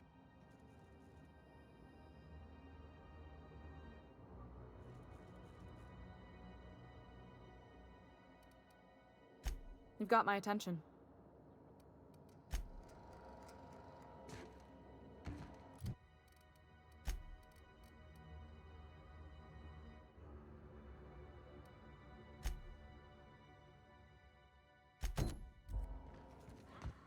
Hey, you the one who fixed those This is radios? Halcyon News. Nice work. We You interrupt your really saved our regularly butt. scheduled.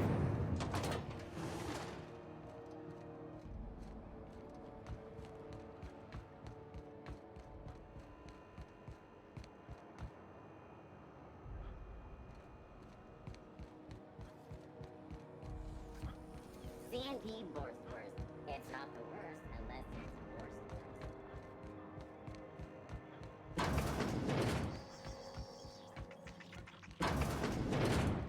Gracious. I was just sitting down for tea. What do you want, then? My hard-earned wisdom?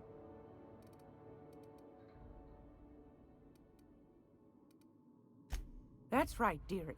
The only independent station in the colony. That's us.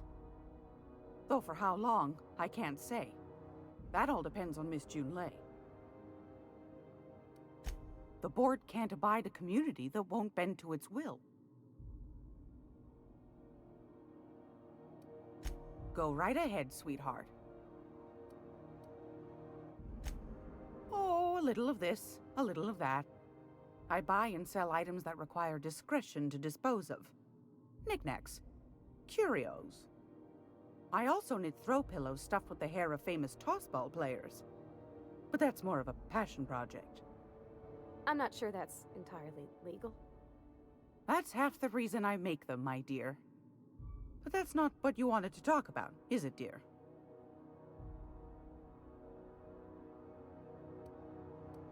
Ask the common folk, and they'll tell you it's on account of all the monsters on Monarch desperate to gobble you up.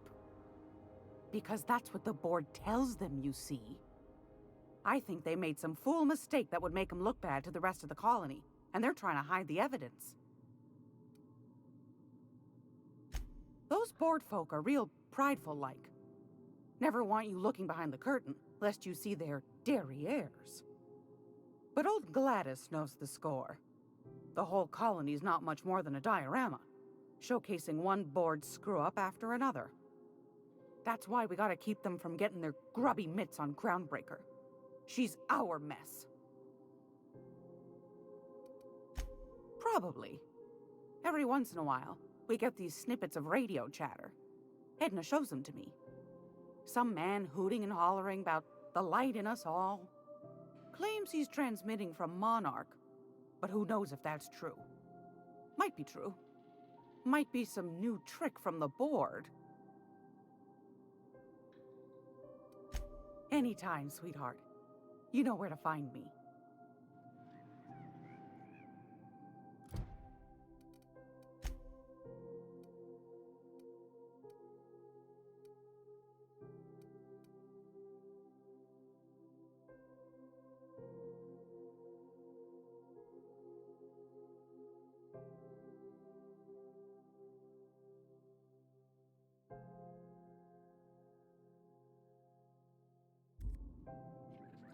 It's almost time for today's episode of The Chairman's Children. Care to listen with me? I found a handsome ceramic mandapillar at a salvage auction last week.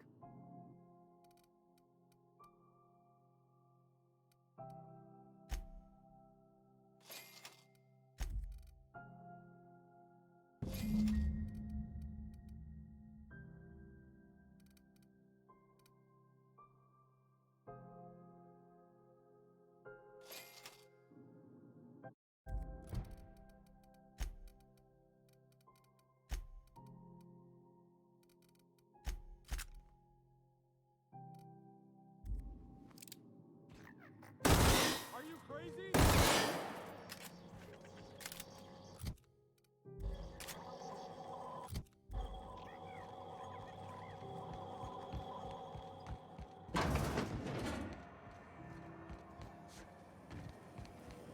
Rizzo's Knock You Out Bar.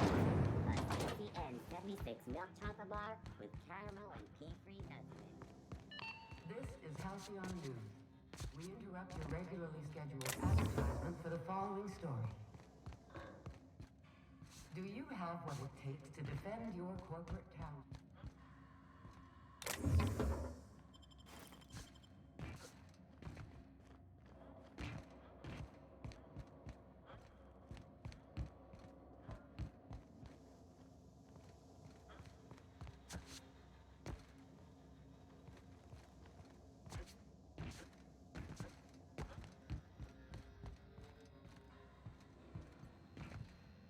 Somebody was trying to fix this up, but looks like they ain't been.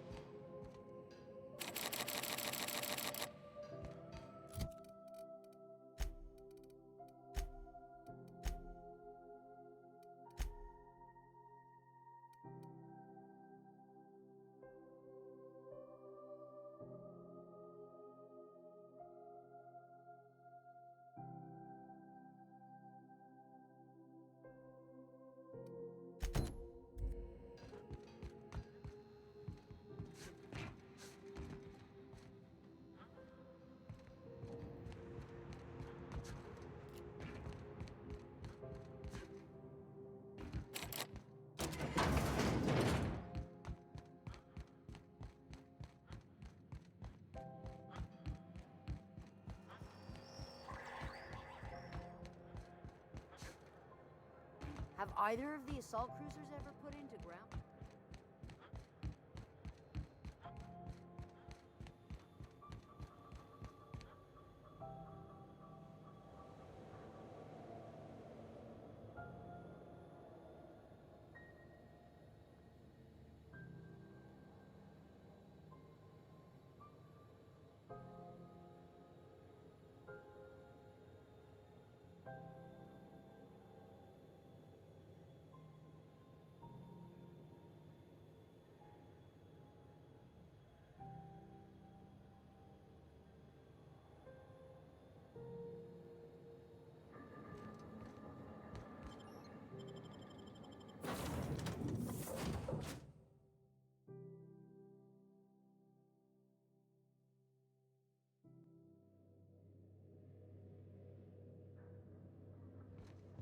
Welcome back.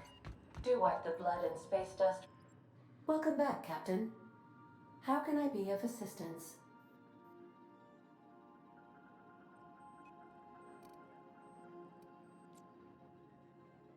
The unit is a cleaning SAM. Hawthorne brought it on board some cycles ago, I'm sure with the intent to modify it, but I've never seen it up and running. Alex likely recorded progress notes detailing his efforts to modify SAM. If you check the terminal in your captain's quarters, we may be able to determine what work remains in order for SAM to properly operate. Yes, Captain. Beginning playback now. There's viscera and death everywhere. Gunfire, gnashing teeth.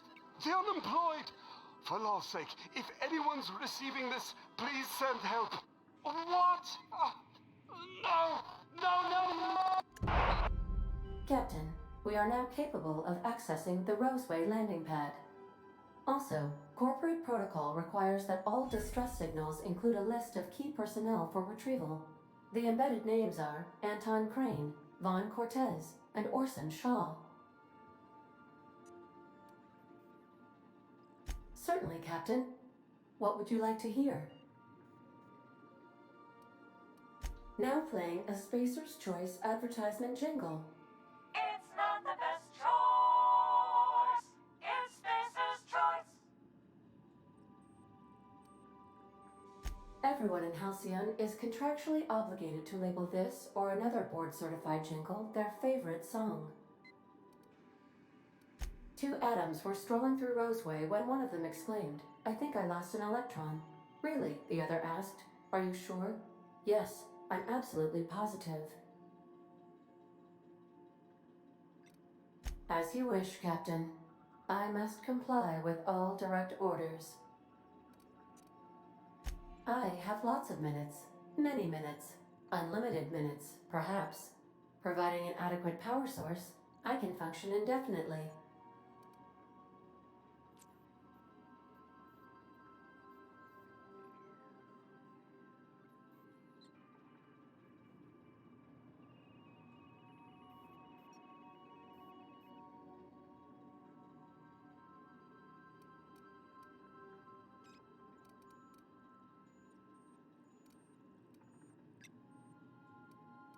I prefer to think of it as being in a state of slumber, perhaps for an indefinite duration of time. Do you think that is what it's like for the colonists on the Lost Hope? When I simulate myself in such a scenario, I do not find it to be desirable. I think my self-preservation protocols incline me to desire the alternative. Traveling the system with you, Captain.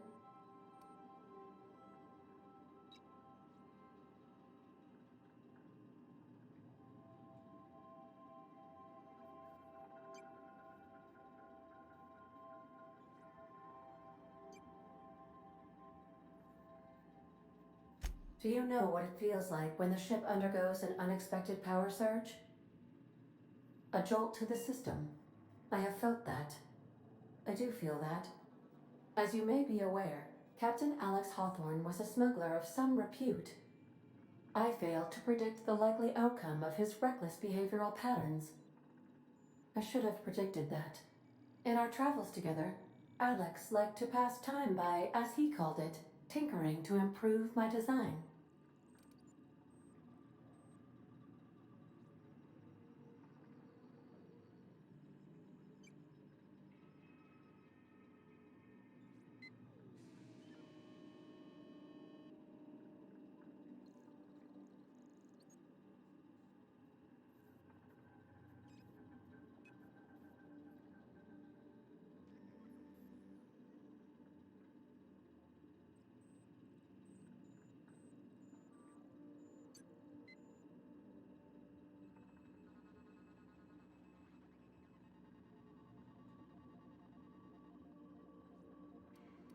If you mean, was Captain Hawthorne my first? Yes, he was.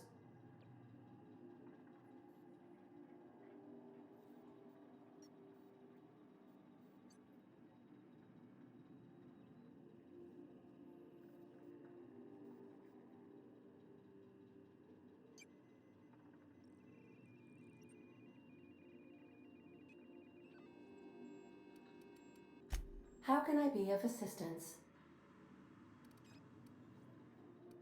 I'll be here.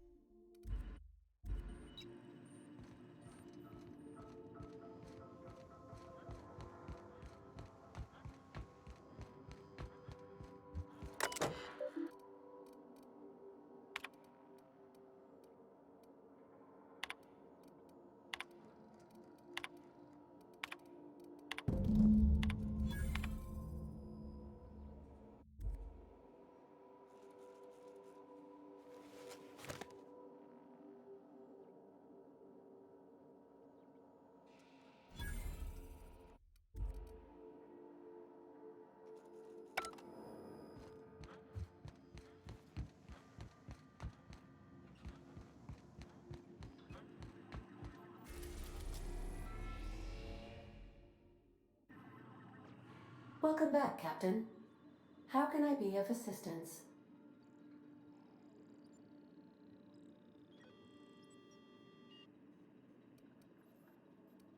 What part of the colony would you like to discuss? Ah, yes. As Dr. Wells is a wanted outlaw, he built his laboratory into an asteroid. Orbital destinations can be challenging to land on. His more so than most. There is a bounty on his head, one with a markedly high reward amount.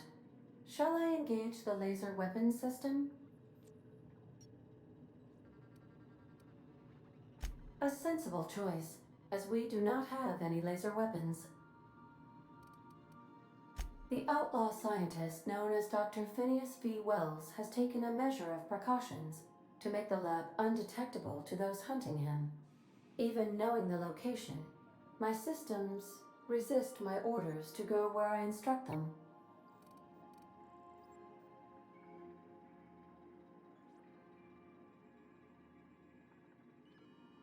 Of course.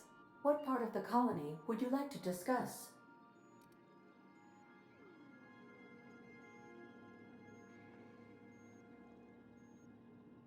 We're cleared to dock with the Groundbreaker if that's your desired destination. If we're going there, please be sure all docking forms have been filed in triplicate and fees have been paid. The Mardettes take their docking laws quite seriously.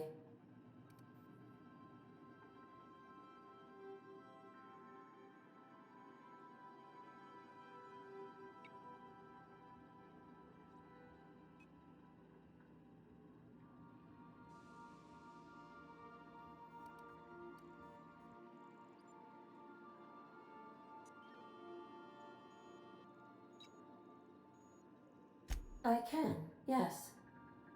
Let me add that to my list of 1,435,498 tasks I am simultaneously executing in order to run our ship.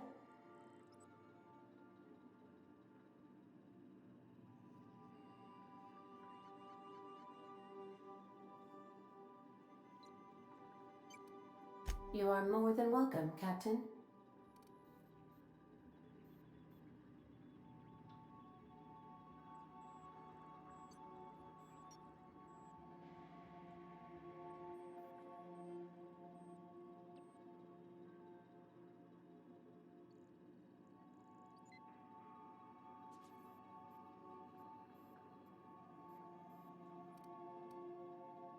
The Groundbreaker was Halcyon's original colony ship.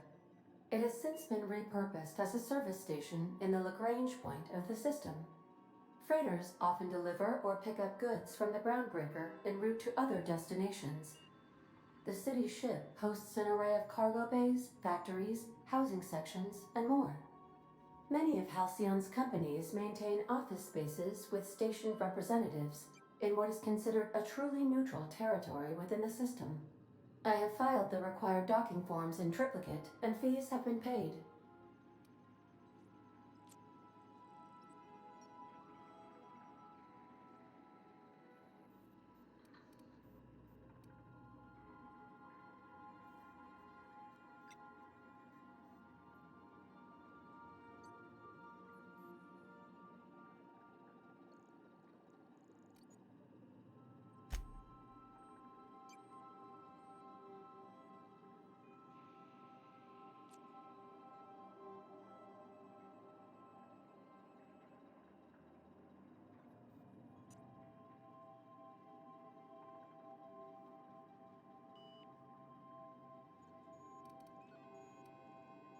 May luck be with you.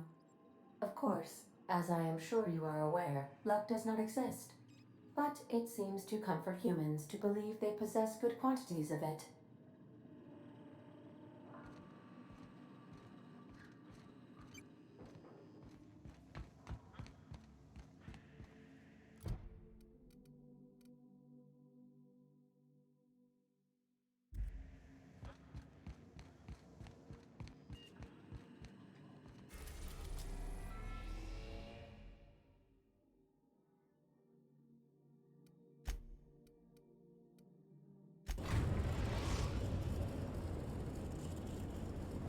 We're now in orbit above Roseway, Captain.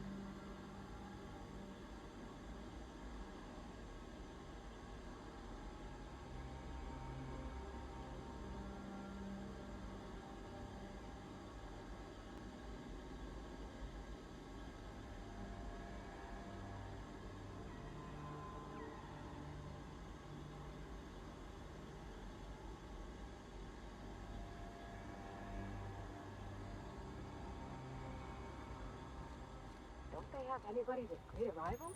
For paperwork or ticketing or what?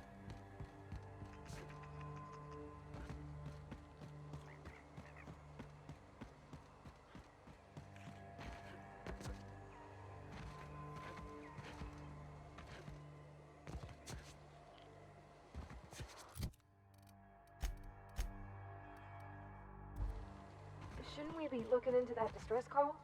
Not that I'm just like feeling the wind in my hair.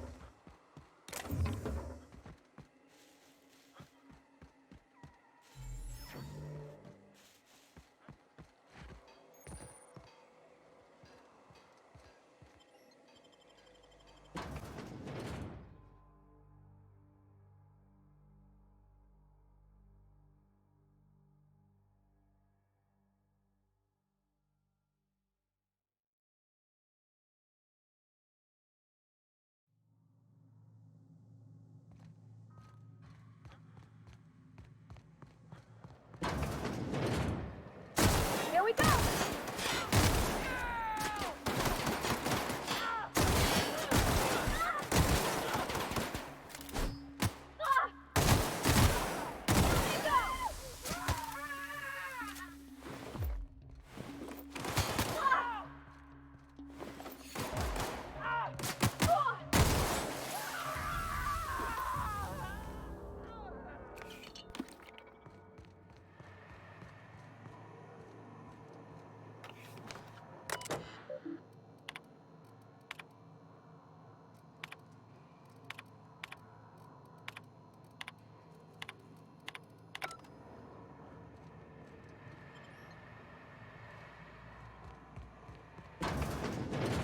I don't even know how you can get a kitchen this dirty with just canned food.